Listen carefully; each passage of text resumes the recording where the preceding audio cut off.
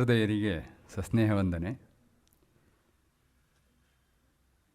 ಇಂದಿನಿಂದ ಮೊದಲುಗೊಂಡು 3 ದಿನ ಈ ವೇದಿಕೆಯಲ್ಲಿ ಚಂಪೂ ರಾಮಾಯಣದ ಬಗ್ಗೆ ಡಾಕ್ಟರ್ ಶತಾವಧಾನಿ ಆರ್ ಗಣೇಶರಿಂದ ಉಪನ್ಯಾಸ ಆಗಲಿಕ್ಕಿದೆ. ಚಂಪೂ ರಾಮಾಯಣದ ಬಗ್ಗೆ ನಾನೇನು ಹೇಳಿ ನಿಮಗೆ ಬೇಸರವನ್ನು ತರಿಸೋದಿಲ್ಲ, ತಲೆಯನ್ನು ಕೆಡಿಸೋದಿಲ್ಲ. ಯಾಕಂದರೆ ನಾನಿಲ್ಲಿ ಬಂದಿರೋದು ಚಂಪೂ ರಾಮಾಯಣದ ಬಗ್ಗೆ ಏನು ಹೇಳಲಿಕ್ಕೂ ಅಲ್ಲ.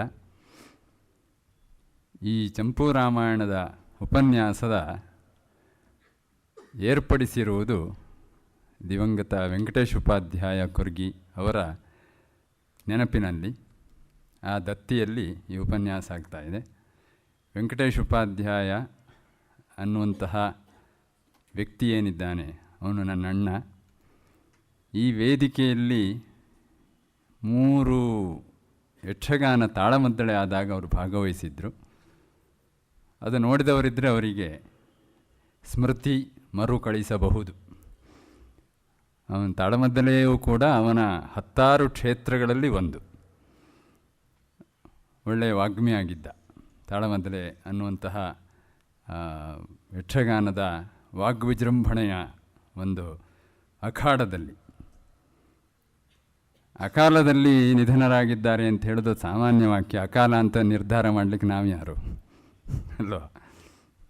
ಕಾಲವೋ ಅಕಾಲವೋ ನಮಗೆ ಒಗ್ಗುವುದಿಲ್ಲ, ಆದರೆ ಅದು ಅಕಾಲ ಅಂತ. ಬೀಚೆಯವ್ರದ್ದೊಂದು ಜೋಕಿದೆ, ಅಕಾಲ ಮರಣಕ್ಕೆ ತುತ್ತಾದರು ಅಂಥೇಳಿ ಹೇಳೋದನ್ನು ಅವರು ಬರೀತಾರೆ ಅನರ್ಥಕೋಶದಲ್ಲಿ. ಈ ಅಕಾಲ ಮರಣ ಅಂದರೆ ಏನು ಅಂದರೆ ಮಳೆಗಾಲದಲ್ಲಿ ಸತ್ತದ್ದು ಅಂತ. ಅಕಾಲದಲ್ಲಿ ಸತ್ತರು ಅಂದರೆ ಹೊರೋರಿ ಕಷ್ಟ ಅಂತ. ಹಾಗೆ ಅಕಾಲ ಯಾವುದು ಅದು ನಮ್ಮ ಅನುಕೂಲದಲ್ಲಿ ಹೇಳೋದು. ಆದರೂ 59 ವಯಸ್ಸಿನಲ್ಲಿ ಅವನು ಹೃದಯ ಸಂಬಂಧಿಯಾದಂತಹ ರೋಗದಿಂದ, ಹಾರ್ದಿಕ ರೋಗದಿಂದ, ಒಳ್ಳೆ ಶಬ್ದ ಪ್ರಯೋಗ ಮಾಡು, ಹಾರ್ದಿಕ ರೋಗದಿಂದ ಅವನು ತೀರಿಕೊಂಡ. ಸಂಸ್ಕೃತದಲ್ಲಿ ಅವನಿಗೆ ಅತ್ಯಂತವಾದಂತಹ ಅಭಿನಿವೇಶನ ಇತ್ತು, ಅತ್ಯಂತ ಆಸಕ್ತಿ ಇತ್ತು, ಶ್ರದ್ಧೆ ಇತ್ತು, ವ್ಯಾಸಂಗ ಇತ್ತು, ಅಧ್ಯಾಪನವೂ ಇತ್ತು ಸಂಸ್ಕೃತದಲ್ಲಿ. ಅವನು ಹೈಸ್ಕೂಲ್ನಲ್ಲಿ ಸಂಸ್ಕೃತ ಅಧ್ಯಾಪಕ ಆಗಿ ನಿವೃತ್ತನಾಗಿದ್ದ. ಅಲ್ಲದೆ ಮನೆಯಲ್ಲಿ ತುಂಬ ವಿದ್ಯಾರ್ಥಿಗಳಿಗೆ ಸಂಸ್ಕೃತವನ್ನು ಮತ್ತು ವೇದವನ್ನು ಪಾಠ ಮಾಡ್ತಾ ಇದ್ದ. ಹಾಗೆ ಸಂಸ್ಕೃತ ಅವನ ಅತ್ಯಂತ ಅಚ್ಚುಮೆಚ್ಚಿನ ಒಂದು ಭಾಷೆ. ಅದರಲ್ಲಿ ಒಂದು 2-3 ವಿದ್ವತ್ತೆಲ್ಲ ಮಾಡ್ಕೊಂಡಿದ್ದ. ಅದು ಒಂದಾದಮೇಲೆ ಒಂದು ವಿದ್ವತ್ ಮಾಡಿತ್ತು. ಮೂಲತಃ ಅವನು ವಿದ್ವತ್ತು ಮೊದಲು ಮಾಡಿದ್ದು ನ್ಯಾಯಶಾಸ್ತ್ರದಲ್ಲಿ, ಆಮೇಲೆ ವ್ಯಾಕರಣವನ್ನು ಅಧ್ಯಯನ ಮಾಡಿದ. ಸ್ವಾಧ್ಯಾಯಿಗಳೇ ಜಾಸ್ತಿ, ವೇದಾಂತ. ಮುಖ್ಯವಾಗಿ ಗಣೇಶರಿಗೆ ಅವನು ಅತ್ಯಂತ ಪರಿಚಿತ, ಆಮೇಲೆ ಆತ್ಮೀಯನಾದದ್ದು. ಪರಿಚಿತರಾದದ್ದು ಯಥಾ ಪ್ರಕಾರ ನಾನು ಅವನು ಒಂದೇ ರೀತಿಯಲ್ಲಿ ಬಂದವರು, ಒಂದೇ ತೊರೆಯನ್ನು ದಾಟಿ ಬಂದವರು, ಅವಧಾನದ ತೊರೆಯನ್ನು ದಾಟಿ ಗಣೇಶ ಎನ್ನುವಂತಹ ಹೆಬ್ಬೆಟ್ಟದ ಹತ್ತಿರ ಬರಲಿಕ್ಕೆ ಪ್ರಯತ್ನಿಸಿದವರು. ಹಾಗೆ ಅವನು ಅದರಲ್ಲಿ ನಿಷೇಧಾಕ್ಷರದಲ್ಲಿಯೇ ತನ್ನನ್ನು ಗುರುತಿಸಿಕೊಂಡಿದ್ದ. ಅವಧಾನದಲ್ಲಿ, ದಕ್ಷಿಣ ಕನ್ನಡದಲ್ಲಿ ನಿಷೇಧಾಕ್ಷರ ಅಂದ ತಕ್ಷಣ ಮೊದಲೇ ನೆನಪಾಗ್ತಾ ಇದ್ದ ಹೆಸರು ಆಯೋಜಕರಿಗೆ ವೆಂಕಟೇಶ್ ಉಪಾಧ್ಯಾಯರು ಅಂತ. ಕೊನೆವರೆಗೂ ಅದೇ ಅವನಿಗೆ ಒಗ್ಗಿ ಹೋಗಿತ್ತು. ಅದು ಬಿಟ್ಟು ಬೇರೆ ಯಾವುದಾರಾದರೆ ನನಗೆ ಆಗೋದಿಲ್ಲ ಅಂತ ಹೇಳುವಷ್ಟು ನಿಷೇಧಾಕ್ಷರ. ಅದು ಯಾಕೆ ಅವನು ನಿಷೇಧಾಕ್ಷರ ಆದ ಗೊತ್ತಿಲ್ಲ. ಅವನು ನಿಷೇಧಾಕ್ಷರ ಅಲ್ಲ, ಇವರ ಅವಧಾನದಲ್ಲಿ ನಿಷೇಧಾಕ್ಷರ ವಿಭಾಗವನ್ನು ಅವನು ಕೈವಾರಿಸ್ತಾ ಇದ್ದ. ಆಮೇಲೆ ಯಕ್ಷಗಾನ ಅನ್ನುವಂಥದ್ದು ತಾಳಮದ್ದಲೆ ಅಲ್ಲದೆ ಈ ರಂಗ ವೇಷಭೂಷಣ ಹಾಕ್ಕೊಂಡು ಮಾಡ್ತಾರೆ, ನಾವು ಅದನ್ನು ಆಟ ಅಂತ ಹೇಳ್ತೇವೆ. ಅದರಲ್ಲಿಯೂ ಕೂಡ ಮಕ್ಕಳನ್ನೆಲ್ಲ ತಯಾರು ಮಾಡುವಂಥದ್ದು, ತಾನೂ ವೇಷ ಮಾಡುವಂಥದ್ದು ಇದಿತ್ತು. ಅವನು VRS ತಗೊಂಡು ತನ್ನ ಈ ಹವ್ಯಾಸವನ್ನು, ತನಗೆ ಅತ್ಯಂತ ಆಪ್ತವಾದಂತಹ ಈ ಸಾಹಿತ್ಯ ಚಟುವಟಿಕೆಗಳನ್ನು ಮುಂದುವರಿಸಬೇಕು ಅಂತ ತೊಡಗಿಸಿಕೊಂಡ. ಆಗ ಅವನು ಮತ್ತೆ ಶುರು ಮಾಡಿದ್ದು ಪೌರೋಹಿತ್ಯವನ್ನು. ಮತ್ತೆ ಶುರು ಮಾಡಿದ್ದು ಅಂದರೆ ಕಲ್ತದ್ದಲ್ಲ, ಆಗಮಾರ್ಥಂತ ದೇವ ನಮ್ಮಂತ ಅಲ್ಲಿಂದ ಶುರು ಮಾಡಿದ್ದಲ್ಲ. ಪೌರೋಹಿತ್ಯದ ಪಾಠ ಆದದ್ದು ಬಾಲ್ಯದಲ್ಲೇ. ಯಾಕಂದ್ರೆ ನಮ್ಮ ಮನೆತನವೇ ಪೌರೋಹಿತ್ಯ ಮತ್ತು ಜ್ಯೋತಿಷ್ಯದ್ದಾಗಿತ್ತು. ದಯವಿಟ್ಟು ನನಗೆ ಯಾರು ಜಾತಕ ತೋರಿಸ್ಬೇಡಿ, ನನಗದು ಗ್ರಹ ಕುಂಡಲವೂ ಗೊತ್ತಿಲ್ಲ, ನಮ್ಮ ಮನೆತನ ಆಗಿತ್ತು ಅಂತ ಹೇಳಿದ್ದು. ಈ ಮನೆತನದ ಬಗ್ಗೆ ಹೇಳ್ಕೊಳ್ಳೋದೊಂದು ಹೆಗ್ಗಳಿಕೆ ತಾನೆ. ಆದರೆ ಅವನು ಕಲ್ತಿದ್ದ. ಜ್ಯೋತಿಷ್ಯವು, ಪೌರೋಹಿತ್ಯವೂ ಎಲ್ಲ ಇತ್ತು. ಪೌರೋಹಿತ್ಯಕ್ಕೆ ಹೋಗ್ತಿದ್ದ. ಅಂದರೆ ಏನು ರಾಜಪೌರೋಹಿತ್ಯ ಅಂಥದ್ದೆಲ್ಲ, ಏನು ಬ್ರಹ್ಮಕಲಶ, ಪ್ರತಿಷ್ಠಾಪನ, ಶತಚಂಡಿ ಇಂಥದ್ದಕ್ಕೆಲ್ಲ ಹೋಗ್ತಾ ಇದ್ದೆ. ಅದಕ್ಕಿಂತ ಮುಖ್ಯವಾಗಿ ಗಣೇಶರ ಜೊತೆಗೆ ಅವನನ್ನು ನಾನು ಸಮೀಕರಿಸಿ ಹೇಳೋದಿದ್ದರೆ, ಈ ಪೌರೋಹಿತ್ಯ ವಿಭಾಗದಲ್ಲಿ ಸಹಜವಾಗಿರುವಂಥದ್ದು ಅಪಶಬ್ದಗಳು, ಏನು ಉಚ್ಚಾರ ದೋಷಗಳು ಗೊತ್ತಿಲ್ಲದೆ ಬೇಕು ಅಂತ ಮಾಡೋದಲ್ಲ, ಅದು ಶ್ರುತಿ ಪ್ರಮಾಣ ತಾನೇ. ಅವನಿಗೆ ಗುರುವೋ ಅಪ್ಪನೋ ಏನೋ ಹೇಳಿಕೊಡ್ತಾನೆ, ಇವನು ಅದನ್ನೇ ಹೇಳ್ತಾನೆ. ಹಾಗಾಗಿ ಅದು ಇವನಿಗೆ ತುಂಬ ಕಿರಿಕಿರಿ ಆಗ್ತಿತ್ತು. ಇವನು ಒಂಥರ ಶಬ್ದ ಶಾಬರ ಅಂತೆ, ನಾನು ಶಬ್ದಾಟವಿಯ ಶಾಬರ ಅಂತೆ ನಾನು ಹೇಳ್ತಾ ಇದ್ದೆ. ಶಬ್ದ ಎನ್ನುವ ಅಡವಿಯಲ್ಲಿ ಪ್ರಾಣಿ ಸಿಗ್ತದೋ ಇಲ್ಲೋ ಗೊತ್ತಿಲ್ಲ, ಬಿಲ್ಲನ್ನು ಬತ್ತಳಿಕೆಯನ್ನು ರೆಡಿ ಮಾಡ್ಕೊಂಡು ಹೋಗ್ತಾ ಇರ್ತಾನೆ ಅವನು. ಇದ್ದವ್ರ ಮೇಲೆಲ್ಲ ಈ ಶಬ್ದ ಸರಿ ಇಲ್ಲ, ನೀನು ಅಪಶಬ್ದ ಪ್ರಯೋಗ ಮಾಡಿದ್ದಿ ಅಂತ. ಯಾರೋ ಪೇಪರ್ನಲ್ಲಿ ಬರೆದದ್ದಕ್ಕೆ ಮನೇಲಿ ಕೂತ್ಕೊಂಡು ಎಗರಾಡ್ತಾ ಇರೋದು, ಇಷ್ಟೆಲ್ಲ ಇತ್ತು ಅವನಿಗೆ. ಕಸ್ತೂರಿಯಲ್ಲಿ ಶಬ್ದ ಸಂಸಾರ ಅನ್ನುವಂಥದ್ದನ್ನು ಹತ್ರ ಒಂದು 7-8 ವರ್ಷ ಅವನು ಕಾಲಮ್ ಬರಿತಾ ಇದ್ದ. ಪದಾರ್ಥ ಚಿಂತಾಮಣಿ ಅಂತ ಪಾವೆಮಾಚಾರ್ಯರು ಬರೋದಾದ ಮೇಲೆ ಇವನು ಬರಿತಾ ಇದ್ದ.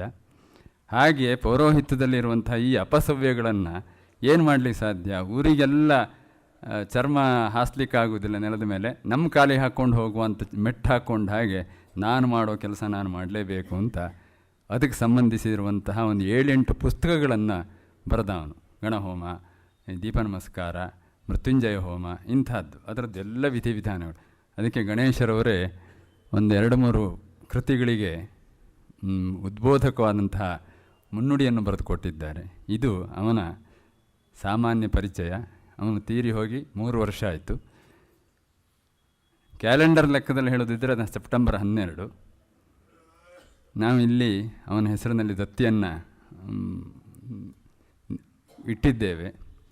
ಇದು ಮೊದಲ ಉಪನ್ಯಾಸ. ಆಕಸ್ಮಿಕ ಏನು ಅಂದರೆ ಅದೊಂದು ವಿಷಯ ಹೇಳಿ ನಾನು ಮಾತನ್ನು ಮುಗಿಸ್ತೇನೆ. ಅಣ್ಣನ ನೆನಪಲ್ಲಿ ಈ ದತ್ತಿ ಉಪನ್ಯಾಸ ಅಂತ ನಾವು ರಾಮು ಅವರಿಗೆ ಹೇಳಿ, ನಮ್ಮ ಕೆಲಸ ಮುಗೀತಲ್ಲ, ಜವಾಬ್ದಾರಿ ಇನ್ನೇನು, ದತ್ತಿ ಉಪನ್ಯಾಸ ನೀವು ಮಾಡಬೇಕು, ಆಯಿತು. ಅದರದ್ದು ಏನೆಲ್ಲ ವಿಧಿವಿಧಾನ ಇದೆ ಮುಗಿಸಿ ಆಯಿತು. ಈ ಶೆಡ್ಯೂಲೆಲ್ಲ ತಯಾರಾದಾಗ ನನಗೆ ತೋರಿಸಿದರು ರಾಮು ಅವರು. ನೋಡಿ, ಸೆಪ್ಟೆಂಬರ್ 6, 7, 8 3 ದಿನ ನಿಮ್ಮ ವೆಂಕಟೇಶ್ ಉಪಾಧ್ಯಾಯರ ದತ್ತಿ ಉಪನ್ಯಾಸ ಇದೆ, ಗಣೇಶರವರದ್ದು. ನಾವು ಏನೂ ಹೇಳಿರಲಿಲ್ಲ, ದತ್ತಿ ಉಪನ್ಯಾಸ ಅಷ್ಟೇ. ಅವರು ನಮ್ಮನ್ನು ಮತ್ತು ಕೇಳೂ ಇರಲಿಲ್ಲ, ನಮ್ಮದೇ ಸಂಸ್ಥೆ ಅಲ್ವ, ಏನೂ ಆಗತ್ತೆ. ಗಣೇಶರದ್ದು ಸರಿ, ನಿರೀಕ್ಷಿತ. ಆಮೇಲೆ ನೋಡಿದ್ರೆ ಚಂಪು ರಾಮಾಯಣ ಅಂತ ಹಾಕಿದ್ದಾರೆ. ನನಗೆ ಅಕ್ಷರಶಃ ಶಾಕ್ ಆಯಿತು. ಚಂಪು ರಾಮಾಯಣವನ್ನು ಆರಿಸಿದ್ಯಾರು, ಹೇಳಿದ್ಯಾರು ಇವರಿಗೆ? ಗೊತ್ತಿಲ್ಲಪ್ಪ, ಅದು ಎಲ್ಲ ಅವಧಾನಿಗಳದ್ದೇ ಅಂತ ಹೇಳಿದ. ನನಗೆ ಎಷ್ಟು ಗಲಿಬಿಲಿ ಆಯಿತು ಅಂದರೆ, ನಮ್ಮ ಅಣ್ಣ ಉಡುಪಿಯಲ್ಲಿ ವ್ಯಾಸಂಗ ಮಾಡ್ತಿದ್ದಾಗ ಸಾಹಿತ್ಯ ಅಂತ, ಕಾವ್ಯ ಸಾಹಿತ್ಯ ಅಂತೆಲ್ಲ ಬರುತ್ತಲ್ಲ, ಸಾಹಿತ್ಯವನ್ನು ದಾಟಿ ವಿದ್ವತ್ತಿಗೆ ಹೋಗುವಾಗ ಈ ಸಾಹಿತ್ಯ ವಿದ್ಯಾರ್ಥಿಗಳಿಗೆ ಅಣ್ಣ ಪಾಠ ಮಾಡ್ತಾಯಿದ್ದ ಮಠದಲ್ಲಿ, ಪೇಜಾರು ಮಠದಲ್ಲಿ ಇದ್ದಿತ್ತು ನಾವು. ಅವನಿಗೆ ಅತ್ಯಂತ ಪ್ರಿಯವಾದಂತಹ ಒಂದು ಗ್ರಂಥ ಚಂಪು ರಾಮಾಯಣ. ಏನು ಕೋಇನ್ಸಿಡೆನ್ಸು ಅಂಥೇಳಿ, ಇದು ಕಾಕತಾಳಿ ನಾವು ಸುಮ್ಮನೆ ಹೇಳ್ತಿರ್ತೇವೆ, ಬೇರೆ ಯಾವುದೂ ಸಮರ್ಥನೆ ಸಿಗದೇ ಇದ್ದ ಕಾಕತಾಳಿ ಅಂತೇಳಿ ಬಿಡ್ತೇವೆ ನಾವು. ಆದರೆ ಇದನ್ನು ಏನು ಹೇಳಲಿ, ಇವರಿಗೆ ಇದನ್ನು ಚಂಪು ರಾಮಾಯಣವನ್ನು ಈ ಆರಿಸಿಕೊಳ್ಳೋ 3 ದಿನ ಅಂತ ಇವರಿಗೆ ಪ್ರೇರಣೆಯೋ ಸ್ಫುರಣೆಯೋ ಬಂದದ್ದು ಹೇಗೆ ಗೊತ್ತಿಲ್ಲ. ಪರಮಾಶ್ಚರ್ಯ ಆಗೋದು. ಲಕ್ಷ್ಮೀಂತನೋತ ನಿತರಾಮಿತರ ಅಪೇಕ್ಷಾನಂತ ಆ ಪೇಜಾರು ಮಠದಲ್ಲಿ ಅವನು ಶಂಕ ಹೊಡಿತಾ ಇದ್ದದ್ದು ಕೇಳಿ, ಹೈರಂಬ ಮಂಬರು ಹಡಂಬರ ಚೌರ್ಯ ನಿಗ್ರಮ್. ನಾನು ಅವನಕ್ಕಿಂತ 3 ವರ್ಷ ಚಿಕ್ಕವನು, ನಾವು ಹೈಸ್ಕೂಲಿಗೆ ಹೋಗುವವನು. ನಮಗೇನು ಅರ್ಥ ಆಗ್ತಿರಲಿಲ್ಲ, ಈಗಲೂ ಅರ್ಥ ಆಗೋದಿಲ್ಲ. ಹೈರಂಬ ಮಂಬರು ಹಡಂಬರ ಅಂಬಂಬಂಬ ಬರ್ತಿತ್ತು, ಖುಷಿಯಾಗಿ ಹೋಗೋದು ಕೇಳಲಿಕ್ಕೆ. ಅದೇನೋ ನಾಂದಿ ಶ್ಲೋಕವೋ ಮಂಗಲ ಶ್ಲೋಕವೋ ಏನೋ ಇರಬೇಕು, ಆ ಖುಷಿ. ಅದನ್ನು ಏನು ಅವನಿಗೆ ಕಂಠಸ್ಥವಾಗುವಷ್ಟು ಆ ಚಂಪು ರಾಮಾಯಣ ಅಷ್ಟು ಪಾಠ ಮಾಡಿದ್ದ. ಅದನ್ನು ಗಣೇಶರು ಅವರಾಗಿ ಆರಿಸಿದ್ದಾರೆ ಅಂದರೆ ಅದರ ಹಿಂದೆ ಏನೋ ಒಂದು ಉದ್ದೇಶ ಇದೆ ಅಂತ ನಾವು ನಂಬಬೇಕು. ಅಂದರೆ ನಾನು ನಂಬಬೇಕು, ನೀವಲ್ಲ. ಆದ್ದರಿಂದ ಇದರಲ್ಲೊಂದು ಧನ್ಯತೆ ಇದೆ. ಚಂಪು ರಾಮಾಯಣವನ್ನು ಗಣೇಶರು ಅವರಾಗಿ ಆರಿಸಿದ್ರಲ್ಲಿ ಏನೋ ಒಂದು ಲಿಂಕ್ ಇರುತ್ತೆ ಅಂತ, ಅಂಥದ್ದನ್ನು ಕಂಡುಕೊಳ್ಳುವಂತಹ ಸಾಧ್ಯತೆ ನಮಗೆ ಬಂದಿದೆ. ಅದರಿಂದ ಒಂದು ಧನ್ಯತೆ ಬಂದಿದೆ. ಈ ಧನ್ಯತೆಯನ್ನು ನಾವು ಎದೆ ತುಂಬಿಕೊಂಡು, ನಾವು ಮನೆಯವರು ತುಂಬಿಕೊಂಡು ಗಣೇಶರಲ್ಲಿ ಉಪನ್ಯಾಸವನ್ನು ಆರಂಭಿಸಬೇಕು ಅಂತ ವಿನಮ್ರವಾಗಿ ಕೇಳಿಕೊಡ್ತೇನೆ. ಬಂದ ನಿಮಗೆಲ್ಲವರಿಗೂ ಕೂಡ ಹಾರ್ದಿಕ ಧನ್ಯವಾದಗಳು. ಓಂ ತತ್ಸತ್. ಎಲ್ಲರಿಗೆ ನಮಸ್ಕಾರ. ದ್ವಿವೇದಿ ವಿದ್ವಾನ್ ಕೊರ್ಗಿ ವೆಂಕಟೇಶ ಉಪಾಧ್ಯಾಯರು ನನಗೆ ಶಂಕರಣ್ಣ ಉಪಾಧ್ಯಾಯರಿಗಿಂತ ಮೊದಲಿಂದ ಪರಿಚಯ. ಆಮೇಲೆ ಇವ್ರ ಜೊತೆಗೆ ಬಳಕೆ ಆತ್ಮೀಯತೆ ಹೆಚ್ಚಾಯಿತು. ಆದರೆ ಅವರು ನನಗೆ ಸುಮಾರು 20-25 ವರ್ಷಗಳ ಹಿಂದಿನಿಂದಲೂ ಬಳಕೆ. ಋಗ್ವೇದ ಯಜುರ್ವೇದ ಎರಡನ್ನೂ ಚೆನ್ನಾಗಿ ಬಲ್ಲವರಾಗಿ ಮತ್ತು ತಂತ್ರಶಾಸ್ತ್ರವನ್ನು ಚೆನ್ನಾಗಿ ತಿಳ್ಕೊಂಡವರಾಗಿ, ವಿಶೇಷತಃ ಕೇರಳೀಯ ಪದ್ಧತಿ ಏನು, ದಕ್ಷಿಣ ಕನ್ನಡದ ಪದ್ಧತಿ ಏನು, ಇದನ್ನೆಲ್ಲ ತಿಳ್ಕೊಂಡು ತುಂಬ ವೈದಿಕ ಮತ್ತು ಆಗಮಿಕ ಈ ಎರಡೂ ಕೆಲಸಗಳನ್ನು ಬಹಳ ಚೆನ್ನಾಗಿ ನಿರ್ವಾಹ ಮಾಡ್ತಾಯಿದ್ದರು. ಮತ್ತು ಅವರಿಗೆ ನ್ಯಾಯ ವ್ಯಾಕರಣಗಳಲ್ಲಿ ವಿಶೇಷವಾದಂಥ ಆಸಕ್ತಿ ಇತ್ತು. ಅವರ ವಾಗ್ಮಿತಿಯಲ್ಲಿ ನ್ಯಾಯ ಅಥವಾ ತರ್ಕಶಾಸ್ತ್ರದ ಒಂದು ಬಿಕ್ಕಟ್ಟು, ವ್ಯಾಕರಣಶಾಸ್ತ್ರದ ಶುದ್ಧಿ ಎರಡೂ ಇರ್ತಾಯಿತ್ತು. ಪದಶುದ್ಧಿಗೆ ಅವರು ಸದಾ ಯಾವಾಗಲೂ ಒಮ್ಮೆ ನಾನು ಯಾವುದೋ ಪದ ಬಳಸಿದ್ರೆ ಅದು ಅಕಸ್ಮಾತ್ ಸಂದಿಗ್ಧವಾದಂಥ ರೀತಿಯಲ್ಲಿ ಇದೆ ಅಂತ ಗೊತ್ತಾದರೆ ಫೋನ್ ಮಾಡಿಯೋ ಪತ್ರ ಬರೆದು ಅದನ್ನು ಕೇಳಿ ಸ್ಪಷ್ಟ ಮಾಡಿಕೊಳ್ಳದೆ ನಾನು ಬಳಸಿರೋದು ಸರಿಯೇ ತಾನೇ ಅಂತ. ಯಾಕೆಂದರೆ ಅವರು ಸರಿಯಾಗಿರೋದು ಮಾತ್ರವಲ್ಲ, ಅವರು ಇಷ್ಟಪಟ್ಟವರು ಸರಿಗಿರಬೇಕು ಅಂತ. ನಮ್ಮ ಮನೆ ಅಂಗಳ ಚೊಕ್ಕಟ ಇದ್ದರೆ ಸಾಲದು, ನಮ್ಮ ಅಕ್ಕಪಕ್ಕದವ್ರ ಮನೆಯೂ ಚೊಕ್ಕಟವಾಗಿರಬೇಕು ಅನ್ನುವಂಥ ದೃಷ್ಟಿ ಆ ತರಹದ್ದು. ಇಷ್ಟು ತರ್ಕಕರ್ಕಶವಾದ ಒಂದು ವಿಚಾರ ಶಕ್ತಿ ಆದರೂ ಬಹಳ ಭಾವುಕರು. ನಾನು ನೋಡಿದಂತೆ, ನಾನು ನಮ್ಮ ಮಂಟಪರ ಮೂಲಕವಾಗಿ ಮಾಡಿಸಿದ ಏಕವ್ಯಕ್ತಿ ಯಕ್ಷಗಾನದಲ್ಲಿ ಮೊದಲ ವಿದ್ವದ್ವಲಯದ ಯಕ್ಷಗಾನ ವಿದ್ವದ್ವಲಯದಿಂದ ಬಂದ ತುಂಬ ಉತ್ತೇಜನಕರವಾದ ಪ್ರತಿಕ್ರಿಯೆ ಅಂದರೆ ಶಂಕರನಾರಾಯಣ ಉಪಾಧ್ಯಾಯರ ಅಣ್ಣಂದರಾದ ವೆಂಕಟೇಶ್ವರ ಉಪಾಧ್ಯಾಯರದು. ಇವ್ರದ್ದು ತುಂಬ ಬಂತು. ಅದಕ್ಕಿಂತ ಮೊದಲಿಗೆ ಅವರು ಮಾಡಿದರು. ಅಂದರೆ ಗುಣ ಎಲ್ಲಿದ್ದರೂ ಮೆಚ್ಚಬೇಕು, ಆ ಭಾವಶುದ್ಧಿ ತುಂಬ ವಿಶೇಷವಾದದ್ದು. ಹಾಗಾಗಿ ಅವರು ಒಳ್ಳೆಯ ಕಲಾವಿದರು ಕೂಡ ಆಗಿದ್ದರೊಳಗೆ ಆಶ್ಚರ್ಯ ಯಾವುದೂ ಇಲ್ಲ. ಅವರ ತಾಳಮದ್ದಳೆಯ ಅರ್ಥಗಾರಿಕೆಯ ಒಂದು ವಾಕ್ಶುದ್ಧಿಯನ್ನು, ತರ್ಕಶುದ್ಧಿಯನ್ನು ಈಚೆಗೆ ಕೂಡ ಅವರು ಒಂದು ಉದಯವಾಣಿ ವಿಶೇಷಾಂಕದಲ್ಲಿ ಒಂದು ಪಾತ್ರ ನಿರೂಪಣೆಯ ಚಿತ್ರಣವನ್ನು ಬರೆದಿದ್ದು ಕೂಡ ನನಗೆ ನೆನಪಾಗುತ್ತದೆ. ಎಷ್ಟು ಲಕ್ಷಣ ಶುದ್ಧವಾಗಿ ಬರೆದಿದ್ದರು ಅಂತ. ಹಾಗಲ್ಲದೆ ಈ ಸಂಜ್ಞಾಪದಕೋಶ ಅಂತ ಒಂದು ವಿಶಿಷ್ಟವಾದ ಪರಂಪರೆ ಉಂಟು ನಮ್ಮಲ್ಲಿ. ಈಗ 3 ಅಂದರೆ ತ್ರಿಮೂರ್ತಿಗಳು, ತ್ರಿಗುಣಗಳು ಮತ್ತು ತ್ರಿದೋಷಗಳು, ಹೀಗೆ ಬೇರೆ ಬೇರೆಯಾದಂಥದ್ದು ಬರ್ತದೆ.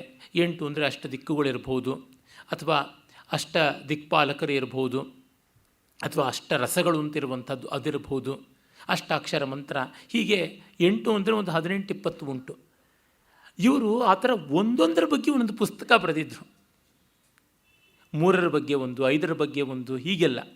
ಅಂದರೆ ಅಷ್ಟು ವಿಷಯವನ್ನು ಸಂಗ್ರಹ ಮಾಡಬೇಕು ಆ ಸಹಜಾತ್ಯವಾಗಿ ಅನ್ನೋದೆಲ್ಲ ಇದೆಯಲ್ಲ. ನೋಡಿದಾಗ ತದೇಕ ದೀಕ್ಷೆಯ ಕೆಲಸವನ್ನು ಇಷ್ಟಪಡ್ತಕ್ಕಂಥದ್ದು ಅವರ ಮನೋಧರ್ಮವಾಗಿತ್ತು.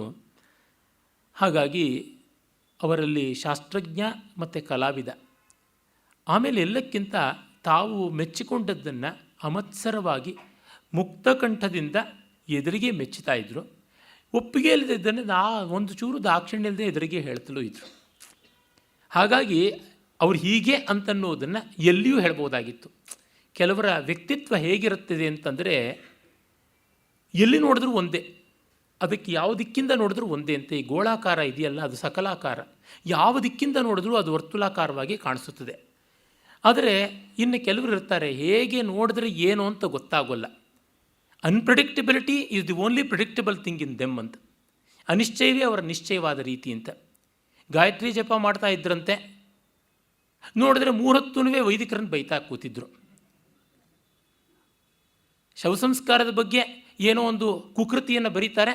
ತಮ್ಮ ಶವಸಂಸ್ಕಾರ ಟಿ ವಿನಲ್ಲಿ ಬರಬೇಕು ಅಂತ ಸುಬದ್ಧೋವ ಅಬದ್ಧೋವ ಕುಂತಿ ಪುತ್ರ ವಿನಾಯಕ ಅಂತ ಹೇಳಿಬಿಟ್ಟಿದ್ದೂ ತಾವು ವೈದಿಕವಾದ ಶವಸಂಸ್ಕಾರ ಮಾಡಿಸ್ಕೋತಾರೆ.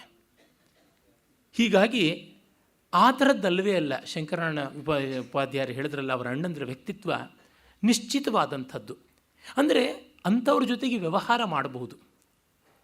ಇವರು ತಪ್ಪು ಮಾಡಿದ್ರೆ ಇಲ್ಲೇ ತಪ್ಪು ಮಾಡ್ತಾರೆ, ಸರಿ ಮಾಡಿದ್ರೆ ಇಲ್ಲೇ ಸರಿ ಮಾಡ್ತಾರೆ. ವ್ಯಕ್ತಿತ್ವದ ಮೂಲ ಲಕ್ಷಣ ಏನಂದರೆ, ತಾನು ಏನು ಅನ್ನೋದು ಮತ್ತೊಬ್ಬರಿಗೆ ತಿಳಿಯಬೇಕು. ಆಗ ಇನ್ನೊಬ್ಬನಿಗೆ ಗೊಂದಲ ಇರೋಲ್ಲ ಅಂತ. ನಮ್ಮ ಪ್ರಾಚೀನ ಶಾಸ್ತ್ರಜ್ಞರ ಪದ್ಧತಿ ಅಂಥದ್ದು. If they are wrong, they are deliberately wrong. If they are right, they are thoroughly right. ಹಾಗೋ ಹೀಗೋ ಅಂತ ಅಲ್ಲವೇ ಅಲ್ಲ.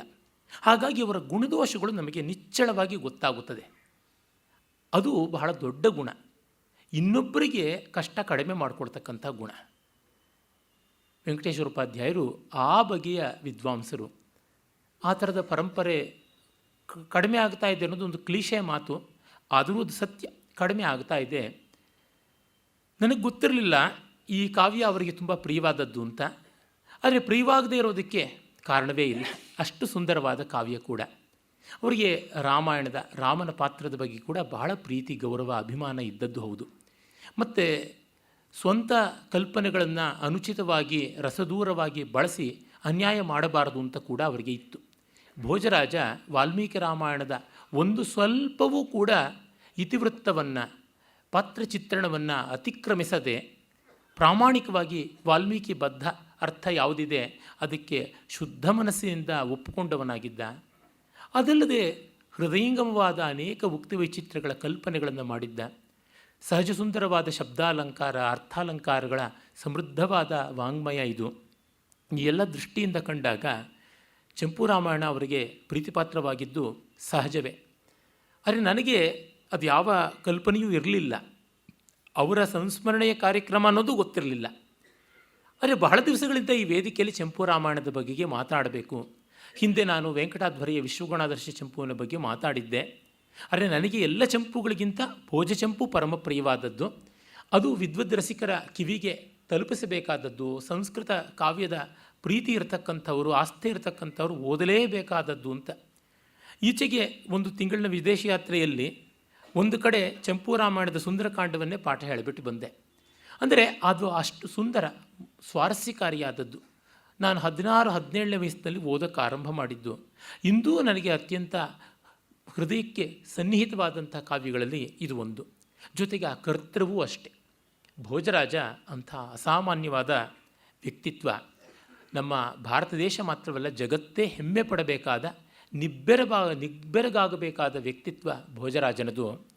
ಅವನು ಉತ್ತರ ಭಾರತದ ಅಂತ ನಾವು ಹೇಳಬಹುದಾದ, ಆದರೆ ಮಧ್ಯ ಭಾರತ ಅಂತ ಅಖಂಡ ಭಾರತ ದೃಷ್ಟಿಯಿಂದ ನೋಡಬಹುದಾದರೆ ಅಲ್ಲಿಗೆ ಮಾಲವ ವಿದರ್ಭ ಪ್ರಾಂತಗಳ ಒಡೆಯನಾಗಿದ್ದ. ಅವನ ಪ್ರಾಂತಕ್ಕೆ ಈ ಹೊತ್ತಿನ ಮಹಾರಾಷ್ಟ್ರ, ಮಧ್ಯಪ್ರದೇಶ, ಗುಜರಾತ ಈ ಎಲ್ಲ ಕೂಡ ಸೇರಿಕೊಂಡಂಥದ್ದಾಗಿತ್ತು. ಒಂದಿಷ್ಟು ಛತ್ತೀಸ್ಗಢದ ಭಾಗ ಕೂಡ ಇತ್ತು, ಉತ್ತರ ಪ್ರದೇಶದ ಭಾಗವೂ ಕೂಡ ಇತ್ತು. ತುಂಬ ದೊಡ್ಡ ಅಧಿಪತಿಯಾಗಿದ್ದ. ಅಗ್ನಿಕುಂಡದಿಂದಲೇ ಹುಟ್ಟಿದಂಥವರು ಪರಮಾರರು ಅಂತ. ವೈರಿಗಳ ಪಾಲಿಗೆ ಭಯಂಕರ ಸ್ವರೂಪರಾದವರು ಪರಮಾರ ವಂಶದಲ್ಲಿ ಹುಟ್ಟಿದವನು. ಮೂಲತಃ ನೋಡಿದರೆ ಪರಮಾರ ವಂಶ ಒಂದು ಇವತ್ತಿನ ಯಾವುದು ನಾವು ಕೆಳಜಾತಿ ಅಂತ ಹೇಳ್ತೀವೋ ಆ ವಂಶದಲ್ಲಿ ಬಂದದ್ದು. ತುಂಬ ಜನಕ್ಕೆ ನಮ್ಮ ಪ್ರಾಚೀನ ಭಾರತ, ಮಧ್ಯ ಭಾರತ ಕಾಲದ ಎಲ್ಲ ರಾಜರುಗಳು ಅತ್ಯಂತ ಸಾಮಾಜಿಕವಾದ ಕೆಳವರ್ಗದಿಂದ ಬಂದವರು, ಶೂದ್ರಾತಿ ಶೂದ್ರರು, ದಲಿತಾತಿ ದಲಿತರು.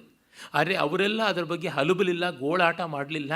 ಸಂಸ್ಕೃತ ಕಲಿತರು, ವಿದ್ವತ್ತೆಯನ್ನು ಬೆಳೆಸಿಕೊಂಡ್ರು, ವಿದ್ವಾಂಸರನ್ನು ಬೆಳೆಸಿದ್ರು. ಯಾವ ವ್ಯಧಿಕರಣ ಬುದ್ಧಿಯ ಈ ಸೋಕಾಲ್ಡ್ ಸೆಕ್ಯುಲರಿಸಮ್ನ ಕೋಲಾಹಲ ಮಾಡಲಿಲ್ಲ.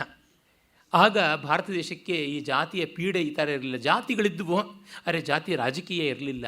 ಭೋಜರಾಜ ಅಂಥ ಮಹಾನುಭಾವ. ಸುಮಾರು ಕ್ರಿಸ್ತಶಕ 982-83 ಆಸುಪಾಸಿನಲ್ಲಿ ಹುಟ್ಟಿದ ಅಂತ ಹೇಳ್ಬಿಟ್ಟು ಅಂತಾರೆ. ಅಂದರೆ 10ನೇ ಶತಮಾನದ ಕೊನೆಯಲ್ಲಿ.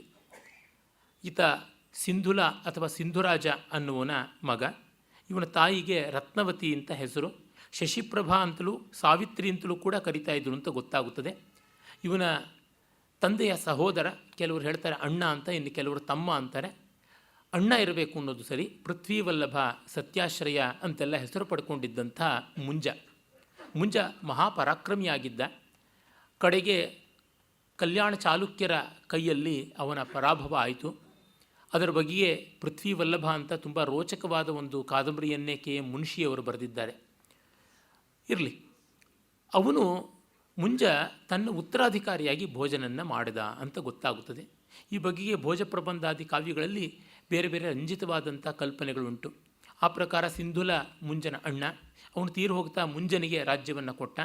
ಮುಂಜ ತನಗೇ ಇರಬೇಕು ಅಂತ ಚಿಕ್ಕ ಹುಡುಗನಾದ ಭೋಜನನ್ನು ಕೊಲ್ಲಿಸಬೇಕು ಅಂತ ನೋಡಿ ತನ್ನ ಆತ್ಮೀಯನಾದ ವತ್ಸರಾಜ ಅನ್ನೋವನಿಗೆ ಹೇಳಿ ಇವನನ್ನು ವಿಂಧ್ಯಾಟವಿಯಲ್ಲಿ ಕರೆದುಕೊಂಡು ಹೋಗಿ ಕೊಂದು ಬಿಡು ಅಂತ. ಆಗ ಅವನು ಹಾಗೆ ಕೊಂಡೊಯ್ದ. ಅಲ್ಲಿ ಮತ್ತೆ ಕೊಲ್ಲುವ ಮುನ್ನ ನಿನ್ನ ಕೊನೆಯ ಸಂದೇಶ ಏನಾದರೂ ಇದ್ದರೆ ತಲುಪಿಸ್ತೀನಿ ಮಹಾರಾಜನಿಗೆ ಎಂದಾಗ, ಏನು ಅಂತಂದ. ನೀನನ್ನು ಸಾಯಿಸಬೇಕಾಗಿದೆ ನಾನು, ಮುಂಜನ ಆಜ್ಞೆ ಅಂತ. ಹೌದೇ, ಅಷ್ಟೇ ತಾನೇ, ಇದೇ ನನ್ನ ಸಂದೇಶ ಅಂತ ಒಂದು ಶ್ಲೋಕ ಬರ್ಕೊಟ್ಟ. ಮಾಂಧಾತಾಚ ಮಹೀಪತಿ ಕೃತಯುಗಾಲಂಕಾರ ಭೂತೋ ಗತಃ ಸೇತುರ್ಯೇನ ಮಹೋ ದಧೋ ವಿರಚಿತಃ ಕ್ವಾಸೌ ದಶಾಸ್ಯಾಂತಕಃ ಅನ್ಯೇ ಚಾಪಿ ಯುಧಿಷ್ಠಿರ ಪ್ರಭೃತಯಃ ಯಾತಾದಿವಂ ಭೂಪತೆ ನೈಕೇನಾಪಿ ಸಮಂಗತ ವಸುಮತಿ ಮುಂಜ ತ್ವಯಾ ಯಾಸ್ಯತಿ. ಕೃತಯುಗಕ್ಕೆ ಅಲಂಕಾರಪ್ರಾಯನಾದವನು ಮಾಂಧಾತ್ರ. ಆಮೇಲೆ ಸಮುದ್ರಕ್ಕೆ ಸೇತುಬಂಧನ ಮಾಡಿ ದಶಾಸ್ಯನನ್ನು ಜಯಿಸಿದವನು ಶ್ರೀರಾಮಚಂದ್ರ. ಇನ್ನು ನಲ, ಹರಿಶ್ಚಂದ್ರ, ಭಗೀರಥ ಮೊದಲಾದವರು, ಪಾಂಡವಾದಿಗಳು, ಈ ಥರ ಎಷ್ಟೋ ಜನ ಇದ್ದಾರೆ.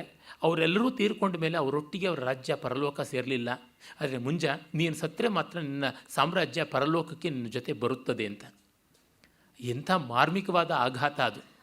ಅದನ್ನು ಕೇಳಿ ವತ್ಸರಾಜ, ಈ ಚಿಕ್ಕ ಹುಡುಗನಿಗೆ ಈ ವಿದ್ವತ್ತೆ, ಈ ಸಮಯ ಪ್ರಜ್ಞೆ, ಈ ವೈರಾಗ್ಯ, ಈ ವಿವೇಕ ಎಷ್ಟು ದೊಡ್ಡದು ಅಂತ ಅವನ್ನ ಕೊಲ್ಲಬಾರದು ಅಂತ ಭಾವಿಸಿ ಬೇರೊಂದು ತಂತ್ರ ಮಾಡಿ ಅವನ್ನ ಸಾಯಿಸಿದೆ ಈ ಸಂದೇಶ ಅಂತ ಇದೊಂದು ಕೃತ್ರಿಮವನ್ನು ಮಾಡಿ, ಆ ಕೃತ್ರಿಮವಾದಂಥ ಒಂದು ನಿದರ್ಶನ ಅವನ ಕೈಯೋ ಕಾಲೋ ಆ ಥರದ ಗುರುತನ್ನು ತೆಗೆದುಕೊಂಡೋಗಿ ಮುಂಜನಕ್ಕೆ ಕೊಟ್ಟ. ಮುಂಜನು ವಿದ್ವಾಂಸ, ಅವನು ವಿದ್ವತ್ ಪೋಷಕ, ಬೇಕಾದಷ್ಟು ಜನರನ್ನು ಮೆಚ್ಚಿಕೊಂಡವನು, ತಾನೂ ಕೂಡ ಒಳ್ಳೆಯ ಕವಿಯಾಗಿದ್ದವನು.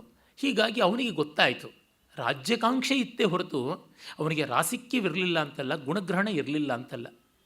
ಅದೊಂದಿಷ್ಟು ರಾಜ್ಯಕಾಂಕ್ಷೆಯ ಮಬ್ಬಿನಲ್ಲಿ ಅದು ಅಸ್ಫುಟವಾಗಿತ್ತು. ಮತ್ತೆ ನೋಡಿ ತಲೆ ಚೆಚ್ಚಿಕೊಂಡು ಇಂಥ ರತ್ನವನ್ನು ಕೊಲ್ಲುವುದಾಯಿತು ಅಂತ ಅದಕ್ಕೆ ಪ್ರಾಯಶ್ಚಿತ್ತ ಅಗ್ನಿಪ್ರವೇಶ ಮಾಡ್ತೀನಿ ಅಂದಾಗ ಕಡೆಗೆ ಬುದ್ಧಿಸಾಗರ ಅಂತ ಒಬ್ಬ ಮಂತ್ರಿ ಒಂದು ದೊಡ್ಡ ಯಜ್ಞವನ್ನು ಮಾಡಿ ತನ್ನ ಮೂಲಕ ಸತ್ತವನನ್ನು ಬದುಕಿಸ್ತೀನಿ ಅಂತ ಹೇಳಿ ಭೋಜರಾಜನ ಕಥಂಚಿತ್ ಬರಮಾಡಿಕೊಂಡು ಅವನಿಗೆ ರಾಜ್ಯ ದಕ್ಕುವಂತೆ ಮಾಡ್ದ ಅಂತ ಈ ಕಥೆ ಒಂದುಂಟು. ಅಂದರೆ ಶತ್ರುಗಳನ್ನು ಇವನನ್ನು ಸಂಹರಿಸಬೇಕು ಅನ್ನೋರನ್ನು ಇವನ ವೈಷದ್ಯದಿಂದ, ವಿದ್ವತ್ತೆಯಿಂದ, ಕಾವ್ಯದಿಂದ ಮೆಚ್ಚುಗೆ ಪಡಿಸಿ ಅವರ ಹೃದಯವನ್ನು ಪರಿವರ್ತನೆ ಮಾಡಬಲ್ಲಂಥ ಸಮರ್ಥನಾಗಿದ್ದ ಭೋಜ ಚಿಕ್ಕ ವಯಸ್ಸಿಗೇನೆ ಅಂತ ಗೊತ್ತಾಗುತ್ತದೆ. ಆಮೇಲೆ ಪೃಥ್ವಿವಲ್ಲಭ ಅಂತ ಹೆಸರಾದ ಮುಂಜನನ್ನು ಕುರಿತು ಪರಿಮಳಗುಪ್ತ ಅನ್ನುವ ಯಾವನಿದ್ದಾನೆ, ಪರಿಮಳ ಪದ್ಮಗುಪ್ತ ಅಂತಲೂ ಕರೀತಾರೆ.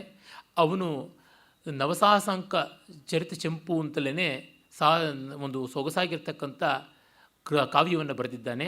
ನವಸಾಹಸಾಂಕ ಚರಿತ ಅಂತ. ಅದು ಚಂಪು ಕಾವ್ಯವಲ್ಲ, ಕೆಲವರು ಚಂಪು ಅಂತಲೂ ಹೇಳ್ತಾರೆ. ಆದರೆ ಇದು ಪದ್ಯಮಯವಾಗಿರುವ ಒಂದು ಮಹಾಕಾವ್ಯ. ಅದು ಮುಂಜನ ಜೀವನ ಗಾಥೆಯನ್ನು ತಿಳಿಸುತ್ತದೆ. ಅಲ್ಲಿ ಈ ಥರದ ವಿವರಗಳೇನು ಬರೋಲ್ಲ. ಆದರೆ ಭೋಜ ಅವನ ಉತ್ತರಾಧಿಕಾರಿ ಅನ್ನೋದು ಮಾತ್ರ ಸ್ಪಷ್ಟವಾಗಿ ಗೊತ್ತಾಗುತ್ತದೆ. ನಮ್ಮಲ್ಲಿ ಸಾಹಿತಿ ಸಮರಾಂಗಣ ಸಾರ್ವಭೌಮರು ಹಲವರು ಜನ. ಸಾಹಿತ್ಯ ಮತ್ತು ಸಮರ ಎರಡರೊಳಗೂ ಅದ್ವಿತೀಯವಾದ ಪಾಂಡಿತ್ಯ. ಅಂಥದ್ರೊಳಗೆ ಚಂದ್ರಗುಪ್ತ, ವಿಕ್ರಮಾದಿತ್ಯ, ಸಮುದ್ರಗುಪ್ತ ಮೊದಲಾದಂಥ ಗುಪ್ತ ರಾಜರುಗಳಾದ ಮೇಲೆ ಬಂದಂಥವರಲ್ಲಿ ತುಂಬ ದೊಡ್ಡವನು ಅಂತಂದರೆ ಯಶೋವರ್ಮ, ಭೋಜ ಇಂಥವರು. ಅವರೊಳಗೆ ಭೋಜನಂತೆ ಯಾರೂ ಇಲ್ಲ. ಆಮೇಲೆ ನಾವು ನೋಡ್ತಕ್ಕಂಥದ್ದು ಕೃಷ್ಣದೇವರಾಯ ಮೊದಲಾದವರು. ಭೋಜರಾಜ ಈ ಎಲ್ಲ ವಿದ್ವತ್ಕವಿ ಸಾರ್ವಭೌಮರಲ್ಲಿ ಅಗ್ರಗಣ್ಯನಾಗಿ ನಿಲ್ತಾನೆ. ಅವನು ಅದು ಎಷ್ಟು ವ್ಯಾಸಂಗ ಮಾಡಿದನೋ ಪುಣ್ಯಾತ್ಮ, ಅದು ಏನೆಲ್ಲ ಮಾಡಿದನೋ ಗೊತ್ತಿಲ್ಲ. ಅವನು ಪಟ್ಟಕ್ಕೆ ಬಂದದ್ದು ಕ್ರಿಸ್ತಶಕ 1010 ಅಂತ ಗೊತ್ತಾಗುತ್ತದೆ. 45 ವರ್ಷ ಕಾಲ ರಾಜ್ಯಭಾರ ಮಾಡಿದ.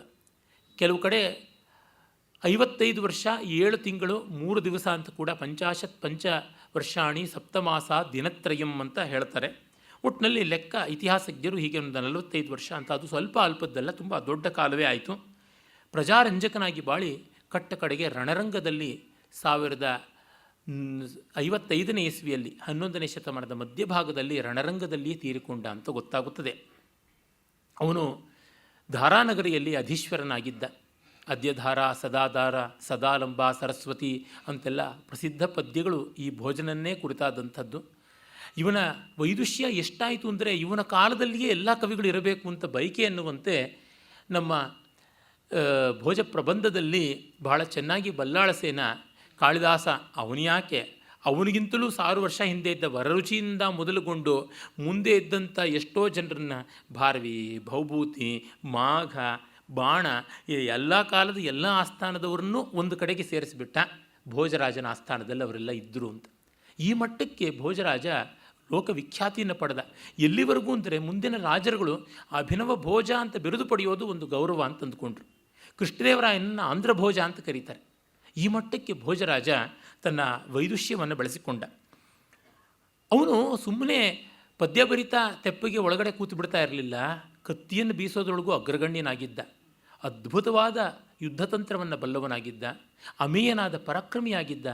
ಅಜಿಂಕ್ಯನಾಗಿದ್ದ ಮತ್ತು ಪ್ರಜಾನುರಂಜಕನಾಗಿದ್ದ.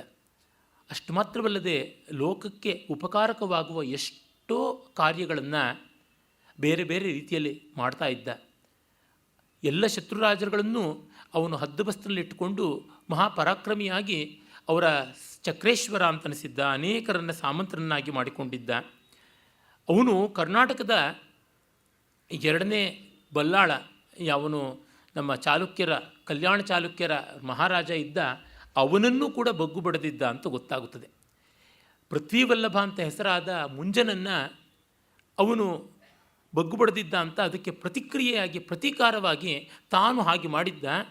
ಕಲ್ಯಾಣ ನಗರಕ್ಕೆ ಬೆಂಕಿ ಹಾಕಿದ್ದ ಅಂತ ಕೂಡ ಗೊತ್ತಾಗುತ್ತದೆ. ಅದರಿಂದ ಕನ್ನಡಿಗರು ಕೋಪ ಮಾಡಿಕೊಳ್ಬೇಕಾಗಿಲ್ಲ. ಯಾಕೆಂದರೆ ಆಗ ಒಬ್ಬ ಕನ್ನಡ ಸಮಕಾಲೀನ ಕವಿ ಇದ್ದ, ನಾಗವರ್ಮ. ಆ ನಾಗವರ್ಮ ಕರ್ನಾಟಕ ಕಾದಂಬರಿ ಅಂತ ಬಾಣಭಟ್ಟನ ಕಾದಂಬರಿ ಗದ್ಯಕಾವ್ಯವನ್ನು ಚಂಪೂ ಕಾವ್ಯವಾಗಿ ತುಂಬ ಚೆನ್ನಾಗಿ ಅವನು ಅನುವಾದ ಮಾಡ್ದ. ಇವತ್ತು ಬೆಳಗ್ಗೆ ಕೂಡ ಅದರ ಪಾಠವನ್ನು ಹೇಳ್ತಾ ಇದ್ದೆ. ಆ ಕಾವ್ಯವನ್ನು ತಾನು ಓದಿ ಅವನು ಕನ್ನಡ ಬರ್ತಾಯಿತ್ತು ಅಂತ ಗೊತ್ತಾಗುತ್ತದೆ. ಮೆಚ್ಚಿಕೊಂಡು ಅವನಿಗೆ ಅನೇಕ ಕುದುರೆಗಳನ್ನು ಬಹುಮಾನವಾಗಿ ಕೊಟ್ಟ ಅಂತ ನಾಗವರ್ಮನೇ ತನ್ನ ಕಾದಂಬರಿಯಲ್ಲಿ ಕಟ್ಟ ಕಡೆಗೆ ಬರ್ಕೊಂಡಿದ್ದಾನೆ. ಅಂದರೆ ಅವನಿಗೆ ಪೊಲಿಟಿಕಲ್ ವಿಕ್ಟರಿ, ರಾಜಕೀಯವಾಗಿ ಗೆಲುವು ಸಾಧಿಸಬೇಕಾಗಿತ್ತೇ ಹೊರತು ಅಲ್ಲಿ ಯಾರಿಗೂ ಕೂಡ ಅನ್ಯಾಯ ಮಾಡಬೇಕಾಗಿರಲಿಲ್ಲ. ಅವರು ಯಾವ ಜನಕ್ಕೂ ಕೂಡ ಅವನು ತೊಂದರೆ ಮಾಡಬೇಕಾಗಿರಲಿಲ್ಲ. ಅವನು ಕವಿಪೋಷಕನಾಗಿದ್ದ, ಗುಣಗ್ರಾಹಿಯಾಗಿದ್ದ ಅಂತ ಗೊತ್ತಾಗುತ್ತದೆ. ಇಸ್ಲಾಮಿನ ರೀತಿಯಲ್ಲ, ಸಧರ್ಮ ವಿಜಯೀ ರಾಜ, ಧರ್ಮ ವಿಜಯಿ, ಅರ್ಥ ವಿಜಯಿ, ಅಸುರ ವಿಜಯಿ ಅಂತ ಮೂರು ಬಗೆಯಲ್ಲಿ ವಿಕ್ರಮ ಅಂತ. ಭೋಜರಾಜ ಧರ್ಮ ವಿಜಯಿ ಆಗಿದ್ದ, ಅಸುರ ವಿಜಯಿ ಅಲ್ಲ. ಹೀಗೆ ಅನೇಕ ಕಥೆಗಳನ್ನು ನಾವು ನೋಡ್ತೀವಿ. ಮತ್ತು 6ನೇ ವಿಕ್ರಮಾದಿತ್ಯ ಭೋಜರಾಜನ ಗೆದ್ದಿದ್ದ, ಬಲ್ಲಾಳನ ಮಗ. ಅವನು ಭೋಜರಾಜನ ಗೆದ್ದಿದ್ದ ಅಂತ ಗೊತ್ತಾಗುತ್ತೆ. 6ನೇ ವಿಕ್ರಮಾದಿತ್ಯ ಮಹಾ ಪರಾಕ್ರಮಿಯಾಗಿದ್ದ. ಬಲ್ಲಾಳ ಕ್ಷಮಿಸಬೇಕು, ಸೋಮೇಶ್ವರ, 2ನೇ ಸೋಮೇಶ್ವರ. ಬಲ್ಲಾಳ ಹೊಯ್ಸಳರಲ್ಲಿ ಬರ್ತಾನೆ, ಕ್ಷಮಿಸಬೇಕು. 2ನೇ ಸೋಮೇಶ್ವರ, ಆಹೌಮಲ್ಲ ಸೋಮೇಶ್ವರ ಅಂತ ಪ್ರಸಿದ್ಧನಾಗಿದ್ದವನು. 6ನೇ ವಿಕ್ರಮಾದಿತ್ಯನ ಮಗ 3ನೇ ಸೋಮೇಶ್ವರ. ಅವನು ಅಭಿಲಷಿತಾರ್ಥ ಚಿಂತಾಮಣಿ ಅಥವಾ ಮಾನಸೋಲ್ಲಾಸ ಅನ್ನುವ ಮಹಾಕೃತಿಯನ್ನು ರಚನೆ ಮಾಡಿದ. ಅದು ವಿಶ್ವಕೋಶಾತ್ಮಕವಾದ ಕೃತಿ. ಅವನು ಸುಮಾರು 60 ವರ್ಷಗಳಿಗೂ ಹೆಚ್ಚು ಕಾಲ ವಿಕ್ರಮಾದಿತ್ಯ ಆಳಿದ್ದ, 6ನೇ ವಿಕ್ರಮಾದಿತ್ಯ. ಅವನು ಧಾರಾನಗರವನ್ನು ಸುಟ್ಟು ಬಂದ ಅಂತ ಗೊತ್ತಾಗುತ್ತದೆ. ಸುಟ್ಟು ಬರೋದು ಅಂದರೆ ಅವರ ಕೋಟೆ, ಕೊತ್ತಳ ಇತ್ಯಾದಿ ಅರಮನೆಯ ಪ್ರಾಂತವನ್ನು ಗೆಲ್ಲುವುದಕ್ಕಾಗಿ ಮಾಡಿದ್ದೆ ಹೊರತು ಊರಿನ ಮೇಲೆ, ಬಡಪಾಯಿ ಜನರ ಮನೆಗಳ ಮೇಲೆ ಎಲ್ಲ ಬೆಂಕಿ ಹಾಕ್ತಾ ಇದ್ದಿದ್ದು ಅಲ್ಲ. ಅದನ್ನು ನಾವು ತಿಳ್ಕೊಳ್ಬೇಕು. ಅಂದರೆ ಈ ಆಂತರಂಗಿಕವಾದ ಘರ್ಷಣೆಗಳು ಇದ್ದವು, ಸೋಲು ಗೆಲುವು ಇತ್ತು. ಆದರೂ ತುಂಬ ದೊಡ್ಡ ವಿಕ್ರಮಿಯಾಗಿದ್ದ, ಆ ಕಾಲದವ್ರನ್ನೆಲ್ಲ ಮೀರಿಸಿದ್ದ ಅಂತ ಗೊತ್ತಾಗುತ್ತದೆ. ಆದರೆ ಆಗ ಗಜ್ನಿ ಮಹಮ್ಮದ್ದು ದಂಡಯಾತ್ರೆ ಮಾಡಿದ. ಆ ದಂಡಯಾತ್ರೆ ಮಾಡುವಾಗ ಭೋಜರಾಜ ಇರೋವರೆಗೂ ಅವನಿಗೆ ಒಳಗೆ ಹೋಗೋಕ್ಕೆ ಅವಕಾಶವಾಗಲಿಲ್ಲ.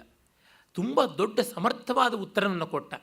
ದುರ್ದೈವ ಏನೆಂದರೆ ಇವನ ಭೋಜರಾಜನ ಮೇಲಿನ ಅಸೂಯೆಯಿಂದ ಮಿಕ್ಕ ರಜಪುತ್ರರು, ರಾಠೋಡರು, ಮತ್ತು ಇವರು ಪ್ರತಿಹಾರರು, ಚಂದೇಲರು, ಈ ಥರ ಕೆಲವರು ಯಾರಿದ್ದಾರೆ, ಚೌಹಾಣ್ರು, ಈ ಥರದ ಕೆಲವರೆಲ್ಲರೂ ಸೇರಿಕೊಂಡು ಒಟ್ಟುಗೂಡಿ ಇವನಿಗೆ ಅಸಹಕಾರವನ್ನು ಕೊಟ್ಟರು. ಆ ಅಸಹಕಾರದ ಫಲವಾಗಿ ಇವನು ಕೆಲವೊಂದು ಸಮೂಹವನ್ನು ಮಾತ್ರ ಬೆಂಗಾವಲಾಗಿಟ್ಕೊಂಡು ಯುದ್ಧ ಮಾಡಬೇಕಾಯಿತು. ನಮ್ಮ ದೇಶದ ದೌರ್ಭಾಗ್ಯ ಅಂದರೆ ಒಗ್ಗಟ್ಟಿಲ್ಲ.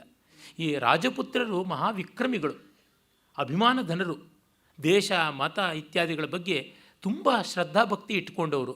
ಆದರೆ ಇನ್ನೊಬ್ಬರ ಜೊತೆ ಸೇರೋಲ್ಲ ಅನ್ನುವ ಬಹಳ ದೊಡ್ಡ ಬಿಂಕ ಇಟ್ಕೊಂಡು ತಾವೂ ನಾಶ ಆಗಿ ದೇಶವನ್ನು ನಾಶ ಮಾಡಿದ್ರು. ಒಟ್ಟಾಗಿ ಸೇರಬೇಕು ಅಂತ ಅವ್ರಿಗೆ ಇರಲೇ ಇರಲಿಲ್ಲ. ಚಾಣಕ್ಯನಂತ ಅವ್ರು ಇದ್ದಿದ್ದರೆ ಇವರಿಗೆ ಸರಿಯಾಗಿ ಬುದ್ಧಿ ಕಲಿಸ್ತಾ ಇದ್ದ. ಒಟ್ಟಿನಲ್ಲಿ ಭೋಜರಾಜನ ಜೊತೆಗೆ ಸೇರದೇ ಇದ್ದಿದ್ದರಿಂದ ರಜಪೂತರು ನಾಶನ ಆದರು, ದೇಶವೂ ನಾಶನವಾಯಿತು. ಭೋಜರಾಜ ಆ ದುಷ್ಟನಾದಂಥ ಗಜ್ನಿಯನ್ನು ಯುದ್ಧದಲ್ಲಿ ಎದುರಿಸ್ತಾ ರಣಭೂಮಿಯಲ್ಲೇ ತೀರಿಕೊಂಡ ಅಂತ ಗೊತ್ತಾಗುತ್ತದೆ. ಆಮೇಲೆ ಅವನಿಗೆ 17 ಬಾರಿ ದಂಡಯಾತ್ರೆ ಮಾಡಿ ಸೋಮನಾಥವು ಸೇರಿದಂತೆ ಅನೇಕ ದೇವಾಲಯಗಳನ್ನು ನಾಶನ ಮಾಡುವಂಥ ಮುಕ್ತಾವಕಾಶ ಸಿಕ್ಕಿಬಿಡ್ತು ಅಂತಂದರೆ ನೋಡಿ, ಭಾರತವನ್ನು ಸಮರ್ಥವಾಗಿ ಕಾಪಾಡುವುದಕ್ಕೆ ಎಷ್ಟು ದೊಡ್ಡ ಬಲಿದಾನವನ್ನು ಮಾಡಿದ ಭೋಜರಾಜ ಅಂತ ಗೊತ್ತಾಗುತ್ತದೆ. ಚೇದಿ, ಗುರ್ಜರ, ಕರ್ನಾಟ, ಲಾಟ, ಚೋಳ, ಕಲಚೂರ್ಯ ಈ ಥರ ಅನೇಕರು ಇದ್ದಂಥ ಕಾಲದಲ್ಲಿ ಅವನು ಚೇದಿ, ಗುರ್ಜರ, ಕರ್ನಾಟ, ಲಾಟ ಈ ರೀತಿಯಾದ ದೇಶಗಳ ಜೊತೆಗೆ ಅಂದರೆ ರಾಜ್ಯದ ಒಡೆಯರುಗಳ ಜೊತೆಗೆ ವೈಮನಸ್ಸಿ ಇಟ್ಟುಕೊಂಡಿದ್ರು. ಅತಿ ದೂರದಲ್ಲಿದ್ದಂಥ ಚೋಳ ಕಲಚೂರಿ ಇವ್ರ ಜೊತೆ ಕೂಡ ಮೈತ್ರಿಯನ್ನು ಸಾಧಿಸಿಕೊಂಡಿದ್ದ. ತುಂಬ ಆರ್ಥಿಕ ಸಾಂಸ್ಕೃತಿಕ ವೈಭವವನ್ನು ಆ ಮಾಲವ ಸಾಮ್ರಾಜ್ಯ ಮುಟ್ಟಿತ್ತು. ಕೃಷಿ, ವಾಣಿಜ್ಯ, ಸ್ಥಾಪತ್ಯ, ಶಿಲ್ಪ ಮೊದಲಾದ ಅನೇಕ ಕಲೆಗಳಲ್ಲಿ ಸೊಗಸಿತ್ತು. ಭೋಪಾಲ್ ಅಂತ ಇವತ್ತು ಮಧ್ಯಪ್ರದೇಶದ ರಾಜಧಾನಿ ಹೇಳ್ತೀವಲ್ಲ, ಅದು ಇವನು ನಿರ್ಮಾಣ ಮಾಡಿದ್ದು ಭೋಜಪಾಲ ಅಂತ, ಭೋಜನಿಂದ ಪಾಲಿತವಾದದ್ದು ಅಂತ. ಜಕಾರ ಲೋಪವಾಗಿಬಿಟ್ಟು ನಮಗೆ ಗೊತ್ತಾಗ್ತಾ ಇಲ್ಲ. ಇವತ್ತಿಗೂ ಆ ಭೋಜಪಾಲಕ್ಕೆ ಪೆರ್ನಿಯಲ್ ಸೋರ್ಸ್ ಆಫ್ ವಾಟರ್, ಶಾಶ್ವತ ಜಲ ಸಮೃದ್ಧಿ ಇರುವ 2 ಮಹಾ ಸರೋವರಗಳಿವೆ. ಅವು ಭೋಜರಾಜ ನಿರ್ಮಾಣ ಮಾಡಿರ್ತಕ್ಕಂಥದ್ದು. ಇದು ಒಂದೇ ಎರಡೇ ಅಲ್ಲ, ಅನೇಕ ಕಡೆ ಭೋಜ ನಿರ್ಮಿತವಾದಂಥ ಸರೋವರಗಳು, ಕೆರೆ ಕಟ್ಟೆ ಇವತ್ತಿಗೂ ಕೂಡ ನಾನು ನೋಡಿದ್ದೀನಿ, ಅಕ್ಷತವಾಗಿ ಇವೆ. ಆ ಕಲ್ಲು ಗಿಲ್ಲು ಮೊದಲುಗೊಂಡು ಅಚ್ಚುಕಟ್ಟಾಗಿರ್ತಕ್ಕಂಥದ್ದು. ಅನೇಕ ದೇವಾಲಯಗಳನ್ನು ಕಟ್ಟಿದ. ಚಿತ್ತೋಡಂಥ ರಾಜಪುತ್ರರ ಅತ್ಯಂತ ಪ್ರಸಿದ್ಧವಾದ ಜಾಗ ಯಾವುದುಂಟು, ಚಿತ್ತೋಡ ಗಡ ಅಂತ ಏನು ಕರೀತಾರೆ. ಚಿತ್ರೋರ ದುರ್ಗ ಯಾವ ಶಿಶೋದಿಯ ವಂಶದವರ ನೆಲೆಬೀಡಾಗಿತ್ತು. ಮಹಾಪ್ರತಾಪಿಯಾದ ಮಹಾರಾಣ ಸಿಂಹ ಪ್ರತಾಪ್ ಸಿಂಹ ಆತ ಆರಾಧಿಸಿದಂಥ ಜಾಗ. ಅಲ್ಲಿ ಅತ್ಯಂತ ದಿವ್ಯವಾದ ಶಿವ ದೇವಾಲಯವನ್ನು ಕಟ್ಟಿಸಿದ್ದ. ಇವನು ಎಷ್ಟು ಕಡೆ ದಿವ್ಯವಾದಂಥ ಶಿವ ದೇವಾಲಯಗಳು ಕಟ್ಟಿಸಿದ್ದಾನೆ ಅಂದರೆ, ನಮ್ಮ ಬೇಲೂರು ಹಳೆಬೀಡಿನ ಜೊತೆಗೆ ಸ್ಪರ್ಧೆ ಮಾಡುತ್ತವೆ ಅವು ಸೌಂದರ್ಯದಲ್ಲಿ, ಶಿಲ್ಪಕಲೆಯಲ್ಲಿ. ನೋಡಬೇಕು ಚಿತ್ತೋಡಗಡ. ಆ ದೇವಸ್ಥಾನದ ಪಕ್ಕದಲ್ಲಿಯೇ ಪುಣ್ಯಭೂಮಿ ಮಹಾರಾಜ್ಞಿ ಪದ್ಮಿನಿ ದೇಹತ್ಯಾಗವನ್ನು ಜೌಹರದಲ್ಲಿ ಮಾಡಿದಂಥ ಜಾಗ ಇದೆ. ಅದರ ಪಕ್ಕದಲ್ಲೇ ಇದೆ. ಅಲ್ಲಿಗೆ ಚಪ್ಪಲಿ ಹಾಕ್ಕೊಂಡು ಹೋಗೋಕ್ಕಾಗಲ್ಲ. ನಾವು ಬರಿಗಾಲಲ್ಲಿ ಹೋಗಿ ತಲೆನ ನೆಲಕ್ಕೆ ಇಟ್ಟು ನಮಸ್ಕಾರ ಮಾಡಿ ಬರಬೇಕು. ಅದು ಆ ಪುಣ್ಯ ನನಗಿದೆ. ಆ ದಿವ್ಯವಾದ ದೇವಸ್ಥಾನಗಳು, ಅಲ್ಲಿ ಸಾಲಭಂಜಿಕೆಯರು, ದೇವತಾ ಮೂರ್ತಿಗಳನ್ನು ಎಷ್ಟು ಚೆನ್ನಾಗಿ ಮರಳುಗಲ್ಲಿನಲ್ಲಿ ನಿರ್ಮಾಣ ಮಾಡಿಸಿದ್ದಾನೆ. ಒಂದೇ ಎರಡೇ ಅಪ್ರತಿಮವಾದ ಕೆಲಸಗಳು. ಆ ಥರ 100 ದೇವಾಲಯಗಳನ್ನು ನಿರ್ಮಾಣ ಮಾಡಿದ. 1000 ಕಡೆಗೆ ದತ್ತಿ ದಾನ ಎಲ್ಲ ಕೊಟ್ಟ. 100 ಕೆರೆ ಕಾಲುವೆಗಳನ್ನೆಲ್ಲ ತೆಗೆಸಿದ. ದುರ್ಗಗಳನ್ನು ನಿರ್ಮಾಣ ಮಾಡಿದ. ಇದು ಒಂದು ಕೆಲಸ ಮಾಡಿದರೆ ಸಾಕು, ಒಬ್ಬ ರಾಜನ ಜನ್ಮ ಚರಿತಾರ್ಥವಾಗುತ್ತದೆ. ಅಷ್ಟು ಪ್ರಜಾರಂಜಕನಾಗಿದ್ದವನು, ಶತ್ರು ಭಯಂಕರನಾಗಿದ್ದವನು, ಇನ್ನು ಕಾವ್ಯ ವಶಂಕರನಾಗಿದ್ದವನು, ರಸಶಂಕರನಾಗಿದ್ದ ಭೋಜರಾಜ ಎಷ್ಟು ದೊಡ್ಡದು ಅಂತಂದರೆ, ಅವನು ನೋಡಿ, ಅವನು ಕವಿ, ಪಂಡಿತ, ದಾರ್ಶನಿಕ ಆಗಿದ್ದ. ತಾನು ಕವಿಯಾಗಿದ್ದವನು ಬೇರೆ ಕವಿಗಳಿಗೂ ಪೋಷಣೆಯನ್ನು ಕೊಟ್ಟ. ಭೋಜಶಾಲಾ ಅಂತ ಇದೆ ಇವತ್ತು ಧಾರಾದಲ್ಲಿ, ಅದು ಮಸೀದಿಯಾಗಿ ಕೂತಿದೆ. ಅದರ ಬಾಗಿಲಿನಲ್ಲಿಯೇ ಮಂಗಳವಾರ ಮಾತ್ರ ಹಿಂದೂಗಳಿಗೆ ಪ್ರವೇಶ. ಅಲ್ಲಿ ಸರಸ್ವತಿ ಮಂದಿರ ಇತ್ತು. ಸರಸ್ವತಿ ವಿಗ್ರಹ ಇಲ್ಲ, ಬ್ರಿಟನ್ನಲ್ಲಿ ಇದೆ, ಪ್ರಿನ್ಸ್ ಆಲ್ಬರ್ಟ್ ಮ್ಯೂಸಿಯಂನಲ್ಲಿ ಇದೆ ಅದು. ಆ ಸರಸ್ವತಿನೂ ತೆಗೆದುಕೊಂಡು ಹೋದರು. ಭೋಜರಾಜನ ಸರಸ್ವತಿನೂ ನಮ್ಮ ಜನ ಮರೆತರು. ಕತ್ತೆಗಳು ನಾಯಿಗಳು ಬರುವಂಥ ಸ್ಥಿತಿ ಆಗಿದೆ ಆ ಭೋಜಶಾಲೆಗೆ. ಅಲ್ಲಿದ್ದ ಮೂರ್ತಿಗಳನ್ನ ಅಷ್ಟನ್ನು ನುಚ್ಚು ನೂರಿ ಮಾಡಿ, ಏನೂ ಇಲ್ಲದಂತೆ ಮಾಡಿ ಮಸೀದಿ ಮಾಡಿಟ್ಟಿದ್ದಾರೆ. ಅಲ್ಲಿ ಗೋಡೆಗೂ ತುಂಬಿರ್ತಕ್ಕಂಥ ಅದ್ಭುತವಾದ, ಕೈಯಲ್ಲಿ ಬರೋಕ್ಕಾಗಲ್ಲ, ಇವತ್ತು ಪ್ರಿಂಟ್ ಮಾಡೋಕ್ಕಾಗಲ್ಲ, ಅಷ್ಟು ಒಳ್ಳೆಯ ಲಿಪಿಯಲ್ಲಿ ವಿಸ್ತೃತವಾದ ಸಂಸ್ಕೃತದ ಮಹಾಶಾಸನ ಇದೆ. ನಾನು ಅಷ್ಟು ದೀರ್ಘವಾದ ಸಂಸ್ಕೃತ ಶಾಸನವನ್ನು ನೋಡಿದ್ದೇ ಇಲ್ಲ. ಅಷ್ಟು ಚೆನ್ನಾಗಿದೆ ಭೋಜರಾಜನ ಶಾಸನ ಅಲ್ಲಿ ಉಂಟು. ಅಲ್ಲಿ ಆರಾಧನೆ ಮಾಡೋದಕ್ಕೆ ಸರಸ್ವತಿ ವಿಗ್ರಹ ಇಲ್ಲದೇ ಇದ್ರೂ ಹೋಗಿ ಸಂಸ್ಮರಣೆ ಮಾಡೋಣ ಸರಸ್ವತಿನ ಅಂತಂದರೆ ಮಂಗಳವಾರ ಪ್ರವೇಶ ಉಂಟು. ಥೋಡಾ ಸಾ ಚಾವಲ್ ಏಕ್ ಯಾ ದೋ ಫೂಲ್ ಲೇ ಸಕ್ತೆ ಹೈ ಅಂತ ಬೋರ್ಡ್ ಬೇರೆ ಹಾಕಿದ್ದಾರೆ. ಜಾಸ್ತಿನೂ ತೊಗೊಂಡು ಹೋಗಬಾರ್ದು ಅಂತ. ಮಿಕ್ಕಂತೆ ಬರಿಗೇನಲ್ಲಿ ಸೆಕ್ಯುಲರ್ ಆಗಿ ಹೋಗಿ ನೋಡಿ ಬರಬೇಕು ಮಿಕ್ಕ ದಿವಸಗಳಲ್ಲಿ ಅಂತ. ಅದನ್ನು ನಮ್ಮದನ್ನಾಗಿ ಮಾಡಿಕೊಳ್ಳಲಿಕ್ಕಾಗಲಿಲ್ಲ ಅಂದರೆ ಇನ್ನೆಂಥದ್ದು. ಆ ಸರಸ್ವತಿ ಮಂದಿರದ ಒಳಗೆ ಪ್ರವೇಶ ಮಾಡಬೇಕು ಅಂತಂದರೆ ಸಂಸ್ಕೃತ ಪ್ರಾಕೃತಗಳಲ್ಲಿ ಅನರ್ಗಳವಾಗಿ ಆಶುಕವಿತೆಯನ್ನು ಮಾಡೋಕ್ಕಾದರೆ ಹೊಸಲು ದಾಟಿ ಬರಬೇಕು, ಇಲ್ಲದೇ ಇಲ್ಲ ಅಂತಿತ್ತು. ಬ್ರಾಹ್ಮಣನಾಗಲಿ ಚಂಡಾಲನಾಗಲಿ ಯಾರೇ ಆಗಲಿ ಧಾರಾನಗರದಲ್ಲಿದ್ದವನು ಸಂಸ್ಕೃತ ಬಲ್ಲವನಾಗಿರಬೇಕು, ಇಲ್ಲದೇ ಇದ್ದರೆ ಅವನು ಊರಿಂದ ಆಚೆಗಿರಲಿ ಅಂತ ಹೇಳಿದ್ದ. ಹಾಗಾಗಿ ಭೋಜರಾಜನ ಕಾಲದಲ್ಲಿ ಸಂಸ್ಕೃತ ಬಲ್ಲದೇ ಇದ್ದವರು ಯಾರು ಅಂತ ಗಾದೆ ಬಂತು ಅಂತ. ಕೆ ಭುವನ್ ನಾಡ್ಯರಾಜಸ್ಯ ಕಾಲೇ ಸಂಸ್ಕೃತ ಭಾಷಿಣ ಕಾಲೇ ಶ್ರೀಸಾಹಸಾಂಕಸ್ಯ ಸರ್ವೇ ಸಂಸ್ಕೃತ ಭಾಷಿಣ ಅನ್ನುವ ಮಾತೆಲ್ಲ ನಾವು ಕೇಳುವಂತೆ ಆಗುತ್ತದೆ. ನಾನು ಅಲ್ಲಿಗೆ ಹೋಗಿದ್ದಾಗ ಇದೇ ಥರ ಮಳೆಗಾಲ, ಈ ಕಾಲದಲ್ಲಿ ಹೋಗಿದ್ದು 5-6 ವರ್ಷಗಳ ಕೆಳಗೆ. ಸಂಸ್ಕೃತ ಪ್ರಾಕೃತಗಳಲ್ಲಿ ಆಶುಕವಿತ್ವ ಹೇಳಿಯೇ ಹೊಸಲು ದಾಟಿ ಹೋಗಿದ್ದಾಯಿತು. ಏಕೆಂದರೆ ಆ ಭಾಗ, ಆ ಜಾಗ, ಅದಕ್ಕೆ ಪವಿತ್ರತೆಗೆ ನಾವು ಗೌರವ ಸಲ್ಲಿಸಬೇಕಲ್ವ ಅಂಥದ್ದು. ಮಳೆ ಬರ್ತಾ ಇತ್ತು. ಆಗ ಸ್ನೇಹಿತರ ಜೊತೆಗೆ ಕೂತ್ಕೊಂಡು ಚಂಪೂ ರಾಮಾಯಣದ ಕಿಷ್ಕಿಂಧಾಕಾಂಡದ ಮಳೆಗಾಲದ ವರ್ಣನೆಯನ್ನು ಓದಿಕೊಂಡು ಬಂದಿದ್ದಾಯಿತು. ಅವನು ಇಂಥ ದೊಡ್ಡ ಕೆಲಸಗಳನ್ನು ಮಾಡಿದ್ದಾನೆ ಅಂತಂದರೆ, ಸರಸ್ವತಿ ಕಂಠಾಭರಣ ಅನ್ನುವ ಅವನ ಗ್ರಂಥಕ್ಕೆ ವ್ಯಾಖ್ಯಾನ ಬರಿತಾ ಅಜಡ ಹೇಳ್ತಾನೆ, ಚತುರಶೀತಿ ಬಿರುದ ಪ್ರಕಾಶಿತ ಸ್ವಕೃತ ಗ್ರಂಥ ಸಮಾಜ ಶ್ರೀ ಭೋಜರಾಜ ಅಂತ. 84 ಬಿರುದುಗಳು ಅವನಿಗಿತ್ತು. ಆ ಒಂದೊಂದು ಬಿರುದುಗಳ ಹೆಸರೇ ಅವರ ಒಂದೊಂದು ಗ್ರಂಥಗಳ ಹೆಸರು ಆಗಿವೆ ಅಂತ. ನಮ್ಮ ಆಧುನಿಕರಲ್ಲಿ ಒಂದು ಉಂಟಲ್ಲ, ಎಲ್ಲ ರಾಜರುಗಳು ಯಾರಿಂದಲೂ ದುಡ್ಡು ಕೊಟ್ಟು ಬರೆಸ್ಕೊಂಡ್ರು ಅಂತ. ನಮ್ಮ ಈ ಕಾಲದ ರಾಜರುಗಳೋ ಹರಾಜುಗಳೋ ಅವರು ಯಾರಿಂದಲೋ ಬರೆಸ್ಕೊಳ್ತಾರೆ, ಗೋಸ್ಟ್ ರೈಟರ್ಸ್ ಇರ್ತಾರೆ. ಹಾಗಂತ ಹೇಳಿ ಅವರೆಲ್ಲ ಹಾಗೇ ಇದ್ದರು, ಕೃಷ್ಣದೇವರಾಯ ಅಲ್ಲಸಾನಿ ಪೆದ್ದನಿಗೆ ದುಡ್ಡು ಕೊಟ್ಟು ಬರೆಸ್ದ, ಈ ರೀತಿಯಾದದ್ದು ತುಂಬ ತಪ್ಪಾದಂಥದ್ದು. ವಸ್ತುತಃ ಭೋಜರಾಜನ ಹೆಸರಿನಲ್ಲಿರುವ ಗ್ರಂಥಗಳನ್ನು ನೋಡಿದರೆ, ಆ ಶೈಲಿ ನೋಡಿದ್ರೆ, ಛಂದಸ್ಸು, ಭಾಷೆ, ರಚನಾ ಪಾಠವ ನೋಡಿದ್ರೆ ಅದು 10 ಜನ ಸೇರಿ ಬರೆದದ್ದು ಅಂತ ಅನಿಸೋಲ್ಲ. ಒಂದೇ ಬುದ್ಧಿ, ಒಂದೇ ಕೈ ಪ್ರವರ್ತಿಸಿದೆ ಅಂತನ್ನುವುದು ನಮಗೆ ಸ್ಪಷ್ಟವಾಗಿ ತಿಳಿಯುವಂಥದ್ದು. ಅವನ ಆ 84 ಗ್ರಂಥಗಳಲ್ಲಿ ಕೆಲವೊಂದು ಮಾತ್ರ ಈಗ ನಮ್ಮಲ್ಲಿ ಉಳ್ಕೊಂಡು ಬಂದಿವೆ. ಆ ಉಳ್ಕೊಂಡಿರೋವೇ ಎಷ್ಟು ದೊಡ್ಡದಾಗಿವೆ ನೋಡಿ. ಸಾಹಿತ್ಯ: ಚಂಪು ರಾಮಾಯಣ, ಶೃಂಗಾರ ಮಂಜರಿ ಕಥಾ, ಅವನಿಕೂರ್ಮ ಶತಕ, ಕೋದಂಡ ಕಾವ್ಯ, ಖಡ್ಗಶತಕ, ಸುಭಾಷಿತ ಪ್ರಬಂಧ, ವಿದ್ಯಾವಿನೋದ, ಶಾಲಿಕಥಾ, ಮಹಾಕಾಲಿ ವಿಜಯ, ವಾಗ್ದೇವತಾ ಸ್ತುತಿ ಅಂತ. ಶೃಂಗಾರ ಮಂಜರಿ ಕಥಾ ಪ್ರಾಕೃತದಲ್ಲಿರ್ತಕ್ಕಂಥ ಶೃಂಗಾರ ಮಂಜಯೀಕಃ ಅಂತಾಗಿದೆ. ಇನ್ನು ಕಾವ್ಯ ಮೀಮಾಂಸೆಯನ್ನು ಕುರಿತಾಗಿ ಸರಸ್ವತಿ ಕಂಠಾಭರಣ ಮತ್ತು ಶೃಂಗಾರ ಪ್ರಕಾಶ 2 ವಿಶ್ವಕೋಶ ಸದೃಶವಾದ ಕೃತಿಗಳು. ಇನ್ನು ವ್ಯಾಕರಣದಲ್ಲಿ ಸರಸ್ವತಿ ಕಂಠಾಭರಣ ಅಂತ ಪಾಣಿನಿಯನ್ನು ಪರಿಷ್ಕರಿಸಿ ಇಂಪ್ರೊವೈಸಿಂಗ್ ಪಾಣಿನಿ ಮಾಡಿದ್ದಾನೆ. ಮತ್ತೊಂದು ಪ್ರಾಕೃತ ವ್ಯಾಕರಣ ಅಂತ, ಸಂಸ್ಕೃತ ಪ್ರಾಕೃತ ಎರಡರೊಳಗು.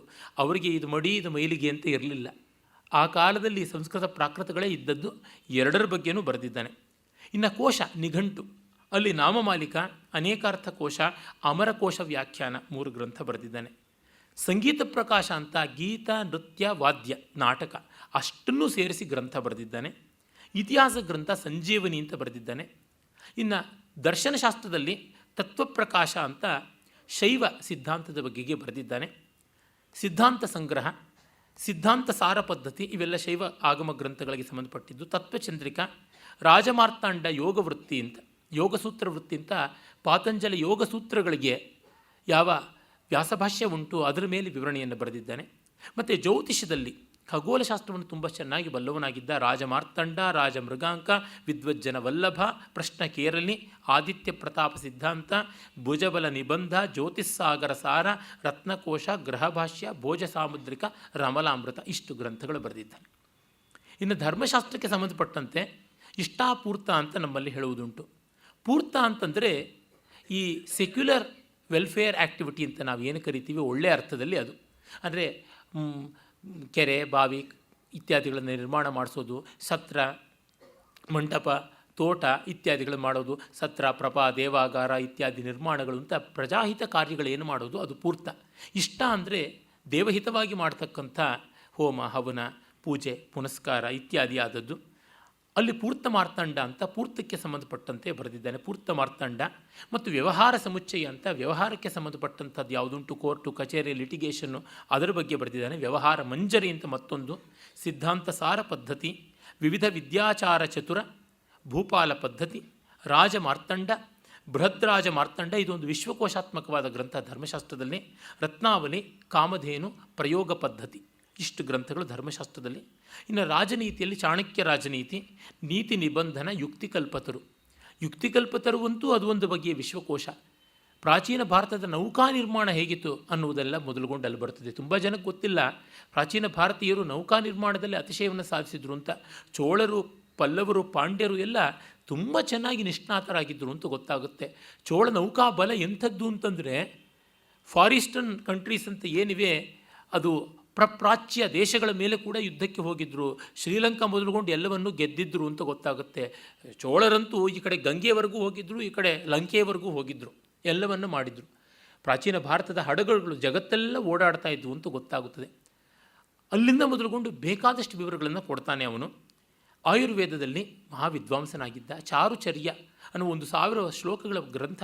ಬೆಳಗಾಗಿ ಎದ್ದಾಗಲಿಂದ ರಾತ್ರಿ ಮಲಗುವವರೆಗೂ ಒಬ್ಬ ಸ್ವಸ್ಥನ ಚರಿತ್ರೆ, ಚಾರಿತ್ರ, ನಡವಳಿಕೆ ಹೇಗಿರಬೇಕು ಅಂತ ಹಲ್ಲುಚ್ಚುವ ಬೇವಿನ ಕಡ್ಡಿಯಿಂದ ಯಾವ ಋತುವಿಗೆ ಯಾವ ಮರದ ಎಷ್ಟುದ್ದದ ಕಡ್ಡಿ ಎಷ್ಟು ವಯಸ್ಸಿನವರೆಗೆ ಅನ್ನೋದು ಕೂಡ ಬರೆದಿದ್ದಾನೆ.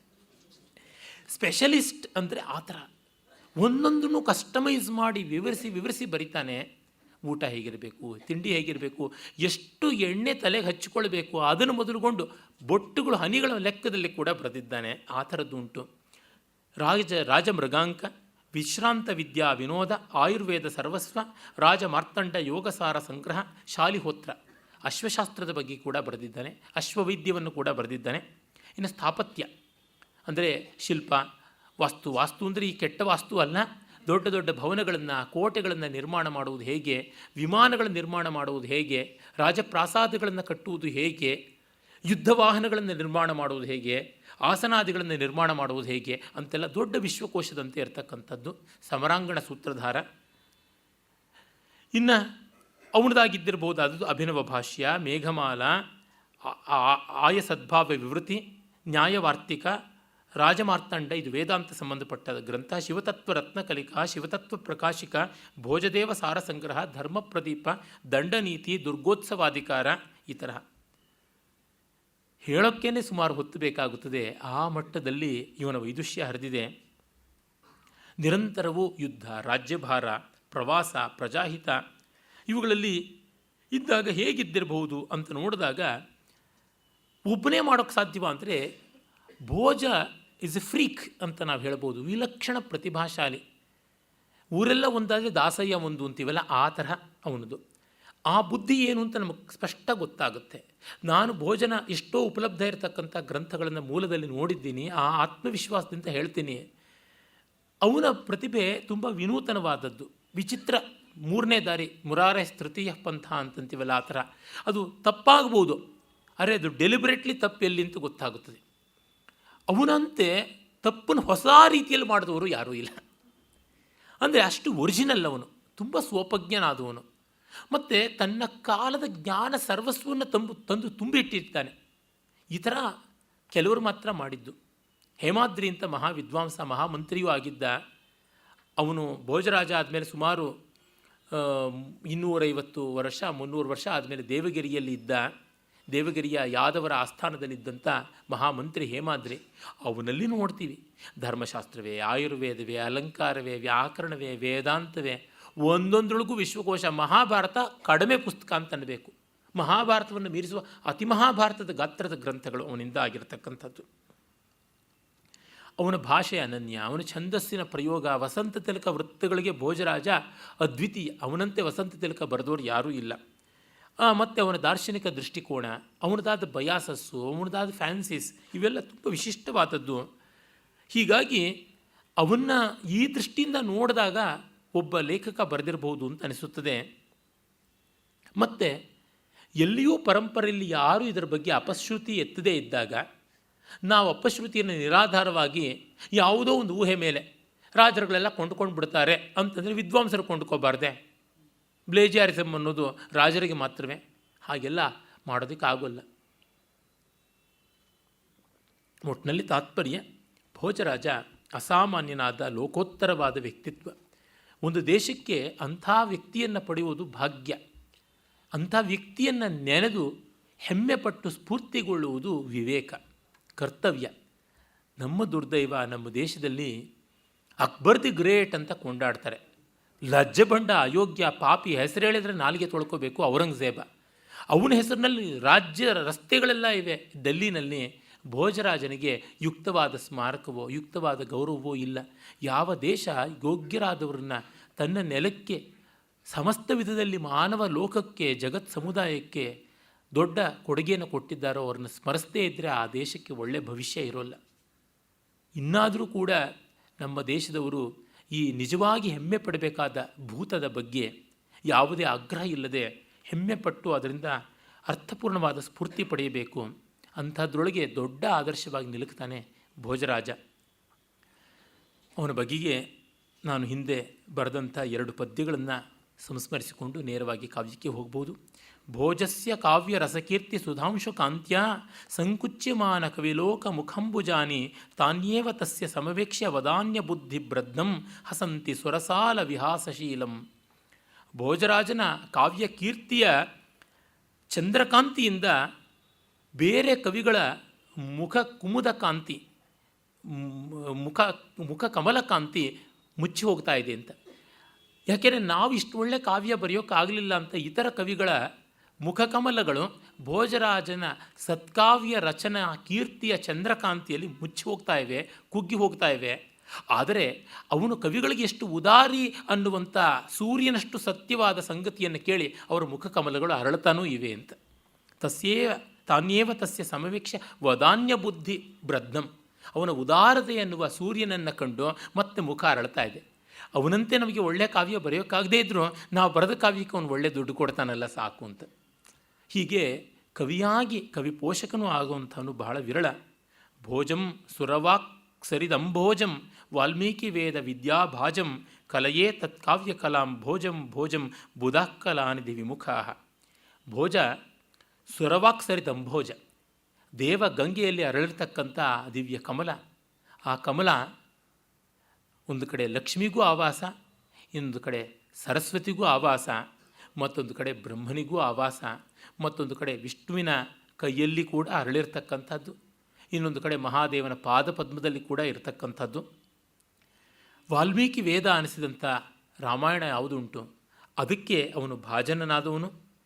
ಅವನ ಕಾವ್ಯ ಕಲೆಯನ್ನು ಭೋಜಂ ಭೋಜಂ ಮತ್ತೆ ಮತ್ತೆ ಆಸ್ವಾದಿಸ್ತಾ ಬುಧರು ವಿದ್ವಾಂಸರು ಕಲಾನಿಧಿಗೂ ವಿಮುಖರಾಗಿದ್ದಾರೆ. ಚಂದ್ರನೂ ಬೇಡ, ಯಾವ ಕಲೆಗಳೂ ಬೇಡ, ನಮಗೆ ಭೋಜರಾಜನ ಈ ಒಂದು ಕಾವ್ಯ ಕಲೆಯೇ ಸಾಕು ಅಂತನ್ನುವಂಥದ್ದು. ಆ ಭೋಜರಾಜ ಸ್ವಂತ ತನ್ನ ಶಿವಭಕ್ತಿಯನ್ನು ಇಟ್ಟುಕೊಂಡಿದ್ದು ಶೈವ ಶಾಸ್ತ್ರ ಗ್ರಂಥಗಳನ್ನು ನಿರ್ಮಾಣ ಮಾಡಿದ್ದರೂ ವಿಷ್ಣು ದ್ವೇಷಿಯಾಗಿರಲಿಲ್ಲ. ನಮ್ಮಲ್ಲಿ ಶೈವ ಅಂದರೆ ವಿಷ್ಣು ದ್ವೇಷಿ, ವೈಷ್ಣವ ಅಂದರೆ ಶಿವದ್ವೇಷಿ ಅಂತ ಆಗಿ ಕೂತಿದೆ. ನಮ್ಮ ಭೋಜಾದಿ ಪ್ರಾಚೀನ ಮಹಾಕವಿಗಳು ಶಿವಾಯ ವಿಷ್ಣು ರೂಪಾಯ ಅಂತಲೇ ಇದ್ದವರು. ಇಲ್ಲಿ ರಾಮಾಯಣದಲ್ಲಿ ಭೋಜಚಂಪುವಿನಲ್ಲಿ ರಾಮನನ್ನು ಸಾಕ್ಷಾತ್ ಪರದೇವತೆ ಅಂತ ಹೇಳಿದ್ದಾನೆ. ಎಲ್ಲೂ ಶಿವನಿಗೆ 3 ಅಡಿ ಕೆಳಗಿದ್ದಾನೆ ಅಂತ ಆ ರೀತಿಯಾದೆಲ್ಲ ಕ್ಷುದ್ರ ತಾರತಮ್ಯವನ್ನು ಮಾಡಿಲ್ಲ. ಅದೆಲ್ಲ ಬುದ್ಧಿ ಹೃದಯ ಎಲ್ಲ ಸಂಕುಚಿತವಾದಂಥ ನೀಚರಿಗೆ ಸೇರ್ತಕ್ಕಂಥದ್ದು. ಭೋಜರಾಜ ಉದಾರಮಹಿತವಾದಂಥ ದೃಷ್ಟಿಕೋನ. ಅವನು ವಾಲ್ಮೀಕಿಯ ರಾಮಾಯಣದ ತಪ್ಪದ ಇತಿವೃತ್ತದಲ್ಲಿ, ಯಾಕೆಂದರೆ ಆನಂದವರ್ಧನ ಅವನಿಗಿಂತ ಒಂದು 100 ವರ್ಷ ಹಿಂದೆ ಇದ್ದವನು ಎಚ್ಚರಿಕೆ ಕೊಟ್ಟಿದ್ದ. ಸಂತಿ ಸಿದ್ಧರಸ ಪ್ರಖ್ಯಾಹ ಏಚ ರಾಮಾಯಣಾದಯ ಕಥಾಶ್ರಯ ನತೈರ್ಯೋಜ್ಯ ಸ್ವೇಚ್ಛಾ ರಸವಿರೋಧಿನಿ ಅಂತ. ಸಿದ್ಧರಸ ರಾಮಾಯಣ ಮಹಾಭಾರತಗಳು. ಅಲ್ಲಿ ನಾವು ಮನಸೋ ಇಚ್ಛೆ ಬಂದಂತೆ ಹುಚ್ಚುಚ್ಚಾಪಟ್ಟೆ ನಮ್ಮ ಕಲ್ಪನೆಗಳನ್ನು ಕೆರಳಿಸಬಾರದು, ಕಾವ್ಯದ ಸೊಗಸನ್ನು ನರಳಿಸಬಾರದು. ಆ ಕಾರಣದಿಂದ ಅವನಿಗಿಂತ ಆನಂದವರ್ಧನಿಗಿಂತ ಒಂದು 100 ವರ್ಷ ಹಿಂದೆ ಇದ್ದ ಯಶೋವರ್ಮ ಅಂತ ಯಥಾರ್ಥ ಕೀರ್ತಿ ಭಾಜನಾದ ಮಹಾರಾಜ, ಅವನು ಒಂದು ರಾಮಾಯಣವನ್ನು ಆಧರಿಸಿ ನಾಟಕ ಬರೆದಿದ್ದ. ದುರ್ದೈವ ಇಸ್ಲಾಮಿನ ದೌರ್ಜನ್ಯದಲ್ಲಿ ಅದು ನಾಶವಾಯಿತು, ರಾಮಾಭ್ಯುದಯ. ಅಲ್ಲಿ ಕಥಾಮಾರ್ಗೇ ನಚಾತಿಕ್ರಮ ಅಂತ ಹೇಳ್ತಾನೆ. ಕಥೆಯಲ್ಲಿ ನಾನು ವಾಲ್ಮೀಕಿಯನ್ನು ಅತಿಕ್ರಮಿಸೋದಿಲ್ಲ, ಅದಕ್ಕೆ ಬದ್ಧನಾಗಿ ಬರೀತೀನಿ ಅಂತ. ಇವನು ಅದನ್ನು ಭೋಜರಾಜ ಅನುಸರಿಸಿಕೊಂಡು ಅಶೋವರ್ಮ ಆನಂದವರ್ಧಾದಿಗಳ ಮಾರ್ಗವನ್ನು ಪ್ರತಿಯೊಂದು ಕಾಂಡದ ಆರಂಭದಲ್ಲಿಯೂ, ಮೊದಲನೇ ಕಾಂಡ ಮಂಗಲ ಶ್ಲೋಕದಿಂದ ಆರಂಭವಾಗುತ್ತದೆ. ಅದು ಬಿಟ್ಟರೆ ಅಯೋಧ್ಯ, ಅರಣ್ಯ, ಕಿಷ್ಕಿಂಧ, ಸುಂದರ ಈ ಕಾಂಡಗಳ ಮೊದಲ ಪದ್ಯಗಳ ಮೊದಲ ಸಾಲನ್ನು ವಾಲ್ಮೀಕಿ ರಾಮಾಯಣದ ರೀತಿಯಲ್ಲೇ ಮಾಡಿದ್ದಾನೆ. ಉದಾಹರಣೆಗೆ ಅಯೋಧ್ಯ ಕಾಂಡದಲ್ಲಿ ವಾಲ್ಮೀಕಿ ಗಚ್ಚತಾ ಮಾತುಲ ಕುಲಂ ಅಂತ ಆರಂಭಿಸಿದರೆ ಇವನು ಗಚ್ಚತಾ ದಶರಥೇನ ನಿವೃತ್ತಿಂ ಅಂತ ಆರಂಭ ಮಾಡ್ತಾನೆ. ಇಲ್ಲಿಗೆ ಬರೋಣವಾಗಲಿ ರಾಮಚಂದ್ರ ಅವರು ಭೋಜಚಂಪುವಿನ ಮಹಾರಸಿಕರು, ಅವರ ತಂದೆಯವರು ಅಷ್ಟೇ ಅನಂತರಾಮಯ್ಯನವರು. ಬನ್ನಿ ಇಲ್ಲಿ ಕೂತ್ಕೊಳ್ಳಿ. ಆಮೇಲೆ ಅರಣ್ಯಕಾಂಡದಲ್ಲಿ ಪ್ರವಿಶ್ಯತು ಮಹಾ ಅರಣ್ಯಂ ಅಂತ ವಾಲ್ಮೀಕಿಗಳು ಬರೆದರೆ ಇವನು ಪ್ರವಿಶ್ಯ ವಿಪಿನಂ ಅಂತ ಶುರು ಮಾಡ್ತಾನೆ. ಮತ್ತು ವಾಲ್ಮೀಕಿ ರಾಮಾಯಣದ ಕಿಷ್ಕಿಂಧ ಕಾಂಡದಲ್ಲಿ ಸತಾಂ ಪುಷ್ಕರಣೀಂ ಗತ್ವಾ ಅಂತ ಶುರು ಮಾಡಿದ್ರೆ ಭೋಜರಾಜ ಸತಾಂ ಬುದ್ಧಿಮಿವ ಅಂತ ಆರಂಭ ಮಾಡ್ತಾನೆ ಆ ಪಂಪಾ ಸರಸ್ಸಿನ ವರ್ಣನೆಯನ್ನು. ಇನ್ನು ಕೊನೆಯದಾದ ಸುಂದರಕಾಂಡದಲ್ಲಿ ಬಂದರೆ ತಥೋ ರಾವಣನೀತ ಯಾ ಸೀತಾಯಾಹ ಅಂತ ವಾಲ್ಮೀಕಿ ಶುರು ಮಾಡಿದ್ರೆ ತಥೋ ಹನುಮಾನ್ ದಶಕಂಠನೀತಾಂ ಅಂತ ತಥೋ ಅಂತಲೇ ಶುರು ಮಾಡ್ತಾನೆ. ಅಂದರೆ ವಾಲ್ಮೀಕಿಗೆ ಗೌರವ ತೋರಿಸೋದಕ್ಕೆ ಅವನ ಮೂಲ ಗ್ರಂಥದ ಪದಗಳಿಂದ ಆರಂಭ ಮಾಡ್ತಾನೆ. ಯುದ್ಧಕಾಂಡ ಎಲ್ಲಿ ಬರೀಲಿಲ್ಲ. ಕಥೆ ಒಂದು ಉಂಟು. ಮರುದಿವಸ ಗಜ್ನಿ ಮೊಹಮ್ಮದನ ಜೊತೆಗೆ ಯುದ್ಧ. ಹಿಂದಿನ ಸಂಜೆ ಅವನಿಗೆ ರಾಮಾಯಣ ಬರೀಬೇಕು, ತನ್ನ ಬದುಕಿನ ಹಂಸಗೀತ ಅಂತಂದುಕೊಂಡು ರಾಮಾಯಣ ಗಾನಕ್ಕೆ ತೊಡಗಿದ. ಬೆಳಗಿನ ಜಾವದ ಹೊತ್ತಿಗೆ ಸುಂದರಕಾಂಡ ಮುಗಿಯಿತು. ಯುದ್ಧಕಾಂಡ ಅಂದರೆ ಇವತ್ತು ಯುದ್ಧದಲ್ಲಿಯೇ ಅದನ್ನು ತೋರಿಸ್ತೀನಿ ಎಂದವನು ವಾಪಸ್ ಬರಲಿಲ್ಲ. ಯುದ್ಧಕಾಂಡ ಇಲ್ಲದೆ ಹಾಗೇ ಆಯಿತು ಅಂತ. ಆಮೇಲೆ ಹಲವರು ಬರೆದಿದ್ದಾರೆ, ಲಕ್ಷ್ಮಣ ಸೂರಿಯನ್ನು ಸೇರಿದಂತೆ ಹಲವರು ಬರೆದಿದ್ದಾರೆ. ಯಾರೂ ಕೂಡ ಭೋಜನ ಪ್ರತಿಭೆಯ ಮಂಡಿಯವರೆಗೂ ಮುಟ್ಟಲಿಲ್ಲ. 3-4 ಅವತರಣಿಕೆಗಳನ್ನು ನೋಡಿದ್ದೀನಿ, ನನಗೆ ಎಲ್ಲಿಯೂ ಅಂಥ ಸಮಾಧಾನ ಕಂಡು ಬರಲಿಲ್ಲ. ಕಷ್ಟ ಇದೆ. ಅದಕ್ಕೆ ನಾನು ಬರೀ ಸುಂದರಕಾಂಡದವರೆಗೆ ಮಾತ್ರ ಮಾತಾಡಬೇಕು ಅಂತ ಅಂದುಕೊಂಡಿದ್ದೀನಿ. ಯಾಕೆಂದರೆ ಭೋಜ ನಿರ್ಮಾಣ ಮಾಡಿದ ಭವನಕ್ಕೆ ಕಲಶ ಇಡೋದಕ್ಕೆ ಭೋಜರಾಜನೇ ಬರಬೇಕಲ್ಲದೆ ಇನ್ಯಾರು ಬೇರೆಯವರು ಬಂದರೂ ಆಗೋಲ್ಲ. ಅದು ಬಂಗಾರವಾಗೋಲ್ಲ, ಹಿತ್ತಾಳೆ ಆಗುತ್ತೆ. ಆರಂಭ ಮಾಡ್ತಾನೆ ಗಣಪತಿ ಸ್ತೋತ್ರದಿಂದ.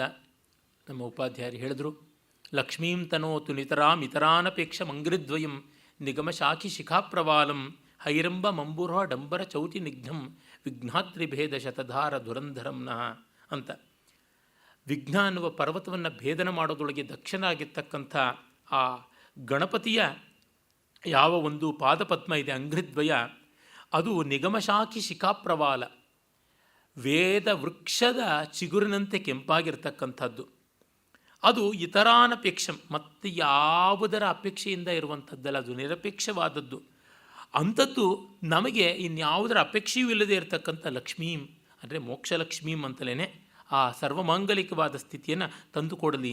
ಅದು ವಿಘ್ನ ಪರ್ವತವನ್ನು ಭೇದನ ಮಾಡುವ ಸಿಡಿಲಿದ್ದಂತೆ ಇರತಕ್ಕಂಥದ್ದು ಹೇಗೋ ಹಾಗೆ ಭಕ್ತರ ಪಾಲಿಗೆ ಅತ್ಯಂತ ಕುಸುಮಕೋಮಲವಾದ ಪಲ್ಲವ ಸಂಕಾಶವಾದಂಥದ್ದು, ಕಮಲಗಳ ಸೌಂದರ್ಯವನ್ನೇ ಅಪಹರಣ ಮಾಡ್ತಕ್ಕಂಥದ್ದು. ಅಂಬುರುಹ ಡಂಬರ ಚೌರ್ಯ ನಿಘ್ನಂ, ಆ ಕಮಲಗಳ ಬಿಂಕವನ್ನು ಮುರಿಯತಕ್ಕಂಥ ಆ ಪಾದಪದ್ಮಗಳು ನಮಗೆ ಮಂಗಳವನ್ನು ಕೊಡಲಿ ಅಂತ ಹೇಳ್ತಾನೆ.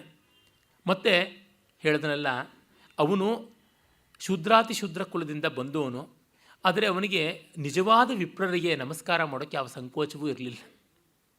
ಏಕೆಂದರೆ ನಮ್ಮಲ್ಲಿ ಗುಣಗ್ರಹಣ ಮುಖ್ಯ, ಯಾವ ಜಾತಿ ಅಂತಲ್ಲ, ಯಾರಾದರೂ ಸರಿ ದೊಡ್ಡವರಿಗೆ ನಮಸ್ಕಾರ ಅಂತಕ್ಕಂಥದ್ದು. ಅವನು ಹೇಳ್ತಾನೆ, ಉಚ್ಚೈರ್ಗತಿರ್ ಜಗತಿ ಸಿದ್ಧ್ಯತಿ ಯತ್ನತ ಧರ್ಮತಶ್ಚೇತ್ ತಸ್ಯ ಪ್ರಮಾಚ ವಚನೈ ಕೃತಕೈತರೈಶ್ಚೈತ್ ತೇಷಾಂ ಪ್ರಕಾಶನ ದಶಾಚ ಮಹೀಸುರೈಶ್ಚೇತ್ ತಾನಂತರೇಣ ನಿಪತೇತ್ ಕೊನುಮತ್ ಪ್ರಣಾಮ ಅಂತಾನೆ. ಈ ಜಗತ್ತಿನಲ್ಲಿ ಧರ್ಮದಿಂದಲೇ ದೊಡ್ಡ ಸ್ಥಿತಿ ಬರುವುದಾದರೆ ಆ ಧರ್ಮ ಅನ್ನೋದು ಪ್ರಮಾಣೈ ಕೃತಕೇತರೈಶ್ಚೇತ್, ಆ ಪ್ರಮ ಅನ್ನುವುದೇನಿದೆ ಅದರ ಧರ್ಮದ ಪ್ರಮ ಅಂದರೆ ಸತ್ಯದ ನೆಲೆ, ಕೃತಕೇತರೈ ವಚನೈ ಅಂದರೆ ಸಹಜವಾದ ವಚನಗಳು, ಅಂದರೆ ಸಹಜವಾದ ನ್ಯಾಚುರಲ್ ರಿಲಿಜನ್ ಅಂತೀವಲ್ಲ, ಅದು ಸನಾತನ ಧರ್ಮ. ಅದರ ಮೂಲಭೂತವಾದ ವೇದಗಳಿಂದ ಅಂತಾದರೆ, ಯಾಕೆಂದರೆ ವೇದ ದರ್ಶನ ಅತ್ಯಂತ ಸಾಹಜಿಕವಾದದ್ದು, ಇಟ್ಸ್ ದಿ ಮೋಸ್ಟ್ ನ್ಯಾಚುರಲ್, ಅತ್ಯಂತ ಸತ್ಯವೂ ಆದಂಥದ್ದು. ಅದಕ್ಕೆ ಸಮಾನವಾದ ತತ್ವ ದರ್ಶನವನ್ನು ಪ್ರಪಂಚದಲ್ಲೆಲ್ಲೂ ನೋಡೋಕ್ಕಾಗೋಲ್ಲ. ಮುಂದೆ ಬಂದಲ್ಲಿ ಅದರ ಪ್ರೇರಣೆಯಿಂದ ಬಂದದ್ದೇ ಹೊರತು ಸ್ವತಂತ್ರವಾಗಿ ಬಂದದ್ದಲ್ಲ ಯಾವುದಾದರೂ ಅಷ್ಟೆ. ಹಾಗಾಗಿ ಆ ವೇದಗಳನ್ನು ಪ್ರಕಾಶನ ಮಾಡ್ತಕ್ಕಂಥದ್ದು, ವೇದವನ್ನು ಕಾಪಾಡಿಕೊಂಡು ಬಂದವರು ಆ ಬ್ರಾಹ್ಮಣರು ಅಂತ ಆದರೆ, ಮಹೀಶ್ವರರು ಅಂತ ಆದರೆ, ತಾನಂತರೇಣ ನಿಪತತ್ ಕೊನಮತ್ ಪ್ರಣಾಮ, ಅವ್ರನ್ನ ಬಿಟ್ಟು ಬೇರೆ ಕಡೆ ಎಲ್ಲಿ ನಾನು ನಮಸ್ಕಾರ ಸಲ್ಲಿಸಲಿ ಅಂತಾನೆ. ಅಂದರೆ ತಾನು ನಮಸ್ಕಾರವನ್ನು ಸಲ್ಲಿಸೋದು ಶ್ರೋತ್ರಿಯ ಬ್ರಹ್ಮನಿಷ್ಠರಾದಂಥ ಬ್ರಾಹ್ಮಣರಿಗೆ ಅಂತ, ಆ ಮಟ್ಟದ ಜ್ಞಾನಿಗಳಿಗೆ. ಅದಕ್ಕೆ ಕಾರಣ ಅವರು ದೊಡ್ಡ ಜ್ಞಾನ ನಿಧಿಯನ್ನು ಕಾಪಾಡಿಕೊಂಡು ಬಂದಿದ್ದಾರೆ ಮತ್ತು ಅದು ಧರ್ಮವನ್ನು ತಂದುಕೊಡುತ್ತದೆ. ತನ್ಮೂಲಕ ಅಭ್ಯುದಯ ನಿಶ್ರೇಯಸಗಳೆಲ್ಲ ವೇದದಿಂದ ಅಂತ. ಹೀಗಂದು ಚಂಪೂ ಕಾವ್ಯದ ಪದ್ಧತಿ ತಾನು ಪ್ರಸ್ತಾವ ಮಾಡ್ತಾ ಇದ್ದೀನಿ. ಗದ್ಯಾನುಬಂಧ ರಸಮಿಶ್ರಿತ ಪದ್ಯ ಸೂಕ್ತಿ ಹೃದಯಾಹಿ ವಾದ್ಯಕಲೆಯ ಕಲಿತೇವ ಗೀತಿ ತಸ್ಮಾತ್ ದಧಾತು ಕವಿಮಾರ್ಗ ಜುಷಾಮುದಾಯ ವಸುಖಾಯ ಚಂಪೂ ಪ್ರಬಂಧ ರಚನಾ ರಸನಾ ಮದೀಯ ಅಂತ ಹೇಳ್ತಾನೆ. ಚಂಪು ಅಂದರೆ ಏನು? ಗದ್ಯ ಪದ್ಯಮಯೇ ಕಾಚಿತ್ ಚಂಪೂರಿತ್ಯಭಿಧೀಯತೆ ಅಂತ ನಮ್ಮ ದಂಡಿ ಹಿಂದೆನೇ ಹೇಳಿಬಿಟ್ಟ, ಭೋಜನಿಗಿಂತ ಸುಮಾರು 300-350 ವರ್ಷ ಮುಂಚೆ. ಗದ್ಯ ಪದ್ಯ ಬೆರೆತರೆ ಆಗುತ್ತದೆಯಾ? ಅಲ್ಲಿ ಒಂದು ಸ್ವಾರಸ್ಯ ಇರಬೇಕು. ಯಜುರ್ವೇದದಲ್ಲಿಯೂ ಬೆರೆತಿದೆ ಗದ್ಯ ಪದ್ಯ, ಯಾರೂ ಅದನ್ನು ಚಂಪು ಅನ್ನೋಲ್ಲ. ನಮಗೆ ತಿಳಿದಂತೆ ಚಂಪುವಿನ ಲಕ್ಷಣ ಅನ್ನುವಂತೆ ಸಮರ್ಪಕವಾಗಿ ಕಾಣಿಸ್ತಕ್ಕಂಥದ್ದು ಆರ್ಯಶೂರ ಬರೆದಂಥ ಜಾತಕಮಾಲಾ ಗ್ರಂಥದಲ್ಲಿ ಎನ್ನಬಹುದು. ಪಂಚತಂತ್ರವೂ ಒಂದು ರೀತಿಯಾಗಿ ಹಾಗೆ, ಅದು ಕಥಾ ಸಾಹಿತ್ಯ, ಶುದ್ಧ ಕಲ್ಪನೆಯ ರಸ ಅನ್ನುವ ವರ್ಣನೆಗಳು ಕಡಿಮೆ ಅಂತ. ಆದರೂ ಪಂಚತಂತ್ರ, ಆರ್ಯಶೂರನ ಜಾತಕಮಾಲಾದಿಗಳು ಚಂಪುವಿನ ಒಂದು ಉಗಮ ಅನ್ನಬಹುದು. ಪಂಚತಂತ್ರಕ್ಕಿಂತ ಹೆಚ್ಚು ಆರ್ಯಶೂರಮಾಲನ ಜಾತಕ ಕಥೆಗಳು, ಜಾತಕಮಾಲ. ಅದಾದ ಮೇಲೆ ನಾವು ಕನ್ನಡಿಗನಾಗಿದ್ದ ತ್ರಿವಿಕ್ರಮ ಭಟ್ಟನ ನಲಚಂಪುವಿನಲ್ಲಿ ನೋಡ್ತೀವಿ. ಭೋಜನಿಗಿಂತ ಪ್ರಾಯಶಃ ಒಂದು 200 ವರ್ಷಕ್ಕೆ ಹಿಂದಿನವನು ಅಂತ ಅನ್ಬೋದು. 8ನೇ ಶತಮಾನದಲ್ಲಿದ್ದವನು. ನಮ್ಮ ಪ್ರಸಿದ್ಧನಾದ ಅಮೋಘ ವರ್ಷ ನೃಪತುಂಗನ ಆಸ್ಥಾನದಲ್ಲಿದ್ದ ಅಂತ ಗೊತ್ತಾಗುತ್ತದೆ ತ್ರಿವಿಕ್ರಮ ಭಟ್ಟ. ಮದಾಲಸಾ ಚಂಪು ಅಂತಲೂ ಒಂದು ಬರೆದಿದ್ದ ಅಂತ ಗೊತ್ತಾಗುತ್ತದೆ. ನಳಚಂಪು ಉಪಲಬ್ಧ ಇರತಕ್ಕಂಥದ್ದು. ಇನ್ನು ಮುಂದೆ ನಾವು ನೋಡೋದು ಭೋಜನನ್ನೇ. ಅದಾದ ಮೇಲೆ ಅನೇಕರು ಬರೆದಿದ್ದಾರೆ. ಅನಂತ ಭಟ್ಟ ಇರಬಹುದು, ಅಥವಾ ಸೋಠಲ ಇರಬಹುದು, ಹಿಂದೇನೆ ಬರೆದಂಥ ಸೋಮದೇವ ಯಶಸ್ತಿಲಕ ಚಂಪು ಬರೆದದ್ದಿರ್ಬೋದು, ಉದಯ ಸುಂದರಿ ಕಥಾ ಸೋಡ್ಡಲಂದಿರ್ಬೋದು, ಅನಂತ ಭಟ್ಟನ ಚಂಪು ಭಾರತ ಇರಬಹುದು. ಮುಂದೆ ಬೇಕಾದಷ್ಟು ಜನ ಬರೆದರು. ಸುಮಾರು 300ರಿಂದ 500ರಷ್ಟು ಚಂಪುಗಳು ಸಿಗುತ್ತವೆ ಅಂತ ವಿದ್ವಾಂಸರು ಉಲ್ಲೇಖ ಮಾಡ್ತಾರೆ. ನಾನು ಸುಮಾರು ಒಂದು 45-50 ಚಂಪು ಕಾವ್ಯಗಳನ್ನು ಸಂಸ್ಕೃತದಲ್ಲಿ ನೋಡಿದ್ದೀನಿ. ಯಾವುದೂ ಕೂಡ ಭೋಜರಾಜನ ಚಂಪುವಿನ ಮಟ್ಟದ್ದಲ್ಲ. ಈ ಮಟ್ಟದ ಅಮೋಘತೆ ಉಂಟು. ಈ ಚಂಪುಗಳ ಬಗ್ಗೆನೇ ಸ್ಪೆಷಲಿಸ್ಟ್ ಅಂತ ವಿಶೇಷವಾಗಿ ಅಧ್ಯಯನ ಮಾಡಿದವರೊಬ್ಬರು ಭೋಜ ಚಂಪುವಿನ ಕುರಿತು ಹೇಳ್ತಾ, 300ಕ್ಕೂ ಹೆಚ್ಚು ಚಂಪು ಕಾವ್ಯಗಳನ್ನು ನಾನು ಪರಿಶೀಲಿಸಿದ್ದೀನಿ, ಎಲ್ಲಿಯೂ ಭೋಜನ ಮಟ್ಟದ ಒಂದು ಸ್ವಾರಸ್ಯ ಕಂಡು ಬರೋದಿಲ್ಲ ಅಂತ ಹೇಳ್ಬಿಟ್ಟಂತಾರೆ. ಅವನು ಹೇಳ್ತಾನೆ, ಗದ್ಯ ಪದ್ಯಗಳು ಸೇರಿದರೆ ಗೀತಕ್ಕೆ ವಾದ್ಯ ಸೇರಿಕೊಂಡಂತೆ ಹೃದಯಾಹಿ ವಾದ್ಯಕಲೆಯ ಕಲಿತೇವ ಗೀತಿ. ಪದ್ಯ ಅನ್ನುವ ಹಾಡಿಗೆ ಗದ್ಯ ಅನ್ನುವ ಒಂದು ವಾದ್ಯಗೋಷ್ಠಿ ಸೇರದಂತೆ ಆಗುತ್ತದೆ. ಹಾಗಾಗಿ ಕವಿಮಾರ್ಗ ಜುಷಾಂ ಸುಖಾಯ, ಕವಿಮಾರ್ಗದಲ್ಲಿ ಪಳಗಬೇಕು ಅನ್ನೋರಿಗೆ ಸುಖ ಸಂತೋಷವಾಗಲಿ ಅಂತ ನನ್ನ ನಾಲಿಗೆ ಚಂಪುವಿನಲ್ಲಿ ನುಡಿತಾ ಇದೆ ಅಂತ.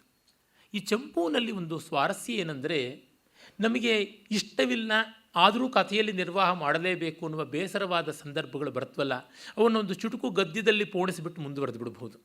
ಎಲ್ಲಿ ಆಕರ್ಷಕ ಸ್ಥಾನಗಳಿವೆಯೋ ಅಲ್ಲಿ ವಿಸ್ತರಿಸಿ ರಸಮಯವಾಗಿ ಪದ್ಯದಲ್ಲಿ ನಿರ್ಮಾಣ ಮಾಡ್ಬೋದು. ಇಲ್ಲ ನಮಗೆ ಪಾಂಡಿತ್ಯ ತೋರಿಸಬೇಕು ಅಂದರೆ ಒಂದು ವಿಸ್ತೃತವಾದ ಗದ್ಯಖಂಡದ ವರ್ಣನೆ ಮಾಡಿಬಿಡ್ಬೋದು. ಇದೊಂದು ರೀತಿ ಕಾಳಿದಾಸ ಮತ್ತು ಬಾಣ ಇಬ್ಬರನ್ನೂ ಸೇರಿಸುವ ಒಂದು ದಾರಿ ಅಂತ ಅನ್ಬೋದು. ಆದರೆ ಕಾಳಿದಾಸನ ಮಟ್ಟದ ಪದ್ಯ ರಚನಾ ಕೌಶಲ, ಆ ಅಂತರ್ದೃಷ್ಟಿ ಬರಲಿಲ್ಲ ಚಂಪುಕಾರರಿಗೆ ಯಾರಿಗೂ. ಬಾಣ ಗದ್ಯದಲ್ಲಿ ಏನು ಮಾಡಿದ ಅದರ ಒಂದು ಸ್ವಲ್ಪ ಅಂಶ ಬಂತು. ಆದರೆ ಒಂದು ಮಟ್ಟದಲ್ಲಿ ಹೇಳೋದಿದ್ದರೆ ಸುಬಂಧು ಹಾಗೂ ಮಾಘ ಅಥವಾ ಶ್ರೀಹರ್ಷ ಇವರುಗಳಂತೂ ಚಂಪು ಕಾವ್ಯದಲ್ಲಿ ಒಟ್ಟಿಗೆ ಸೇರಿದ್ದಾರೆ ಅಂತ ಹೇಳ್ಬೋದು. ಹೀಗೆ ಚಂಪುವಿನ ಸ್ವಾರಸ್ಯ. ಇದರ ಮುಂದುವರಿಕೆಯಾಗಿ ಅವನು ವಾಲ್ಮೀಕಿಯ ನಮಸ್ಕಾರವನ್ನು ಮಾಡ್ತಾನೆ, ವಾಲ್ಮೀಕಿಗೆ ವಂದನೆ ಸಲ್ಲಿಸ್ತಾನೆ. ವಾಲ್ಮೀಕಿ ಗೀತ ರಘುಪುಂಗವ ಕೀರ್ತಿಲೇಶೈ ತೃಪ್ತಿಂ ಕರೋಮಿ ಕಥಮಪ್ಯೌಜನಾ ಬುಧಾನಾಂ ಗಂಗಾಜಲೈರ್ಭುವಿ ಭಗೀರಥ ಯತ್ನಲಬ್ಧೈ ಕಿಂ ತರ್ಪಣಂ ನ ವಿದಧಾತಿ ನರಃಪಿತॄಣಾಂ ಅಂತ. ವಾಲ್ಮೀಕಿ ಮೊದಲಿಗೆ ರಾಮಾಯಣವನ್ನು ಹೇಳಿ ಪ್ರಸಿದ್ಧವಾಗಿದೆ, ಅದನ್ನೇ ನಾನಿಟ್ಕೊಂಡು ಮತ್ತೆ ರಸಿಕರಿಗೆ ವಿದ್ವಾಂಸರಿಗೆ ಸಂತೋಷವಾಗುವಂತೆ ರಚನೆ ಮಾಡ್ತೀನಿ. ಇದು ಯಾಕೆ ಮತ್ತೆ ಅದೇ ರಾಮಾಯಣವ ಅಂದರೆ ಅವನದಕ್ಕೆ ಕಾರಣ ಕೊಡ್ತಾನೆ. ದೃಷ್ಟಾಂತ ಅಲಂಕಾರ ಸಮರ್ಥನೆಗೆ ಕೊಡುವಂಥದ್ದು. ಏನದು? ಗಂಗಾಜಲೈರ್ ಭುವಿ ಭಗೀರಥ ಯತ್ನಲಬ್ಧೈ ಕಿಂ ತರ್ಪಣಂನ ವಿದಧಾತಿ ನರಃ ಪಿತॄಣಾಂ. ಭಗೀರಥ ತನ್ನ ಪಿತೃಗಳ ಸದ್ಗತಿಗೆ ಅಂತ ದೇವಗಂಗೆಯನ್ನು ತಪಸ್ಸು ಮಾಡಿ ತರಿಸ್ಕೊಂಡ. ಅದರೊಳಗೆ ನಾವು ನಮ್ಮ ಪಿತೃಗಳಿಗೆ ಅಮಾವಾಸ್ಯೆ ದಿವಸ ತರ್ಪಣ ಕೊಡಲ್ವೇ? ಹಾಗೆ ಅದೇ ವಾಲ್ಮೀಕಿಯ ಗಂಗೆ, ಅದು ವಾಲ್ಮೀಕಿ ಭಗೀರಥ ಪ್ರಯತ್ನ ಮಾಡಿ ತಂದಿದ್ದಾದರೆ ಅಲ್ಲಿ ನಾವು ಸುಖವಾಗಿ ತರ್ಪಣ ಕೊಡ್ತೀವಿ. ಇನ್ಯಾಕೋ ತುಂಗಿಯಲ್ಲಿ, ಭದ್ರೆಯಲ್ಲಿ, ಕೃಷ್ಣೆಯಲ್ಲಿ, ಗೋದಾವರಿಯಲ್ಲಿ ಕೊಡೋಕ್ಕಿಂತ ಗಂಗೆಯಲ್ಲಿಯೇ ಕೊಡೋಣ ಅಂತ ಹಾಗೆ ಮಾಡ್ತಾ ಇದ್ದೀನಿ ಅಂತ. ರಾಮಾಯಣದ ಆಕರ್ಷಣೆ ಅಷ್ಟು ವಿಶೇಷವಾದದ್ದು ಅನ್ನುವುದನ್ನು ಕವಿ ತೋರ್ಪಡಿಸಿಕೊಡ್ತಾನೆ. ಆಮೇಲೆ ನೋಡಿ, ಪ್ರತಿ ಪದ್ಯವೂ ಅಲಂಕಾರಮಯವಾದದ್ದು. ಇವನು ನಿರಲಂಕೃತವಾಗಿ ಏನೂ ಹೇಳೋದಿಲ್ಲ. ಶಬ್ದಾಲಂಕಾರವೂ ಯಥೇಷ್ಟವಾಗಿರುತ್ತೆ. ಹೈರಂಬ, ಮಂಬೂರು, ಡಂಬರ, ಚೌರ್ಯ, ನಿಘ್ನ ಇತ್ಯಾದಿ ವೃತ್ಯನುಪ್ರಾಸಗಳು ನಿರಂತರ ಬರ್ತಾ ಇರ್ತದೆ. ನಿಗಮ, ಶಾಖಿ, ಶಿಖಾ, ಪ್ರವಾಲ, ವಿಘ್ನಾದ್ರಿ, ಭೇದ, ಶತಧಾರ, ಧುರಂಧರ, ಒಂದೊಂದು ಸಾಲದಲ್ಲಿಯೂ ಈ ಅನುಪ್ರಾಸಗಳ ಗೆಜ್ಜೆ ಸರ, ಗಂಟೆ ಸರ ಕಟ್ಟಿಯೇ ಇರ್ತದೆ. ಅಲ್ಲಿ ನಾವು ಉಪಮಾ ರೂಪಕಾಲಂಕಾರಗಳು ಎರಡನ್ನೂ ನೋಡಿದ್ರೆ, ಗತಿರ್ ಜಗತಿ ಸಿದ್ಧತೆ ಯತ್ನತಶ್ಚೇತನ್ನತಲ್ಲಿ ನೋಡಿದಾಗ ನಮಗೆ ಏಕಾವಳಿ ಎನ್ನುವ ಒಂದು ಶೃಂಖಲಾ ಮೂಲವಾದ ಅಲಂಕಾರ ಕಾಣಿಸುತ್ತದೆ. ಇನ್ನು ಗದ್ಯಾನುಬಂಧ ರಸಮಿಶ್ರಿತ ಪದ್ಯಸೂಕ್ತಿ ಅಂತ ನೋಡಿದರೆ ಉಪಮಾಲಂಕಾರ ಕಾಣಿಸುತ್ತದೆ. ಈ ವಾಲ್ಮೀಕಿ ಗೀತ ರಘುಪುಂಗವ ಕೀರ್ತಿಲೇಶ ನೋಡಿದರೆ ದೃಷ್ಟಾಂತ ಅಲಂಕಾರ. ಹೀಗೆ ಒಂದೊಂದು ಪದ್ಯವೂ ಒಂದೊಂದು ಅಲಂಕಾರಮಯ. ವಾಲ್ಮೀಕಿ ರಾಮಾಯಣವನ್ನು ಆರಂಭ ಮಾಡಿದ್ದು ನಮಗೆ ಗೊತ್ತಿರುವಂತೆ ನಾರದರ ಉಪದೇಶದಿಂದ ಅಂತ ಗೊತ್ತು. ಅದನ್ನು ಹೇಳ್ತಾನೆ.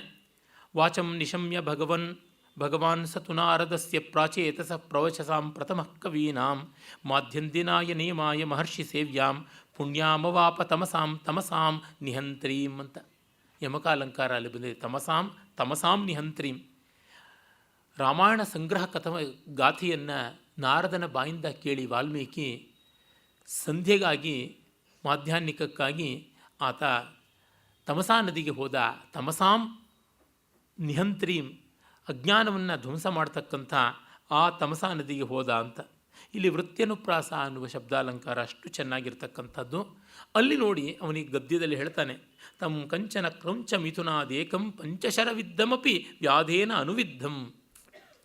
ಇಲ್ಲಿ ನಮಗೆ ಸ್ಪಷ್ಟವಾಗಿ ಗೊತ್ತಾಗುತ್ತದೆ ಒಂದು ವಿರೋಧಾಲಂಕಾರ. ಆ ಕ್ರೌಂಚ ಪಕ್ಷಿಗಳ ಜೋಡಿಯನ್ನು ಕಂಡ, ಆ ಜೋಡಿ ಪಂಚಶರವಿದ್ಧ, ಈಗಾಗಲೇ ಮನ್ಮಥನ ಬಾಣಕ್ಕೆ ತುತ್ತಾಗಿದ್ದದ್ದು ಮತ್ತೆ ಬೇಡನ ಬಾಣಕ್ಕೆ ತುತ್ತಾಯಿತು ಅಂತ. ಪಂಚಶರವಿದ್ಧಮಪಿ ವ್ಯಾಧೇನ ಅನುವಿದ್ಧಂ ಅಂತ. ಇದು ಚಮತ್ಕಾರ ಅಂದರೆ. ಕಾಮಮೋಹಿತಂ ಅನ್ನೋದನ್ನು ಅಷ್ಟು ಚೆನ್ನಾಗಿ ಹೇಳ್ತಾನೆ. ಅದನ್ನು ಕಂಡು ಕೊಂದ. ವಾಲ್ಮೀಕಿಯ ಮೂಲ ಪದ್ಯವನ್ನೇ ಹಾಕಿಬಿಡ್ತಾನೆ ಮಾನಿಷಾದ. ಆಗ ನೋಡಿ, ಆಗ ಭಗವತೋ ವಾಲ್ಮೀಕಿಯರ್ ವದನಾರವಿಂದ ಛಂದೋಮಯಿ ಕಾಚಿದೇವಂ ನಿಸ್ಸಸಾರ ಸರಸ್ವತಿ ಅಂತ. ಬಾಯಿಂದ ಮಾತು ಬಂತು ಅನ್ನೋದನ್ನು ಕಾಚಿದೇವಂ ನಿಸ್ಸಸಾರ ಸರಸ್ವತಿ ಅಂತಂತಾನೆ. ಛಂದೋಮಯಿ ಕಾಚಿದೇವಂ ನಿಸ್ಸಸಾರ ಸರಸ್ವತಿ. ನನ್ನ ವಿದ್ವದ್ ಬಂಧುಗಳಿದ್ದರು, ನನ್ನ ತಂದೆಯವರ ಬಂಧುಗಳು, ಕಸಿನ್ ಅಂತ ಇಂಗ್ಲೀಷ್ನಲ್ಲಿ ಸರಳವಾಗಿ ಹೇಳ್ಬೋದಾದದ್ದು, KS ನಾಗರಾಜನ್ ಅಂತ. ಅವರಿಗೆ ಭೋಜರಾಜ ತುಂಬ ಪ್ರಿಯನಾಗಿದ್ದ. ಅವರ ಕಾವ್ಯಗಳಲ್ಲಿ ಮತ್ತೆ ಮತ್ತೆ ಅವನ ಮಾತುಗಳ, ಅವನ ಶಬ್ದಗಳ ಮರುಕಳಿಕೆ ಬರ್ತಲೇ ಇತ್ತು. ಅವರು ಒಂದು ಕಡೆ ಕಾಚಿದೇವಂ ನಿಸ್ಸಸಾರ ಸಾರವತಿ ಸರಸ್ವತಿ ಅಂತ ಹೇಳ್ತಾರೆ. ಸಾರವತಿ ಅನ್ನೋದೊಂದು ಬಿಟ್ಟರೆ ಇನ್ನು ಮಿಕ್ಕಿದ್ದೆಲ್ಲ ಅದೇನೆ. ಅಷ್ಟೆಷ್ಟು ಆ ರೀತಿಯಾಗಿ ಉಂಡುಂಡಿಯಾಗಿ. ಆಗ ಬ್ರಹ್ಮ ಬರ್ತಾನೆ. ಕಿಮಿದಂ ವ್ಯಾಹೃತಂ ಮಯ ಅಂತ ವಾಲ್ಮೀಕಿ ಚಿಂತನೆ ಮಾಡ್ತಾನೆ. ಗತವತಿ ಭಗವತಿ ವಾಲ್ಮೀಕವು ಆಶ್ರಮಕ್ಕೆ ಹೋಗಿದ್ದಾಗ ವಾಣಿ ವಿಲಾಸಮಪರತ್ರ ಕೃತೋಪಲಂಭ ಮಂಬೋಜ ಭೂರಸಹಮಾನ ಇವಾವಿರಾಸೀತ್ ಆಭಾತಿ ಯತ್ಕೃತಿರನೇಕ ವಿಧ ಪ್ರಪಂಚ ವ್ಯಾಜೇಂದ್ರಜಾಲ ವಿಧಿಸಾಯಕ ಪಿಚ್ಚಿಕೇವ. ಬ್ರಹ್ಮ ಬಂದ. ಮಚ್ಛಂದಾ ದೇವತೆ ಬ್ರಹ್ಮನ್ ವಾಗೇವಂ ವಿನಿಸೃತ ಅನ್ನುವ ಮಾತೆಲ್ಲ ಬರುತ್ತಲ್ಲ. ನನ್ನಿಂದಲೇ ಬಂದದ್ದಪ್ಪ, ನನ್ನ ಪ್ರೇರಣೆಯಿಂದ, ನಿನಗಿನ್ನೇನೂ ಅಲ್ಲ, ನಿನ್ನ ಬಾಯಿಂದ ಬಂದಿದ್ದು ಶ್ಲೋಕ ಏವ ತ್ವಯಾ ಬದ್ಧ ನಾತ್ರ ಕಾರ್ಯ ವಿಚಾರಣ. ನಿನ್ನ ಬಾಯಿಂದ ಬಂದದ್ದು ಶ್ಲೋಕ, ಯೋಚನೆ ಮಾಡಬೇಡ ಅಂತ ಬ್ರಹ್ಮ ಬಂದು ಸರ್ಟಿಫೈ ಮಾಡಬೇಕಾಯಿತು. ಮತ್ತು ರಾಮಾಯಣ ಬರೀ ಯಾವತ್ತಾಸ್ಯಂತಿ ಗಿರೆಯ ಸರಿತಶ್ಚ ಮಹೀತಲೆ ತಾವದ್ ರಾಮಾಯಣ ಕಥಾ ಲೋಕೇಶು ಪ್ರಚುರಿಷ್ಯತಿ ನತೇವಾಗ ಅನೃತಾ ಭವೇತ್. ನಿನ್ನ ಮಾತು ಸುಳ್ಳಾಗೋಲ್ಲ. ಎಲ್ಲಿವರೆಗೂ ಮರ ಬೆಟ್ಟ ಗುಡ್ಡ ಕಾಡು ಎಲ್ಲ ಜಗತ್ತಿರುತ್ತೋ ಅಲ್ಲಿವರೆಗೂ 3 ಲೋಕಗಳಲ್ಲಿ ರಾಮಾಯಣ ವಿಜೃಂಭಿಸುತ್ತದೆ ಅಂತ ಹೇಳಿದನಲ್ಲ. ಇದನ್ನು ಕವಿ ನೋಡಿ ಭೋಜರಾಜ ಹೇಳ್ತಾನೆ. ವಾಣೀವಿಲಾಸಮಪರತ್ರ ಕೃತೋಪಲಂಭ ಮಂಭೋಜಭೂ ರಸಮಾನ ಇವಾವಿರಾಸೀತ್. ಇನ್ನೊಂದು ಕಡೆ ಎಲ್ಲೋ ತನ್ನ ರಾಣಿಯಾದ ವಾಣಿ ವಿಲಾಸ ಮಾಡ್ತಾ ಇದ್ದಾಳೆ ಅಂತ ಅಸೂಯೆಯಿಂದಲೂ ಎಂಬಂತೆ ಲಘುಬಗೆಯಿಂದ ಬಂದುಬಿಟ್ಟ ಅಂತ. ಆ ಒಂದು ಉತ್ಪ್ರೇಕ್ಷಾಲಂಕಾರ. ವಾಣಿ ವಿಲಾಸಮಪರತ್ರ ಕೃತೋಪಲಂಭ ಮಂಬೋಜಭೂ ಅಸಹಮಾನ ಇವ ಆವಿರಾಸೀತ್. ಎಲ್ಲಿ ಸರಸ್ವತಿ ತನ್ನಿಂದ ತಪ್ಪೋಗ್ಬಿಡ್ತಾಳೋ ಅಂತ ಓಡ್ ಬಂದುಬಿಟ್ಟ ಅನ್ನುವಂತೆ. ಸಾಮಾನ್ಯವಾಗಿ ಬ್ರಹ್ಮ ಬೇಗ ಕದಲಿ ಬರುವಂಥದ್ದಲ್ಲ. ಬೇಕಾದಷ್ಟು ಕೆಲಸ ಅವನಿಗೆ ಎಲ್ಲರ ಹಣೆ ಬರಹ ಬರೆಯೋದಕ್ಕಿನ್ನೆಲ್ಲಿ ಬಿಡುವ. ಅದು ಇಷ್ಟು ಪಾಪ್ಯುಲೇಷನ್ ಎಕ್ಸ್ಪ್ಲೋಷನ್ನಲ್ಲಿ ಅದು ನಮ್ಮಂಥವ್ರ ಹಣೆ ಬರಹ. ಏನೋ ಒಳ್ಳೆಯವನು ಅಂತ ಒಂದು ಸಾಲು ಬರೆದ್ರೆ ಆಯಿತಾ, ಗೋಖಲೆ ಇನ್ಸ್ಟಿಟ್ಯೂಟಲ್ಲಿ ಕೂತು 3 ಹೊತ್ತು ಎಲ್ಲರ ಬಾಯಿಗೂ ಬಂದಂಗೆ ಬೈತಾ ಇರ್ತಾನೆ, ಊರಿನವ್ರನ್ನೆಲ್ಲನೂ ಅಂತ ಇರ್ತಾನೆ ಅಂತಲ್ಲಿ ಇಷ್ಟಿಷ್ಟುದ್ದ ಬರೀಬೇಕಲ್ಲ. ಹೀಗಾಗಿ ಅವನಿಗೆ ಪುರುಸೊತ್ತಿಲ್ಲ. ಹಾಗಿದ್ದರೂ ಎದ್ದು ಬಂದುಬಿಟ್ಟ. ಯಾಕೆ ಅಂದರೆ ಸರಸ್ವತಿಯ ವಿಲಾಸ ಮತ್ತೊಂದು ಕಡೆ ಆಯ್ತಲ್ಲ. ತನ್ನ ಹೆಂಡತಿ ತನ್ನ ಮುಖಕಮಲದಲ್ಲಿರಬೇಕು. ಅದು ಏನು 1 2 4 ಚತುರ್ಮುಖ ಮುಖಾಂಬೋಜ ಮನಹಂಸವಧು. ಹಾಗಾಗಿ ಅವಸರದಿಂದ ಬಂದುಬಿಟ್ಟ. ಆಭಾತಿ ಯತ್ಕೃತಿರನೇಕ ವಿಧ ಪ್ರಪಂಚ ವ್ಯಾಜೇಂದ್ರ ಜಾಲ ವಿಧಿಸಾಯಕ ಪಿಚ್ಚಿಕೇವ. ಇಲ್ಲಂತೂ ಅದೆಷ್ಟು ಚೆನ್ನಾಗಿ ಉತ್ಪ್ರೇಕ್ಷಾಲಂಕಾರ, ಅಪನ್ನುತ್ಯಲಂಕಾರ ಎಲ್ಲವನ್ನೂ ಸೇರಿಸಿಬಿಟ್ಟಿದ್ದಾನೆ. ಕವಿ ಹೇಳ್ತಾ ಇದ್ದಾನೆ, ಆ ಒಂದು ವಾಗ್ವೈಭವ ಎಂಥದ್ದಾಗಿರುತ್ತದೆ ಅಂತಂದರೆ, ಇಂದ್ರಜಾಲಿಕನ ಕೈನಲ್ಲಿರ್ತಕ್ಕಂಥ ಒಂದು ಗುಚ್ಛ. ಅದು ಯಾವುದರದು? ಮಯೂರ ಪಿಂಚ ಗುಚ್ಛ, ನವಿಲುಗರಿಯ ಒಂದು ಗುಚ್ಛ ಇರುತ್ತದೆ. ಅದನ್ನು ಹಿಡ್ಕೊಂಡು ಬೀಸಿ ಮ್ಯಾಜಿಕ್ ವ್ಯಾಂಡ್ ಅಂತ ಕರೀತಾರೆ. ನಮ್ಮ ಪ್ರಾಚೀನ ಭಾರತದ ಇಂದ್ರಜಾಲಿಕರು ಇಟ್ಕೊಳ್ತಾ ಇರ್ತಕ್ಕಂಥದ್ದು ಈ ಒಂದು ಶಿಖಿ ಪಿಂಚ ಪಿಚ್ಚಿಕ, ನವಿಲಿನ ಗರಿಯ ಒಂದು ಗುಚ್ಛ, ಪೊರಕೆ ಥರ ಇರತಕ್ಕಂಥದ್ದು. ಅದನ್ನು ಇಟ್ಟುಕೊಂಡು ತನ್ನ ಮೂಲಕವಾಗಿ ಇಂದ್ರಜಾಲವನ್ನು ಮಾಡ್ತಕ್ಕಂಥದ್ದು. ಅವನು ಈ ಜಗತ್ತನ್ನೇ ಹಾಗೆ ನಿರ್ಮಾಣ ಮಾಡ್ತಾನೆ. ಕವಿ ಕಲಾ ಜಗತ್ತನ್ನು ಆ ರೀತಿಯಾಗಿ ನಿರ್ಮಾಣ ಮಾಡ್ತಾನೆ. ಕವಿ ಮತ್ತೊಬ್ಬ ಬ್ರಹ್ಮ ಆ ರೀತಿಯಾಗಿರ್ತಕ್ಕಂಥವನು. ಅವನು ಬಂದು ಅಥ ಸರಸಿಜಯೋನೇ ರಾಜ್ಞೆಯ ರಾಮವೃತ್ತಂ ಕರಬದರ ಸಮಾನಂ ಪ್ರೇಕ್ಷದೃಷ್ಟ್ಯ ಪ್ರತೀಚ್ಯ ಶುಭಮತನುತ ಕಾವ್ಯಂ ಸ್ವಾದು ರಾಮಾಯಣಾಖ್ಯಂ ಮಧುಮಯ ಭಣಿತೇನ ಮಾರ್ಗದರ್ಶಿ ಮಹರ್ಷಿ ಅಂತ ಮಾಲಿನಿ ಛಂದಸ್ಸಿನಲ್ಲಿ ಹೇಳ್ತಾನೆ, ಬ್ರಹ್ಮ ಬಂದು ರಾಮವೃತ್ತವನ್ನು ರಾಮಾಯಣವನ್ನು ನೀನು ಹೇಳು, ಎಲ್ಲವೂ ನಿನಗೆ ಅಂಗೈ ನೆಲ್ಲಿಕಾಯಿ ಕರಬದರ ಸಮಾನ. ಕರತಲಾ ಮಲಕ ಅಂತೀವಲ್ಲ, ಕೈಯಲ್ಲಿರ್ತಕ್ಕಂಥ ಎಲಚಿ ಹಣ್ಣಿನ ಹಾಗೆ ಪ್ರತಿಯೊಂದೂ ಕಾಣಿಸುತ್ತದೆ ನೋಡು. ಪ್ರತೀಚ್ಯ ಅಂತಂದರೆ ಶುದ್ಧವಾದ ನಿರ್ಮಲವಾದ ಪಶ್ಚಿಮ ಬುದ್ಧಿಯಲ್ಲದ ದೃಷ್ಟಿ ಅಂತ. ಪ್ರತೀಚಿ ನಿರ್ಮಲವಾದ ಅಂತರ್ಮುಖಿಯಾದಂಥ ದೃಷ್ಟಿಯಿಂದ ನೀನು ನೋಡು. ಯೋಗ ದೃಷ್ಟಿ ಅಂತ, ಪ್ರತ್ಯಕ್ ದೃಷ್ಟಿ, ಪರಾಕ್ ದೃಷ್ಟಿಯಲ್ಲ, ಪ್ರತ್ಯಕ್ ದೃಷ್ಟಿಯಿಂದ ನೋಡು ಅಂಥೇಳಿ ರಾಮಾಯಣವನ್ನು ಬರಿ ಅಂತಂದ. ಅದು ಎಂಥದ್ದು? ಮಧುಮಯ ಭಣಿತೀನಾಂ ಮಾರ್ಗದರ್ಶಿ ಮಹರ್ಷಿ. ಆಗ ರಾಮಾಯಣವನ್ನು ಶುಭಂ ಅತನುತ ಕಾವ್ಯಂ, ರಾಮಾಯಣವನ್ನು ಬರೆದ. ಅದು ಮಧುಮಯವಾದ ಮಾತುಗಳಿಗೆ ಮಾರ್ಗದರ್ಶಿಯಾದಂಥದ್ದಾಯಿತು ರಾಮಾಯಣ. ಅಂಥದ್ದಕ್ಕೆ ಮಾರ್ಗದರ್ಶಕರಾದಂಥ ಕವಿ ಋಷಿ ವಾಲ್ಮೀಕಿ. ಆಗ ಆ ರಾಮಾಯಣವನ್ನು ಪ್ರಚಾರ ಮಾಡೋಕ್ಕೆ ಲವಕುಶರು ಬಂದರು. ಅದನ್ನು ತುಂಬ ಚೆನ್ನಾಗಿ ರುಚಿರಾ ಛಂದಸ್ನಲ್ಲಿ ಕವಿ ಹೇಳ್ತಾನೆ, ಉಪಾಗತವು ಮಿಲಿತ ಪರಸ್ಪರೋಪಮವು ಬಹುಶ್ರುತವು ಶ್ರುತಿಮಧುರ ಸ್ವನಾನ್ವಿತವು ವಿಚಕ್ಷಣವು ವಿವಿಧ ನರೇಂದ್ರ ಲಕ್ಷಣವು ಕುಶೀಲವವು ಕುಶಲವನಾಮಧಾರಿಣವು. ಕುಶೀಲವವು ಕುಶಲವನಾಮಧಾರಿಣವು ಶಬ್ದಾಲಂಕಾರಗಳು ನೋಡಿ. ಮಿಲಿತ ಪರಸ್ಪರೋಪಮವು, ಇದು ಸ್ವಾರಸ್ಯಕಾರಿಯಾದದ್ದು. ಲವನಿಗೆ ಕುಶ ಹೋಲಿಕೆ, ಕುಶನಿಗೆ ಲವ ಹೋಲಿಕೆ ಅಂತಕ್ಕಂಥದ್ದು ತುಲ್ಯೋಗಿತ ಅಲಂಕಾರ. ಆ ರೀತಿಯಲ್ಲಿ ಅವರಿಬ್ಬರು ಬಂದಾಗ ಅವರಿಗೆ ರಾಮಕಥೆಯನ್ನು ಹೇಳ್ತಾನೆ ಅಂತ ಉಪಕ್ರಮ ಮಾಡ್ತಾನೆ. ಅಸ್ತಿ ಪ್ರಶಸ್ತ ಜನಲೋಚನಾನಾಂ ಆನಂದ ಸಂದಾಯುಷು ಕೌಸಲೇಶು ಆಜ್ಞಾಸಮುತ್ಸಾರಿತ ದಾನವಾನಾಂ ರಾಜ್ಞಾಮಯೋಧ್ಯೇತಿ ಪುರಿ ರಘೂಣಾಂ. ಆಜ್ಞಾಸಮುತ್ಸಾರಿತ ದಾನವಾನಾಂ ರಾಜ್ಞಾಂ ಪುರಿ. ಆಜ್ಞಾ, ರಾಜ್ಞಾ, ಈ ರೀತಿಯಾದ ಶಬ್ದಾಲಂಕಾರಗಳು. ರಾಜ್ಞಾ ಪುರಿ, ರಾಜ್ಞಾಂ ಅಯೋಧ್ಯಾ ಪುರಿ, ಅಯೋಧ್ಯೆ ಇತಿ ಪುರಿ ರಘೂಣಾಂ. ಅಸ್ತಿ ಪ್ರಶಸ್ತ, ಆ ಸಾಕೆ ತಾವತ್ತು ಕೊಟ್ಟು ಅಸ್ತಿ ಪ್ರಶಸ್ತ ಜನಲೋಚನಾನಾಂ ಇದೆ ಒಂದು. ಯಾವುದದು? ಜನರ ಲೋಕಲೋಚನೋತ್ಸವವಾದಂಥದ್ದು ಕೋಸಲ ದೇಶದಲ್ಲಿರ್ತಕ್ಕಂಥದ್ದು. ತನ್ನ ಆಜ್ಞೆಯಿಂದ ಸಮಸ್ತ ರಾಕ್ಷಸರ ಅತಿಕ್ರಮವನ್ನು ಧಿಕ್ಕರಿಸಿರ್ತಕ್ಕಂಥದ್ದು, ರಘುವಂಶೀಯರ ರಾಜಧಾನಿಯಾದದ್ದು. ಅಲ್ಲಿಯ ದಶರಥ ಇದ್ದಾನೆ. ತಾಮಾವಸದ್ ದಶರಥ ಸುರವಂದಿತೇನ ಸಂಕ್ರಂದನೇನ ವಿಹಿತಾಸನ ಸಂವಿಭಾಗ ವೃಂದಾರಕಾರಿ ವಿಜಯೇ ಸುರಲೋಕಲಬ್ಧ ಮಂದಾರ ಮಾಲ್ಯ ಮಧುವಾಸಿತ ವಾಸಭೂಮಿ. ವಸಂತದಲಕ ಛಂದಸ್ಸು ಭೋಜರಾಜನ ವಶವರ್ತಿಯಾದ ಛಂದಸ್ಸು. ಎಷ್ಟು ಬಳಸ್ತಾನೆ. ಆ ಅಯೋಧ್ಯೆಯಲ್ಲಿ ತಾಮಾವಸತ್, ಅವಸತ್ ಆಸಮಂತಾತ್ ಅವಸತ್ ದಶರಥ ಸುರವಂದಿತೇನ ಸಂಕ್ರಂದನೇನ ವಿಹಿತಾಸನ ಸಂವಿಭಾಗ. ಇಂದ್ರನ ಅರ್ಧಾಸನ ಅವನಿಗೆ ಸಿಗ್ತಾ ಇತ್ತು ಅಂತ. ಸಂವಿಭಾಗ, ಇಂದ್ರ ಶೇರ್ ಮಾಡ್ಕೊಳ್ತಾ ಇದ್ದ ತನ್ನ ಸಿಂಹಾಸನದಲ್ಲಿ ಅರ್ಧ ಭಾಗವನ್ನು. ದೇವಾಸುರ ಸಂಗ್ರಾಮದಲ್ಲಿ ಇವನ ಸಹಾಯವನ್ನು ಕೋರ್ತಾ ಇದ್ದ. ಮತ್ತು ಆಗ ದೇವಲೋಕದ ಮಂದಾರ ವೃಕ್ಷಗಳ ಪುಷ್ಪಗಳನ್ನು ಇವನಿಗೆ ಮಾಲೆಯಾಗಿ ಹಾಕ್ತಾ ಇದ್ದ. ಆ ಮಾಲೆಗಳು ಧರಿಸಿ ಫ್ರೆಶ್ ಆಗಿರುವಾಗಲೇ ಭೂಮಿಗೆ ಬರ್ತಾ ಇದ್ದ. ದೇವಲೋಕದಲ್ಲಿ ಇನ್ನೂ 4 ದಿವಸ ಇದ್ದೋಗು, ಇಲ್ಲ ನನಗೆ ಸಮಯ ಇಲ್ಲ ಅಂತ ದೇವಲೋಕದಲ್ಲಿ ಕೂಡ ಹೆಚ್ಚುತ್ತಿರಲಾರೆ ಅನ್ನುವಷ್ಟು ಮಟ್ಟಿಗೆ ಭೂಲೋಕದ ಪ್ರಜಾವಾತ್ಸಲ್ಯದ ರೀತಿ ಎನ್ನುವುದು ಒಂದು ಧ್ವನಿತ. ಮತ್ತು ದೇವಲೋಕ ಅವನಿಗೆ ಹೊಸದಲ್ಲ. ಕಂಡಿದ್ದೀನಿ ಬಿಡ್ರಿ ದೇವಲೋಕನ, ಎಷ್ಟೋ ಸರ್ತಿ ಏನು ನೋಡಬೇಕಾಗಿಲ್ಲ, ಹೊಸದೇನೂ ಇಲ್ಲ. ಏನಾದ್ರು ನಂದನವನದಲ್ಲಿ ಹೊಸ ಗಿಡಗಳು ಬೆಳೆದಿವೆಯಾ, ಅಪ್ಸರೋ ವೃಂದದಲ್ಲಿ ಯಾರು ಹೊಸಬರು ಬಂದು ಸೇರಿಕೊಂಡಿದ್ದಾರಾ, ಅಥವಾ ತುಂಬುರ ನಾರದಲ್ಲಿ ಏನಾದ್ರು ಹೊಸ ಟ್ಯೂನು ಸಜ್ಜು ಮಾಡಿಕೊಟ್ಟಿದ್ದಾರಾ, ಅಥವಾ ಅಮೃತ ಏನಾದ್ರು ಹೊಸ ರೀತಿಯಲ್ಲಿ ತಯಾರಾಗಿದೆಯಾ? ಅವ್ಯಾವುದೂ ಇಲ್ಲ ಅಂದರೆ ಹಳೇ ದೇವಲೋಕ, ಮತ್ತೇನು ನೋಡೋದು ಅಂತ ಅವನು ಬಂದುಬಿಡ್ತಾ ಇದ್ದ. ಆ ಮಂದಾರ ಮಾಲ್ಯಗಳು, ಬಾಡದ ಹೂಗಳು, ಅದರ ಪರಿಮಳ ಅಯೋಧ್ಯೆ ಇವನ ಅರಮನೆಯಲ್ಲಿ ತುಂಬಿರ್ತಾ ಇತ್ತು ಅಂತ. ಮಂದಾರ ಮಾಲ್ಯ ಮಧುವಾಸಿತ ವಾಸಭೂಮಿ. ಆ ಮಂದಾರ ಮಾಲ್ಯ ಮಧುವಾಸಿತ ವಾಸಭೂಮಿ ಪದಗಳು ಹೀಗೆ ನಾನು ತಾನು ಅಂತ ಬರ್ತಾ ಇರಬೇಕು ಹಿಂದೆ. ಹಾಗೆ ಬಂದಾಗ ಕಾವ್ಯ, ಅದು ಸೇವ್ಯ. ಹೀಗಿದ್ದಾಗ ಅವನಿಗೆ ಸಂತಾನವಿಲ್ಲ. ಇತ್ತ ಕಡೆ ರಾವಣ, ಲೋಕವಿದ್ರಾವಣ, ಅವನ ಸಂಹಾರಕ್ಕಾಗಿ ದೇವತೆಗಳು ಪ್ರಾರ್ಥನೆ ಮಾಡೋಕ್ಕೆ ಹೋಗಿದ್ದಾರೆ ಮಹಾವಿಷ್ಣುವನ್ನು.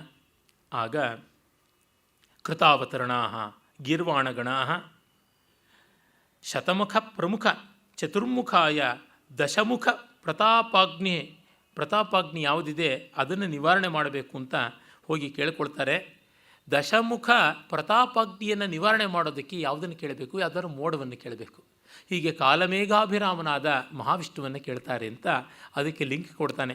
ಸಂತಾಪಘ್ನಂ ಸಕಲ ಜಗತಾಂ ಶಾರ್ಂಗ ಚಾಪಾಭಿರಾಮಂ ಲಕ್ಷ್ಮೀ ವಿದ್ಯುಲ್ಲಸಿತಂ ಅತಸಿ ಗುಚ್ಛ ಸಚ್ಛಾಯ ಕಾಯಂ ವೈಕುಂಠಾಖ್ಯಂ ಮುನಿಜನ ಮನಶ್ಚಾತಕಾನಾಂ ಶರಣ್ಯಂ ಕಾರುಣ್ಯಾಪಂ ತ್ರಿದಶ ಪರಿಷತ್ ಕಾಲಮೇಘಂ ದದರ್ಶ. ಸಂತಾಪಘ್ನಂ ಸಕಲ ಜಗತಾಂ, 3 ಲೋಕಗಳ ಸಂತಾಪವನ್ನು ನಿವಾರಣೆ ಮಾಡ್ತಕ್ಕಂಥದ್ದು ಶಾರ್ಂಗ ಚಾಪಾಭಿರಾಮಂ. ಮಳೆ ಮೋಡ ಇದ್ದ ಮೇಲೆ ಅದಕ್ಕೆ ಕಾಮನ ಬಿಲ್ಲಿರಬೇಕು. ವಿಷ್ಣು ಶಾರ್ಂಗ ಚಾಪ, ಶಾರ್ಂಗ ಅನ್ನುವ ಬಿಲ್ಲನ್ನು ಧರಿಸಿದವನು. ಇನ್ನು ಮಿಂಚಿಲ್ಲದೆ ಮಳೆ ಮೋಡ ಹೇಗೆ? ಲಕ್ಷ್ಮೀ ವಿದ್ಯುಲ್ಲಸಿತಂ, ಲಕ್ಷ್ಮೀ ಅನ್ನುವ ವಿದ್ಯುತ್ತು ಮಂಗಳಮಯವಾದ ವಿದ್ಯುತ್ತಿಂದ ಲಸಿತಂ ಅತಸೀ ಗುಚ್ಛ ಸಚ್ಛಾಯ ಕಾಯ, ಅತಸೀ ಗುಚ್ಛ ಸಚ್ಛಾಯ ಕಾಯ, ಅತಸೀ ಪುಷ್ಪಗಳ ಹಾಗೆ ಕನ್ನೈದಲೆಯ ಬಣ್ಣದಲ್ಲಿ ಇರ್ತಕ್ಕಂಥವನು. ಅವನನ್ನು ಮುನಿಜನ ಮನಸ್ಸುಗಳ ಚಾತಕಗಳಿಗೆ ಆರಾಧ್ಯನಾದವನನ್ನು, ಕಾರುಣ್ಯ ಅನ್ನುವ ನೀರನ್ನು ತುಂಬಿಕೊಂಡಿರ್ತಕ್ಕಂಥವನನ್ನು ಕಾಲಮೇಘಂ ದದರ್ಶ, ತ್ರಿದಶ ಪರಿಷತ್ ಕಾಲಮೇಘಂ ದದರ್ಶ ಅಂತ. ಅವನು ಹೇಗೆ ಕ್ಷೀರಾಂಬೋಧೇರ್ಜರಟಮಭಿತೋ ದೇಹಭಾಸಾ ಪ್ರರೋಹೈ ಕಾಲೋನ್ಮೀಲತ್ ಕುವಲಯ ದಲಾದ್ವೈತಮಾಪಾದಯಂತಂ, ಕುವಲಯ ದಲ ಅದ್ವೈತಂ ಆಪಾದಯಂತಂ. ಕನ್ನೈದಿಲೆಗಳ ಬಣ್ಣದ ಜೊತೆಗೆ ಅದ್ವೈತವನ್ನು ಸಾಧಿಸ್ತಾ ಇದ್ದ, ಅಂದರೆ ಅಷ್ಟು ಶ್ಯಾಮಲಾಕಾರನಾಗಿದ್ದ. ಆತನ್ವಾನಂ ಭುಜಗಶಯನೆ ಕಾಮಪಿ ಕ್ಷಾಮ ಗೌರೇ ನಿದ್ರಾಂ ಮುದ್ರಾಂ ನಿಖಿಲ ಜಗತಿ ರಕ್ಷಣೆ ಜಾಗರೂಕಾಂ. ಅವನು ನಿದ್ರಾಮುದ್ರೆಯಲ್ಲಿದ್ದರೂ 3 ಲೋಕದ ರಕ್ಷಣೆಯಲ್ಲಿ ಜಾಗರೂಕನಾಗಿದ್ದಾನೆ, ಎದ್ದಿದ್ದಾನೆ ಅಂತ ವಿರೋಧಾಭಾಸ ಅಲಂಕಾರವನ್ನು ಮಾಡ್ತಾ ಇದ್ದಾನೆ ಕವಿ. ಮತ್ತು ಕನ್ನೈದಿಲ ಬಣ್ಣದ ಜೊತೆಗೆ ಒಂದೇ ಅಭಿನ್ನವಾಗಿತ್ತು ಅಂತ ತದ್ಗುಣಾಲಂಕಾರವು ಇಲ್ಲಿ ಸೇರಿಕೊಳ್ಳುತ್ತದೆ. ತನ್ನ ದೇಹಕಾಂತಿಯಿಂದ ಅವನು ಕ್ಷೀರ ಸಮುದ್ರವನ್ನೂ ಕೂಡ ಕನ್ನೈದಿಲೆ ಬಣ್ಣಕ್ಕೆ ತಿರುಗಿಸ್ತಾ ಇದ್ದ. ಬೆಳ್ಳಗಿರುವ ಆದಿಶೇಷನ ಶಯ್ಯೆಯಲ್ಲಿ ಮಲಗಿದ್ದ. ಅವನನ್ನು ಹೋಗಿ ದೇವತೆಗಳು ಪ್ರಾರ್ಥನೆ ಮಾಡ್ತಾರೆ. ಆಗ ಕೇಳ್ತಾನೆ, ಏನಪ್ಪ ನಿಮಗೆಲ್ಲ ಕುಶಲವಾ? ಅಪಿ ಕುಶಲಂ ಅಮರ್ತ್ಯ ಸ್ವಾಗತಂ ಸಂಪ್ರತಂ ವಹ ಶಮಿತ ಧನುಜ ದಂಭ ಕಿನ್ನು ದಂಭೋಲಿ ಕೇಲಿಹಿ. ಏನು ಇಂದ್ರನ ದಂಭೋಲಿ ವಜ್ರಾಯುಧ ಶಮಿತ ಧನುಜ ದಂಭ, ರಾಕ್ಷಸರ ಬಿಂಕವನ್ನು ಮುರಿದಿದೆಯಾ ಅಂತ. ಅದು ಇಲ್ಲ ಅಂತಲೇ ಬಂದಿದ್ದಾರೆ, ಬೇಕು ಅಂತ ವ್ಯಂಗ್ಯ. ಅಪಿ ದಿಷಣ ಮನೀಷಾ ನಿರ್ಮಿತ ನೀತಿ ಮಾರ್ಗ ತ್ರಿದಶ ನಗರ ಯೋಗಕ್ಷೇಮ ಕೃತ್ಯೇ ಕ್ಷಮಂತೆ. ಬೃಹಸ್ಪತಿಯ ಬುದ್ಧಿ ರಾಜನೀತಿಯಲ್ಲಿ ಚೆನ್ನಾಗಿ ಪ್ರಸರಿಸಿ ಶತ್ರು ಧ್ವಂಸ ಮಾಡ್ತಾ ಇದೆಯಾ ಅಂತ. ಇವರಿಗೇನೂ ಆಗ್ತಾ ಇಲ್ಲ, ಅದು ಅವರು ಬಂದು ಸಂಕಟ ಪಡ್ತಾ ಇದ್ದಾರೆ. ಮತ್ತೇನು ಬಾಯ್ಬಿಟ್ಟು ಹೇಳಲೇಬೇಕು, ಭಿನ್ನಹಕ್ಕೆ ಬಾಯಿಲ್ಲವಯ್ಯ. ಅಸ್ತಿ ಪ್ರಶಸ್ತ ವಿಭವೈರ್ವಿಭುಧೈರಲಂಘ್ಯ ಲಂಕೇತಿ ನಾಮ ರಜನೀಚರ ರಾಜಧಾನಿ ಮಾಣಿಕ್ಯ ಮಂದಿರ ಭುವಾಂ ಮಹಸಾಂ ಪ್ರರೋಹೈ ತೇಜಸ್ತ್ರಯಾಯ ದಿನದೀಪ ದಶಾಂ ದಿಶಂತಿ. ತೇಜಸ್ತ್ರಯಾಯ ದಿನದೀಪ ದಶಾಂ ದಿಶಂತಿ. ತೇಜಸ್ತ್ರಯ ಅಂದರೆ ಸೂರ್ಯ ಚಂದ್ರ ಅಗ್ನಿ, 3 ಮುಖ್ಯವಾಗಿ ತೇಜಸ್ತ್ರಯ. ಈ 3 ಕೂಡ ಹಗಲಿನ ದೀಪದ ಅಂಥ ಕಾಂತಿಗೆ ತಂದಿಟ್ಟು ಬಿಟ್ಟಿದ್ದಾನೆ. ಹಗಲೊತ್ತಿನ ಸೊಡರಿಗೆ ಯಾವ ಬೆಳಕು, ಯಾವ ಸೊಗಬು ಯಾವುದೂ ಇಲ್ಲ. ಹಾಗೆ ಲಂಕೇಶ್ವರ ತನ್ನ ಪ್ರತಾಪಾಗ್ನಿಯಿಂದ ಈ ರೀತಿಯಾಗಿ ಮಾಡಿದ್ದಾನೆ. ಅವನ ರಾಜಧಾನಿ ಲಂಕಾ ನಿಷ್ಕಳಂಕ. ಏನಾಂ ಪುರಾಣ ನಗರೀಂ ನಗರೀತಿ ಸಾಲಾಂ ಸಾಲಾಭಿರಾಮ ಭುಜ ನಿರ್ಜಿತ ಯಕ್ಷರಾಜ ಹೇಲಾಭಿಭೂತ ಜಗತಾಂ ರಜನೀಚರಾಣಾಂ ರಾಜಾಚಿರಾದವತಿ ರಾವಣನಾಭಧೇಯ. ಇವನು ಕುಬೇರನ ನಗರಿಯಾಗಿದ್ದ ಲಂಕೆಯನ್ನು ವಶ ಮಾಡಿಕೊಂಡ ನಿಶ್ಶಂಕೆಯಿಂದ. ಪುರಾಣ ನಗರಿ, ಅದು ಪ್ರಾಚೀನ ನಗರಿ, ಅದಕ್ಕೆ ಇವನು ನಗರೀತಿ ಸಾಲಾಂ ಬೆಟ್ಟದಂಥ ಕೋಟೆಯನ್ನು ಕಟ್ಟಿದ್ದಾನೆ. ನಗರೀತಿ ಸಾಲ, ನಗ ಬೆಟ್ಟದ ರೀತಿ ಆಗಿರ್ತಕ್ಕಂಥ ಎತ್ತರವಾದ ಕೋಟೆ. ಅಲ್ಲಿ ನೋಡಿ ಯಮಕಾಲಂಕಾರ ಹೇಗೆ ಬಂದಿದೆ. ಸಾಲಾಭಿರಾಮ, ಸಾಲ ಅಂದರೆ ಕೋಟೆ, ಅಲ್ಲಿ ಸಾಲಾಭಿರಾಮವಾಗಿದೆ ಅಂದರೆ ಮರಗಳಿಂದ ತುಂಬ ಚೆನ್ನಾಗಿದೆ. ಒಳ್ಳೆ ಅಫಾರೆಸ್ಟೇಷನ್ ಮಾಡಿದ್ದಾನೆ. ಇಂಥ ಒಂದು ಪಟ್ಟಣವನ್ನು ಇಟ್ಟುಕೊಂಡು ನಮ್ಮನ್ನು ತ್ರಾಸಗೊಳಿಸ್ತಾ ಇದ್ದಾನೆ. ಇನ್ನೇನು ಮಾಡ್ತಾನೆ? ಯದ್ಬಾಹುರಾಹುರಸನಾಯಿತ ಶಸ್ತ್ರಧಾರ ದಿಕ್ಪಾಲ ಕೀರ್ತಿಮಯಚಂದ್ರಮ ಸಂಗ್ರಸಂತಿ ಯದ್ವೈರಿಣಾಂ ರಣಮುಖೇ ಶರಣಪ್ರದಾಯಿ ನೈವಾಸ್ತಿ ಕಶ್ಚಿದ ಮೊಮಂತಕಮಂತರೇಣ. ಹೇಗೆ ಬರಿತಾನ್ರಿ, ಅರ್ಥವಾಗದೇ ಇದ್ದರೂ ಕಿವಿಗೆ ಅಮೃತ ಅಂತ ಅನಿಸುತ್ತದೆ. ಹೀಗೆ ಬರೀಬೇಕು, ಅದು ಪದ್ಯ. ಹಾಗಲ್ಲದೆ ಬೇರೆ ಥರ ಬರೆದರೆ ಅದು ವದ್ಯ, ಅವದ್ಯ, ಅನವದ್ಯವಲ್ಲ. ಯದ್ಬಾಹುರಾಹು ರಸನಾಯಿತ ಶಸ್ತ್ರಧಾರ. ಯಾವನ ತೋಳು ರಾಹುವಿನ ನಾಲಿಗೆಯಂತೆ ಆಗಿದೆಯೋ, ಯಾವನ ತೋಳು ರಾಹುವಂತೆ ಆಗಿದೆ, ಯಾವನ ಆಯುಧ ಅದರ ತುದಿಯ ಅಲುಗು, ಬ್ಲೇಡ್ ಆಫ್ ದಿ ಸೋರ್ಡ್ ಅಂತೀವಲ್ಲ, ಅದು ರಾಹುವಿನ ನಾಲಿಗೆಯಂತೆ ಆಗಿದೆಯಲ್ಲ. ಯದ್ಬಾಹು ರಾಹು ರಸನಾಯಿತ ಶಸ್ತ್ರಧಾರ ದಿಕ್ಪಾಲ ಕೀರ್ತಿಮಯ ಚಂದ್ರಮಸಂ ಗ್ರಸಂತಿ. ಅದು ದಿಕ್ಪಾಲಕರ ಕೀರ್ತಿ ಚಂದ್ರನನ್ನು ನುಂಗುಬಿಡ್ತಾ ಇದೆ ಈ ಅವನ ಬಾಹು ರಾಹು. ಇನ್ನು ಅವನ ವೈರಿಗಳಿಗೆ ರಣಮುಖೇ ಶರಣಪ್ರದಾಯೇ ನೈವಾಸ್ತಿ ಕಶ್ಚಿದ್ ಅಮುಂ ಅಂತಕಂ ಅಂತರೇಣ. ಇನ್ನು ಅವನ ವೈರಿಗಳಿಗೆ ರಣರಂಗದಲ್ಲಿ ಯಮನನ್ನು ಬಿಟ್ಟು ಇನ್ಯಾರೂ ಆಶ್ರಯದಾತರೇ ಇಲ್ಲ ಅಂತ. ಅಂದರೆ ಅವರು ಸಾಯಲೇಬೇಕು ಅನ್ನೋದನ್ನು ಪರ್ಯಾಯೋಕ್ತ ಅಲಂಕಾರವಾಗಿ ಎಷ್ಟು ಚೆನ್ನಾಗಿ ಹೇಳ್ತಾನೆ. ಒಂದು ಕಡೆ ರೂಪಕ ಅಲಂಕಾರ, ಯದ್ಬಾಹು ರಾಹು ರಸನಾಯಿತ ಶಸ್ತ್ರಧಾರ ದಿಕ್ಪಾಲ ಕಾಂತಿ ಮಯ ಕೀರ್ತಿ ದಿಕ್ಪಾಲ ಕೀರ್ತಿಮಯ ಚಂದ್ರಮಸಂ ಗ್ರಸಂತಿ. ಚಂದ್ರಮಸಂ ಗ್ರಸಂತಿ ಶಬ್ದಗಳು. ಯದ್ವೈರಿಣಾಂ ರಣಮುಖೇ ಶರಣಪ್ರದಾಯಿ. ಆ ರಣ ಶಬ್ದಗಳ ರಣರಣನ. ನೈವಾಸ್ತಿ ಕಶ್ಚಿದಮುಂ ಅಂತಕಮಂತರೇಣ. ಯಮನನ್ನು ಬಿಟ್ಟು ಇವ್ರಿಗೆ ಯಾರೂ ಶರಣವಿಲ್ಲ, ಸಾಯೋದೇ ಬಿಟ್ಟು ಇನ್ಯಾವುದೂ ಇಲ್ಲ. ಒಂದು ಕಡೆ ನಮ್ಮ ವಿಶ್ವನಾಥ ಸಾಹಿತ್ಯ ದರ್ಪಣದಲ್ಲಿ ಹೇಳ್ತಾನೆ. ಅವನು ಏನಂತ ಹೇಳ್ತಾನೆ ಅಂತಂದರೆ, ಅಲಾವುದ್ದೀನ್ ಖಿಲ್ಜಿ ಅನ್ನುವ ರಾಜ ಎಷ್ಟು ದುಷ್ಟ ಅಂದರೆ, ಸಂದೌ ಸರ್ವಸ್ವ ಹರಣಂ ವಿಗ್ರಹೇ ಪ್ರಾಣ ನಿಗ್ರಹ ಅಲ್ಲಾವುದ್ದೀನ ನೃಪತೌ ನ ಸಂಧಿರ್ ನಚ ವಿಗ್ರಹ ಅಂತಂತಾನೆ. ಅಲ್ಲಾವುದ್ದೀನ್ ಖಿಲ್ಜಿ ಜೊತೆಗೆ ಸಂಧಿ ಮಾಡಿಕೊಂಡ್ರೆ ಕಪ್ಪ ಕಾಣಿಕೆ ಅಂತ ನಮ್ಮನ್ನು ಪೂರ್ತಿ ವಸೂಲಿ ಮಾಡಿಬಿಡ್ತಾನೆ. ಎಲ್ಲಿವರೆಗೂ ಅಂದರೆ ಕೌಪೀನ ಮಾತ್ರ ಇರೋಲ್ಲ, ಪರಮೇಶ್ವರನಾಗಿ ಮಾಡಿಬಿಡ್ತಾನೆ. ಭಿಕ್ಷಾಟನ ಮೂರ್ತಿ ದಿಗಂಬರ ಆ ಮಟ್ಟಕ್ಕೆ ಸಂದೌ ಸರ್ವಸ್ವ ಹರಣಂ, ಹೆಣ್ಣು ಹೊನ್ನು ಮಣ್ಣು ಎಲ್ಲ ಕಿತ್ಕೊಂಡ್ಬಿಡ್ತಾನೆ. ಇನ್ನು ಯುದ್ಧ ಮಾಡಿದ್ರೆ ವಿಗ್ರಹ ಪ್ರಾಣ ನಿಗ್ರಹ, ಪ್ರಾಣವನ್ನೇ ತೆಗೆದುಬಿಡ್ತಾನೆ. ಹೀಗಾಗಿ ಅಲ್ಲಾವುದ್ದೀನ ರಾಜನಲ್ಲಿ ಸಂಧಿಯೂ ಇಲ್ಲ, ವಿಗ್ರಹವೂ ಇಲ್ಲ. ಅಲ್ಲಿ ಇನ್ನೊಂದು ಚಮತ್ಕಾರ, ಸಂಧಿ ಅಂದರೆ ಎರಡು ಪದ ಸೇರಿದ್ರೆ ಆಗುವಂಥದ್ದು. ಗಣ ಪ್ಲಸ್ ಈಶ ಗಣೇಶ. ವಿಗ್ರಹ ವಾಕ್ಯ ಅಂತಂದರೆ ಬಿಡಿಸಿದ್ರೆ ಅದರ ಅರ್ಥ ಹೇಗೆ, ಗಣಾನಾಂ ಈಶಃ ಗಣೇಶ ಷಷ್ಠಿ ತತ್ಪುರುಷ ಸಮಾಸ ಅಂತ. ನನ್ನ ಹೆಸರಿನಲ್ಲಿ ಸಂಧಿಯೂ ಇದೆ, ಸಮಾಸವೂ ಇದೆ, ಸಮಾರಾಧನೆ ಹೇಗೋ ಮಾಡ್ತಾ ಇದ್ದೀನಿ. ಆದರೆ ಅಲ್ಲಾವುದ್ದೀನ್ ಅನ್ನೋದ್ರೊಳಗೆ ಸಂಸ್ಕೃತದ ಯಾವ ಸಂಧಿಯೂ ಇಲ್ಲ, ಸ್ವರ ಸಂಧಿಯೂ ಇಲ್ಲ, ವ್ಯಂಜನ ಸಂಧಿಯೂ ಇಲ್ಲ. ಇನ್ನು ಅದಕ್ಕೆ ಯಾವುದೇ ತತ್ಪುರುಷ ಬಹುರೀಹಿ ಅಥವಾ ಕರ್ಮಧಾರಯ ದ್ವಂದ್ವ ದ್ವಿಗು ಮೊದಲಾದ ಯಾವ ಸಮಾಸವೂ ಇಲ್ಲ. ಅಲ್ಲಾವುದ್ದೀನ ಅನ್ನೋದಕ್ಕೆ ಸಂಧಿನೂ ಇಲ್ಲ, ಸಮಾಸವೂ ಇಲ್ಲ ಅಂತ ಒಂದರ್ಥ. ಅವನ ಜೊತೆಗೆ ಸಂಧಿನೂ ಸಾಧ್ಯವಿಲ್ಲ, ಯುದ್ಧವೂ ಸಾಧ್ಯವಿಲ್ಲ ಅಂತ ಒಂದರ್ಥ. ಈ ರೀತಿಯಾದ ಚಮತ್ಕಾರಗಳು. ಹೀಗೆ ರಾವಣನ ಜೊತೆ ಬಹಳ ಕಷ್ಟವಾಗಿರ್ತಕ್ಕಂಥದ್ದು ಅಂಥೇಳಿ ಹೇಳ್ತಾರೆ.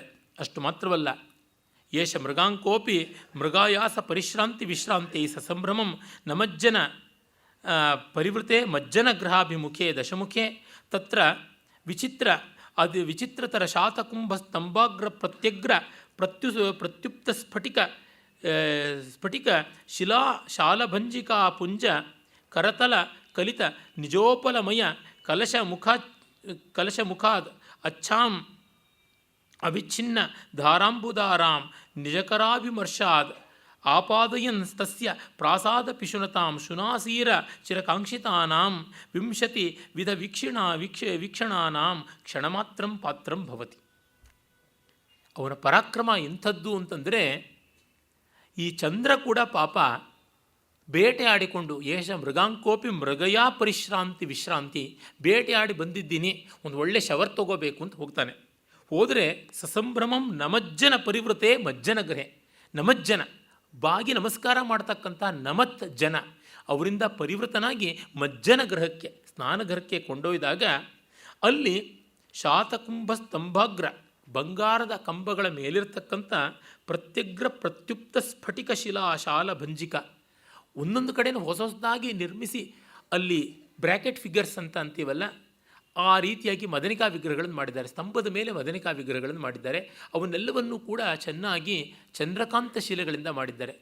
ಆ ಸುಂದರಿಯರ, ಆ ಶಿಲಾ ಬಾಲಿಕೆಯರ ಕೈಯಲ್ಲಿ ಚಂದ್ರಕಾಂತಮಯವಾದ ಕಲಶಗಳಿವೆ. ಆ ಕಲಶಗಳ ಮೇಲೆ ಚಂದ್ರ ತನ್ನ ಕಿರಣಗಳನ್ನು ಬೀರಬೇಕು. ಬೀರಿದರೆ ಅವುಗಳಿಂದ ಕರಗಿ ನೀರು ಸುರಿಯುತ್ತದೆ. ಅವಿಚ್ಛಿನ್ನ ಧಾರೆ ಸುರಿಯಬೇಕು. ತಂಪಾಗಿರುವ ನೀರಿನಲ್ಲಿ ಬೇಟೆಯಾಡಿ ಬಸವಳೆದು ಬೆವತು ಬೆಂಡಾದ ರಾವಣನ ಮೈ ಆ ತಣ್ಣೆ ನೀರಿಗೆ ಚೆನ್ನಾಗಿ ಸೊಂಪಾದ ಸ್ನಾನ ಆಗಬೇಕು. ಹಾಗಾದಾಗ ಒಳ್ಳೆಯ ಶವರ್ ಬಾತ್ಗೆ ಸ್ವಿಚ್ ನೀನು ಅಂಥೇಳಿ 20 ಕಣ್ಣಿಂದ ಒಮ್ಮೆ ಹೀಗೆ ನೋಡ್ತಾನಂತೆ. ಆ ಕೃಪಾ ಕಟಾಕ್ಷಕ್ಕೆ ಇವನು ಪ್ರಭೋ ಹಸಾದ ಪ್ರಸಾದ ಭಳ ಚಾಂಗು ಉಘೆ ಅಂತ ಬೇಡ್ಕೊಂಡಿರಬೇಕು. ಈ ಸ್ಥಿತಿ ಇದೆ ಒಬ್ಬ ಚಂದ್ರನಿಗೆ. ಇನ್ನು ಮಿಕ್ಕವ್ರ ಪಾಲೇನು, ಇಂದ್ರನ ಪಾಲೇನು, ಉಪೇಂದ್ರನ ಪಾಲೇನು, ಎಂಥದ್ದು. ಹೀಗಾಗಿ ಇನ್ನೇನು ವರ್ಣಿಸೋದು ಅಂತ ಅಂದರೆ, ಇಂಥ ರಾವಣನ ಪರಾಕ್ರಮವನ್ನು ಏಕದೇಶೀಯವಾಗಿ ಹೀಗೆ ಹೇಳಿದರೆ ಇವನನ್ನು ಮೀರಿಸೋದಕ್ಕೆ ಇನ್ನೆಂಥವನು ಬರಬೇಕು ಅಂತ ಗೊತ್ತಾಗುತ್ತದೆ. ಹೀಗಾಗಿ ಅವನು ಮಾಡದೇ ಇರತಕ್ಕಂಥ ಆ ಕಾರ್ಯ ಇಲ್ಲ. ಬೇಕಾದಷ್ಟು ಸುರಸುಂದರಿಯನ್ನು ಬಂದೀಕೃತ ಸುರಸುಂದರಿಯ ನಯನೇಂತೀವರ ದ್ವಂದ್ವಾಚ್ಯ ಎಷ್ಟೆಲ್ಲ ಮಾಡಿಕೊಂಡು ಬಂದಿದ್ದಾನೆ ನೀಚ. ಹಾಗಿರುವಾಗ ಏತೇಪಿ ಪಾವಕರೂಢ ಶಂಕಾವಹಾಂ ಹುತವಹಾಖ್ಯಾಂ ವಹನ್ ತದ್ಗೃಹೇ ಗಾರ್ಹಪತ್ಯ ಪುರೋಗಾಹ ಪೌರೋಗವಧುರಂ ದದತೆ. ಇನ್ನು ಗಾರ್ಹಪತ್ಯ, ಆಹವನೀಯ, ದಕ್ಷಿಣ ಮೊದಲಾದ ಅಗ್ನಿಗಳು ಎಲ್ಲ ಯಾರಿದ್ದಾರಲ್ಲ ಅವರು ಕೂಡ ತಾವು ಹುತವಹರು ಅಂದರೆ ಯಾವ ಆಹುತಿಯನ್ನು ದೇವತೆಗಳಿಗೆ ಋಷಿಗಳು ಮೊದಲಾದವರು ಕೊಡ್ತಾರೋ ಅದನ್ನು ತೆಗೆದುಕೊಂಡು ಹೋಗೋದು ಹುತವಹನ ಕರ್ತವ್ಯ, ಹವ್ಯವಾಹನನ ಕರ್ತವ್ಯ. ಆ ಕೆಲಸ ಬಿಟ್ಟು ಹೋಗ್ಬಿಟ್ಟು ಅವ್ರಿಗೀಗ ರೂಢಿನಾಮ ಆಗಿದೆ, ಅನ್ವರ್ಥನಾಮ ಆಗಿಲ್ಲ. ಹುತವಹ ಅಂದರೆ ಆಹುತಿ ಕೊಟ್ಟದನ್ನು ದೇವತೆಗಳಿಗೆ ತೊಗೊಂಡೋಗ್ಬೇಕು ಅಂತ. ನನಗೇ ಕೊಡು ಅಂತಾನೆ ರಾವಣ. ಹೀಗಾಗಿಲ್ಲ, ಅವನು ರಾವಣನ ಮನೆಯಲ್ಲಿ ಏನಾಗಿದ್ದಾನೆ, ಪೌರೋಗವಧುರಂ ದದತೆ, ಅಡುಗೆ ಮನೆ ಇನ್ಚಾರ್ಜ್ ಆಗಿ ಕೂತ್ಬಿಟ್ಟಿದ್ದಾನೆ, ಮಾಸ್ಟರ್ ಶೆಫ್ ಅಂತ ಆಗಿಬಿಟ್ಟಿದ್ದಾನೆ. ಅಗ್ನಿಯ ಸ್ಥಿತಿ ಹೀಗಾಗ್ಬಿಟ್ಟಿದೆ. ಹಾಗಾಗಿ ಇನ್ನು ಏನು ಮಾಡ್ತಕ್ಕಂಥದ್ದು, ಎಲ್ಲರೂ ತುಂಬ ಕಷ್ಟಪಟ್ಟುಕೊಂಡಿದ್ದೀವಿ ಅಂತ ಹೇಳಿ ನಮ್ಮ ಗತಿಯನ್ನು ನೀನು ನೋಡಿ ಉದ್ಧರಿಸಬೇಕು ಅಂತಾನೆ. ಆಗ ಅಥ ಭಗವಾನ್ ಆಕರ್ಣ್ಯ ಗೀರ್ವಾಣ ಗಣವಾಣೀಂ ಇಂದ್ರನೀಲಾಚಲೋದಂಚಂದ್ರಿಕಾಧವಲಸ್ಮಿತ. ಇಂದ್ರನೀಲ ಪರ್ವತದ ಮೇಲೆ ಹಾಲ್ ಬೆಳದಿಂಗಳು ಬಿದ್ದರೆ ಹೇಗೋ ಹಾಗೆ ಆ ನೀಲಿಯ ಮುಖದಲ್ಲಿ ಬೆಳ್ಪಿನ ನಗೆಯನ್ನು ಮಿಂಚಿಸುತ್ತಾ ವಾಚಮೂಚೆ ಸುಧಾ ಅಧಾರಾಂ ಮಧುರಾಂ ಮಧುಸೂದನ. ಅಮೃತಮಯವಾದ ಮಾತನ್ನು ಮಧುಸೂದನ ಅಂದರೆ ಜೇನನ್ನು ಹಿಂಡುವವನು ಅಂತಲೂ ಅರ್ಥ ಆಗುತ್ತೆ. ಮಧುರಾಕ್ಷಸನ ಸಂಹಾರಿ ಅಂತಲ್ಲದೆ ಜೇನನ್ನು ಹಿಂಡುವವನು ಕೈ ಎಲ್ಲ ಜೇನ ಸಿಹಿತಾನೆ ಅನ್ನುವುದು ಗೊತ್ತಾಗುತ್ತದೆ. ಅವನು ಹೇಳ್ತಾನೆ, ಆಗಲಿ ಯಾತುಧಾನಸ್ಯ ನಿಧನಂ ಅಧುನೈವ ವಿಧಾತುಂ ಶಕ್ಯಂ. ಯಾತುಧಾನ ಅಂದರೆ ರಾಕ್ಷಸ. ಯಾತುಧಾನಸ್ಯ ನಿಧನಂ ಅಧುನೈವ ವಿಧಾತುಂ ಶಕ್ಯ. ಆ ಧಕಾರಗಳು ನೋಡಿ ಹೇಗೆ ಬಂದಿವೆ ಮಾಡ್ತಾರೆ. ಆಮೇಲೆ ಪುತ್ರೀಯತ ದಶರಥ. ಪುತ್ರೀಯತ ಅಂದರೆ ಮಕ್ಕಳನ್ನು ಬಯಸ್ತಾ ಇದ್ದಾನೆ. ಹಾಗಾಗಿ ಅವರ ಕುಟುಂಬದಲ್ಲಿ ನಾನು ಹುಟ್ಟುತ್ತೀನಿ ಅಂಥೇಳಿ ಅಲ್ಲಿಗೆ ಅವನು ಹುಟ್ಟುತ್ತಾನೆ. ಇತ್ತ ಆ ಒಂದು ಪಾಯಸ ವಿಭಾಗವನ್ನು ಕೂಡ ಮಾಡಿಕೊಡುವುದಾಗುತ್ತದೆ. ಪಾಯಸ ವಿಭಾಗ ಏನು ಅನ್ನೋದೊಂದು ಒಂದು ರೀತಿಯಾದ ಗೋರ್ಡಿಯನ್ ನಾಟ್. ಅದರ ಹಂಚಿಕೆ ಹೇಗಾಗಿತ್ತು, ಅದರ ಡಿವಿಷನ್ ಹೇಗಾಯಿತು ಅನ್ನೋದು ರಾಮಾಯಣದಲ್ಲಿ ಬರೋದು ರಗಳೆ ಬರುತ್ತೆ. ಇವನು ಕ್ಲೀನಾಗಿ ಮಾಡಿಬಿಟ್ಟಿದ್ದಾನೆ. ಕೌಸಲ್ಯಾಯೇ ಪ್ರಥಮ ವದಿಷದ್ ಭೂಪತಿ ಪಾಯಸಾರ್ಧಂ, ಅರ್ಧ ಕೌಸಲ್ಯ ಕೊಟ್ಟ. ಪ್ರಾದಾದರ್ಧಂ ಪ್ರಣಯ ಮಧುರಂ ಕೇಕಯೇಂದ್ರಸ್ಯ ಪುತ್ರೈ, ಇನ್ನರ್ಧ ಕೈಕೇಯಿ ಕೊಟ್ಟ. ಏತೇ ದೇವ್ಯೌ ತರಲ ಮನಸಃ ಪತ್ಯುರಾಲೋಕ್ಯ ಭಾವಂ ಸ್ವರ್ಧಾಂಶಾಭ್ಯಾಂ ಸ್ವಯಂ ಅಕುರುತಾಂ ಪೂರ್ಣಕಾಮಾಂ ಸುಮಿತ್ರಾಂ. ರಾಜನ ಇಂಗಿತ ಏನು ಅಂತ ತಿಳ್ಕೊಂಡು ಇಬ್ಬರು ತಮ್ಮ ಭಾಗದಲ್ಲಿ ಅರ್ಧರ್ಧವನ್ನು ತಂದು ಸುಮಿತ್ರೆ ಕೊಟ್ಟರು ಅಂತ ಕ್ಲೀನಾಗಿ ಎಲ್ರಿಗೂ 0.25 ಮಾಡಿಬಿಟ್ಟಿದ್ದಾನೆ. ಕಾಲು ಭಾಗ. ವಾಲ್ಮೀಕಿ ಪರಿಷ್ಕಾರ ಮಾಡಿದ್ದು ಪರಿಷ್ಕಾರವಾಗಿ ಕಾಣಿಸೋಲ್ಲ, ಭೋಜ ಮಾಡಿಬಿಟ್ಟಿದ್ದಾನೆ. ಆಮೇಲೆ ರಾಮ ಹುಟ್ಟುತ್ತಾನೆ. ಅದನ್ನು ಭಾಳ ಚೆನ್ನಾಗಿ ಅವನು ವರ್ಣನೆ ಮಾಡ್ತಾನೆ.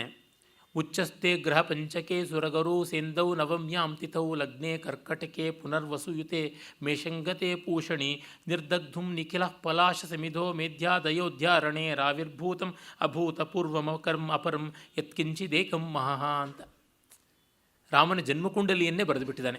ಉಚ್ಚಸ್ತೆ ಗ್ರಹ ಪಂಚಕೆ, 5 ಗ್ರಹಗಳು ಉಚ್ಚಸ್ಥಾನದಲ್ಲಿರ್ತಕ್ಕಂಥದ್ದು. ಸೂರ್ಯ, ಮಂಗಳ, ಗುರು, ಶುಕ್ರ, ಶನಿ, ಈ 5 ಕೂಡ ಉಚ್ಚಗ್ರಹಗಳು ಉಚ್ಚಸ್ಥಾನದಲ್ಲಿರ್ತಕ್ಕಂಥದ್ದು. ಅಂದರೆ ಸೂರ್ಯ ಕಟಕದಲ್ಲಿ, ಶನಿಶ್ಚರ ಬಂದುಬಿಟ್ಟಿದ್ರು ಇಲ್ಲಿ ತುಲಾದಲ್ಲಿ, ಈ ರೀತಿಯಾಗಿ ಸೂರ್ಯ ಬಂದು ಕಟಕದಲ್ಲ, ಸೂರ್ಯ ಮೇಷದಲ್ಲಿ, ಕಟಕದಲ್ಲಿ ಗುರು, ಈ ರೀತಿಯಾಗಿ ಎಲ್ಲ ಉಚ್ಚಸ್ಥಾನದಲ್ಲಿದ್ದಾಗ, ಶುಕ್ರ ಬಂದು ಮೀನದಲ್ಲಿದ್ದಾಗ ಉಚ್ಚಸ್ಥಾನ, ಹೀಗೆ ಎಲ್ಲರೂ ಅವರವರ ಉಚ್ಚಸ್ಥಾನದಲ್ಲಿ ಇದ್ದ ಸಂದರ್ಭದಲ್ಲಿ ನವಮ್ಯಾಂ ತಿಥೌ, ನವಮಿ ಚೈತ್ರ ಶುದ್ಧ ಶುಕ್ಲದಲ್ಲಿ ನವಮಿಯಲ್ಲಿ ಲಗ್ನೇ ಕರ್ಕಾಟಕದಲ್ಲಿ ಚಂದ್ರ ಕೂಡ ಇದ್ದಾನೆ. ಪುನರ್ವಸುಯುತೆ, ಪುನರ್ವಸು ನಕ್ಷತ್ರದಲ್ಲಿ ಮೇಷಂಗತೆ ಪೂಷಣೆ, ಅದೇ ಸೂರ್ಯವಂಶೀಯನಾದ್ದರಿಂದ ಮೇಷರಾಶಿಯಲ್ಲಿ ಸೂರ್ಯ ಇದ್ದಾಗ ಈ ಒಂದು ಮುಹೂರ್ತದಲ್ಲಿ ರಾಕ್ಷಸರು ಅನ್ನುವ ಸಮಿತ್ತುಗಳನ್ನು ಸುಡಬೇಕು ಅಂತ ನಿರ್ದಗ್ಧುಂ ನಿಖಿಲ ಪಲಾಶ ಸಮಿಧ. ಪಲಾಶ ಅಂತಂದರೆ ರಾಕ್ಷಸ ಅಂತ ಒಂದರ್ಥ, ಪಲಾಶ ವೃಕ್ಷ ಅಂತ ಒಂದರ್ಥ. ಪಲಾಶ ವೃಕ್ಷದ ಸಮಿತ್ತುಗಳನ್ನು ಹೋಮಕ್ಕೆ ಬಳಸುವುದು ಉಂಟು. ಪಲಾಶರು ಅನ್ನುವ ಸಮಿಧೆಗಳನ್ನು, ರಾಕ್ಷಸರು ಅನ್ನುವ ಸಮಿಧೆಗಳನ್ನು ಸುಡೋದಿಕ್ಕೆ ಅಂತ ಮೇಧ್ಯಾದ ಅಯೋಧ್ಯಾರಣೇ, ಅಯೋಧ್ಯೆ ಅನ್ನುವ ಅರಣಿಯಿಂದ ಆ ಅರಣಿಯಲ್ಲೇ ಮಥನ ಮಾಡಿ ಅಗ್ನಿ ಬರೋದು. ಆವಿರ್ಭೂತಂ ಅಭೂತಪೂರ್ವ ಮಹಪರಂ ಯತ್ಕಿಂಚಿದೇಕಮ್ಮ, ಯಾವುದೋ ಒಂದು ಅಗ್ನಿ ತೇಜಸ್ಸು ಆವಿರ್ಭವಿಸ್ತು, ಅದು ಶ್ರೀರಾಮ ಅನ್ನುವಂಥದ್ದು.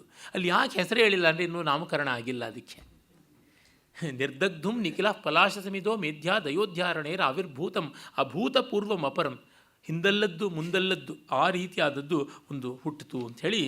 ಅಥ ರಾಮಾಭಿಧಾನೇನ ಕವೇ ಸುರಭಯನ್ ಗಿರಹ ಅಲಂಚಕಾರ ಕಾರುಣ್ಯಾದ್ ರಘೂಣಾಮನ್ವಯಂ ಹರಿಹಿ. ಆಗ ರಾಮ ಅನ್ನುವ ಹೆಸರಿನಿಂದ ತಾನು ಇಕ್ಷ್ವಾಕ ವಂಶವನ್ನು ಅಲಂಕರಿಸಿದ ಅಂತ ಹೇಳ್ಬಿಟ್ಟಂತಾರೆ. ಮತ್ತು ಇನ್ನು ತಮ್ಮಂದರು ಹುಟ್ಟುತ್ತಾರೆ. ಅವರೆಲ್ಲ ಸೇರಿ ದಶರಥನಿಗೆ ಹೇಗಾಯಿತು ಅಂದರೆ ಲೋಕಾನಂದ ಮುಕುಂದಾಯ ಚತ್ವಾರೈವ ಬಾಹವಃ. ಮಹಾವಿಷ್ಣುವಿಗೆ 4 ತೋಳುಗಳಿದ್ದಂತೆ ಈ ರಾಜನಿಗೆ 4 ಮಕ್ಕಳು ದಶರಥನಿಗೆ ಸೇರಿಕೊಂಡ್ರು ಅನ್ನುವಂಥದ್ದನ್ನು ಹೇಳ್ತಾನೆ. ಆಗ ಒಮ್ಮೆ ಅವರಲ್ಲಿಗೆ ವಿಶ್ವಾಮಿತ್ರ ಬರ್ತಾನೆ. ಅಥ ಕದಾಚಿತ್ ಅಪರಿಮೇಯ ಮಾಯಾ ಭಯಾನಕ ಯುದ್ಧ ಸಮುದ್ಧತ ದೈತ್ಯ ಬಲಾವಸ್ಕಂದ ಕಾಂದಿಶೀಕ ವೃಂದಾರಕ ಅನೇಕ ಪರಿವಾರ್ಯಮಾಣ ರಥಃ ಪಂಕ್ತಿರಥಃ ತತಃ ಪಶ್ಚಾತ್ ಪಂಕ್ತಿರಥಃ ತಪಶ್ಚರ್ಯಾ ಜಾತ ನಾಮ ಆಶ್ಚರ್ಯಾಣಾಂ ಆಯತನಂ ತ್ರಿಶಂಕು ಯಾಜಿನಂ ಭಗವಂತಂ ಪದ್ಮ ಪ್ರಬಂಧಮಿವ ದರ್ಶಿತ ಸರ್ಗಭೇದಂ ಪ್ರಾಕೃತ ವ್ಯಾಕರಣಮಿವ ಪ್ರಕಟ ವರ್ಣವ್ಯತ್ಯಾಸಂ ಬುಧಮಿವ ಸೋಮಸುತಂ ಕುಶಿಕಸುತಂ ಅದ್ರಾಕ್ಷೀತ್.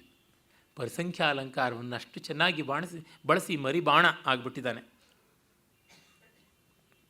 ಒಮ್ಮೆ ಒಡ್ಡೋಲಗದಲ್ಲಿ ದಶರಥ ಕೂತಿರುವಾಗ ತ್ರಿಶಂಕು ಯಾಜಿನಂ ಭಗವಂತಂ, ತ್ರಿಶಂಕುವನ್ನು ಸ್ವರ್ಗಕ್ಕೆ ಕಳಿಸಿದಂಥ ಅವನು ಬಂದ. ಹೇಗಿದ್ದ? ಪದ್ಯಪ್ರಬಂಧಮಿವ ದರ್ಶಿತ ಸರ್ಗಭೇದಂ. ಸರ್ಗಭೇದ ಅಂದರೆ ಚಾಪ್ಟರ್ಸ್. ಪದ್ಯಕಾವ್ಯದಲ್ಲಿ ಪದ್ಯಪ್ರಬಂಧಮಿವ ದರ್ಶಿತ ಸರ್ಗಭೇದಂ. ರಘುವಂಶ, ಕುಮಾರ ಸಂಭವ ಇತ್ಯಾದಿಗಳಲ್ಲಿ ಸರ್ಗಗಳು ಉಂಟು. ರಘುವಂಶದಲ್ಲಿ 19 ಸರ್ಗ, ಕುಮಾರ ಸಂಭವದಲ್ಲಿ 8 ಸರ್ಗ, ಕಿರಾತಾರ್ಜುನದಲ್ಲಿ 18 ಸರ್ಗ, ಶಿಶುಪಾಲವಧದಲ್ಲಿ 20 ಸರ್ಗ, ಹೀಗೆಲ್ಲ ಉಂಟಲ್ಲ. ಇನ್ನೊಂದು ಸರ್ಗಭೇದ ಅಂದರೆ ಇನ್ನೊಂದು ಸೃಷ್ಟಿ ಮಾಡೋದು. ಪ್ರತಿ ಸೃಷ್ಟಿ ಮಾಡಿದನಲ್ಲ ವಿಶ್ವಾಮಿತ್ರ ಸೃಷ್ಟಿಯೇ ಅದು. ಇನ್ನೊಂದು ಸರ್ಗಭೇದವನ್ನು ಮಾಡಿದೆ. ಪ್ರಾಕೃತ ವ್ಯಾಕರಣಮಿವ ಪ್ರಕಟಿತ ವರ್ಣವ್ಯತ್ಯಾಸಂ. ಪ್ರಾಕೃತ ವ್ಯಾಕರಣದಲ್ಲಿ ವರ್ಣವ್ಯತ್ಯಾಸವನ್ನು ಹೇಳ್ತಾರೆ. ತರುಣಿ ಆಗುತ್ತೆ, ಆರ್ಯ ಅಜ್ಜ ಆಗುತ್ತೆ, ಹೀಗೇನೇನೋ ಆಗುತ್ತದೆ, ವರ್ಣವ್ಯತ್ಯಾಸ ಬರುತ್ತೆ. ಇನ್ನೊಂದು ಇವನು ಕ್ಷತ್ರಿಯ ವರ್ಣದಿಂದ ಬ್ರಾಹ್ಮಣ ವರ್ಣಕ್ಕೆ ಬಂದ. ಹಾಗೆ ಪ್ರಾಕೃತ ವ್ಯಾಕರಣಮಿವ ಪ್ರಕಟಿತ ವರ್ಣವ್ಯತ್ಯಾಸಂ ಬುಧಮಿವ ಸೋಮಸುತಂ. ಸೋಮನ ಮಗ ಬುಧ, ಇವನು ಬುಧ ಮೇಧಾವಿ ವಿಶ್ವಾಮಿತ್ರ. ಅವನು ಕುಶಿಕಸುತ ಮದ್ರಾಕ್ಷೀತ್. ವಿಶ್ವಾಮಿತ್ರ ಬಂದಿದ್ದನ್ನು ನೋಡ್ದ. ರಾಮಾಯಣ ಕಥೆ ಎಲ್ಲರಿಗೂ ಗೊತ್ತಿದೆ, ಹಾಗಾಗಿ ನಾನು ಆ ಕಥೆಯನ್ನು ಹೇಳಬೇಕಾಗಿಲ್ಲ. ಇಲ್ಲಿಯ ಸ್ವಾರಸ್ಯವನ್ನು ಹೇಳಬೇಕು, ಕಳಿಸ್ಕೊಡ್ಬೇಕಾಗುತ್ತೆ ರಾಮನ್ನ.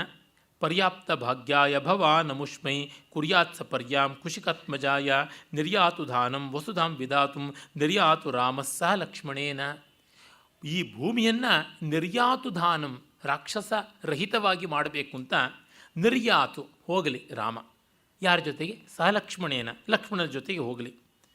ಯಾಕೆ? ನಿನಗಿವನು ಭಾಗ್ಯ. ರಾಜರ್ಷಿ, ಬ್ರಹ್ಮರ್ಷಿ, ದೇವರ್ಷಿ ಮತ್ತು ಸಪ್ತರ್ಷಿಗಳಲ್ಲಿ ಒಬ್ಬನಾದ ವಿಶ್ವಾಮಿತ್ರನ ಜೊತೆಗೆ ಹೋಗುವುದು ಪರ್ಯಾಪ್ತ ಭಾಗ್ಯ. ಹಾಗಾಗಿ ಅವನಿಗೆ ಕುರ್ಯಾತ್ ಸಪರ್ಯಾಂ, ಸೇವೆಯನ್ನು ಮಾಡಬೇಕಾದದ್ದು ಅಂತ ಅಂದುಕೊಂಡು ಹೋಗ್ತಾನೆ ರಾಮ. ಆಗ ವಿಶ್ವಾಮಿತ್ರನ ಜೊತೆಗೆ ಹೊರಟಾಗಿ ಹೇಗಿತ್ತು? ಯೋಗೇನ ಲಭ್ಯೋ ಯಃ ಪುಂಸಾಂ ಸಂಸಾರಾಪೇತ ಚೇತಸಾಂ ನಿಯೋಗೇನ ಪಿತುಸ್ಸೋಯಂ ರಾಮ ಕೌಶಿಕಮನ್ವಗಾತ್. ಯಾವನು ಈ ಸಂಸಾರ ಬಂಧನಗಳನ್ನು ದಾಟಿದವರಿಗೆ ಯೋಗ ಮಾರ್ಗದಿಂದ ಮಾತ್ರ ಗೋಚರವಾಗ್ತಾನೋ ಅಂಥ ರಾಮ ಸಂಸಾರ ಅಪೇತ ಚೇತಸಾಂ, ಈ ಜಗತ್ತನ್ನು ಮೀರಬಲ್ಲ ಸ್ಥಿತಿ ಯಾರುಂಟೋ, ಅರ್ಥಕಾಮಗಳನ್ನು ಮೀರಿದ ದೃಷ್ಟಿ ಯಾರಿಗುಂಟೋ ಅವರಿಗೆ ಯೋಗದಲ್ಲಿ ಸಿಗುವನು. ಯೋಗೇನ, ಪುಣ್ಯದಿಂದ, ಧ್ಯಾನದಿಂದ, ತಪಸ್ಸಿನಿಂದ ಸಿಗುವಂಥವನು. ಪಿತುರ್ನಿಯೋಗೇನ, ತಂದೆಯ ನಿಯೋಗದಿಂದ ರಾಮ ಕೌಶಿಕನ ಹಿಂದೆ ಹೋದ ಅಂತ. ನಾವು ಯಾರ ಹಿಂದೆ ಯೋಗದಿಂದ ಹೋಗಬೇಕೋ ಅವನ ನಿಯೋಗದಿಂದ ವಿಶ್ವಾಮಿತ್ರನ ಹಿಂದೆ ಹೋದ ಅಂತ. ಈ ರೀತಿಯಾದ ತುಂಬ ಸೊಗಸಾಗಿರ್ತಕ್ಕಂಥ ಚಮತ್ಕಾರಗಳನ್ನು ಮಾಡ್ತಾನೆ. ತತ್ರ ತತ್ರ ಪರಿತ್ರಾತುಂ ವಿಶ್ವಾಮಿತ್ರೋ ಮಹಾಮುನಿ ಸೌಮಿತ್ರ ಸಹಿತಂ ರಾಮಂ ನಯಮವೋಚತ ದಾರಿನಲ್ಲಿ ಹೇಳ್ತಾನೆ. ಬೇರೆ ಬೇರೆ ಕಥೆಗಳನ್ನೆಲ್ಲ ಹೇಳ್ತಾನೆ. ಬಲೇನ ತಪಸ ಲಬ್ಧೆ ಬಲೇತ್ಯತಿ ಬಲೇತಿ ಚ ವಿದ್ಯೇತೆ ಮಮಕ ಕುಸ್ತ ವಿದ್ಯೆ ತೇ ವಿತರಾಮಿತೆ.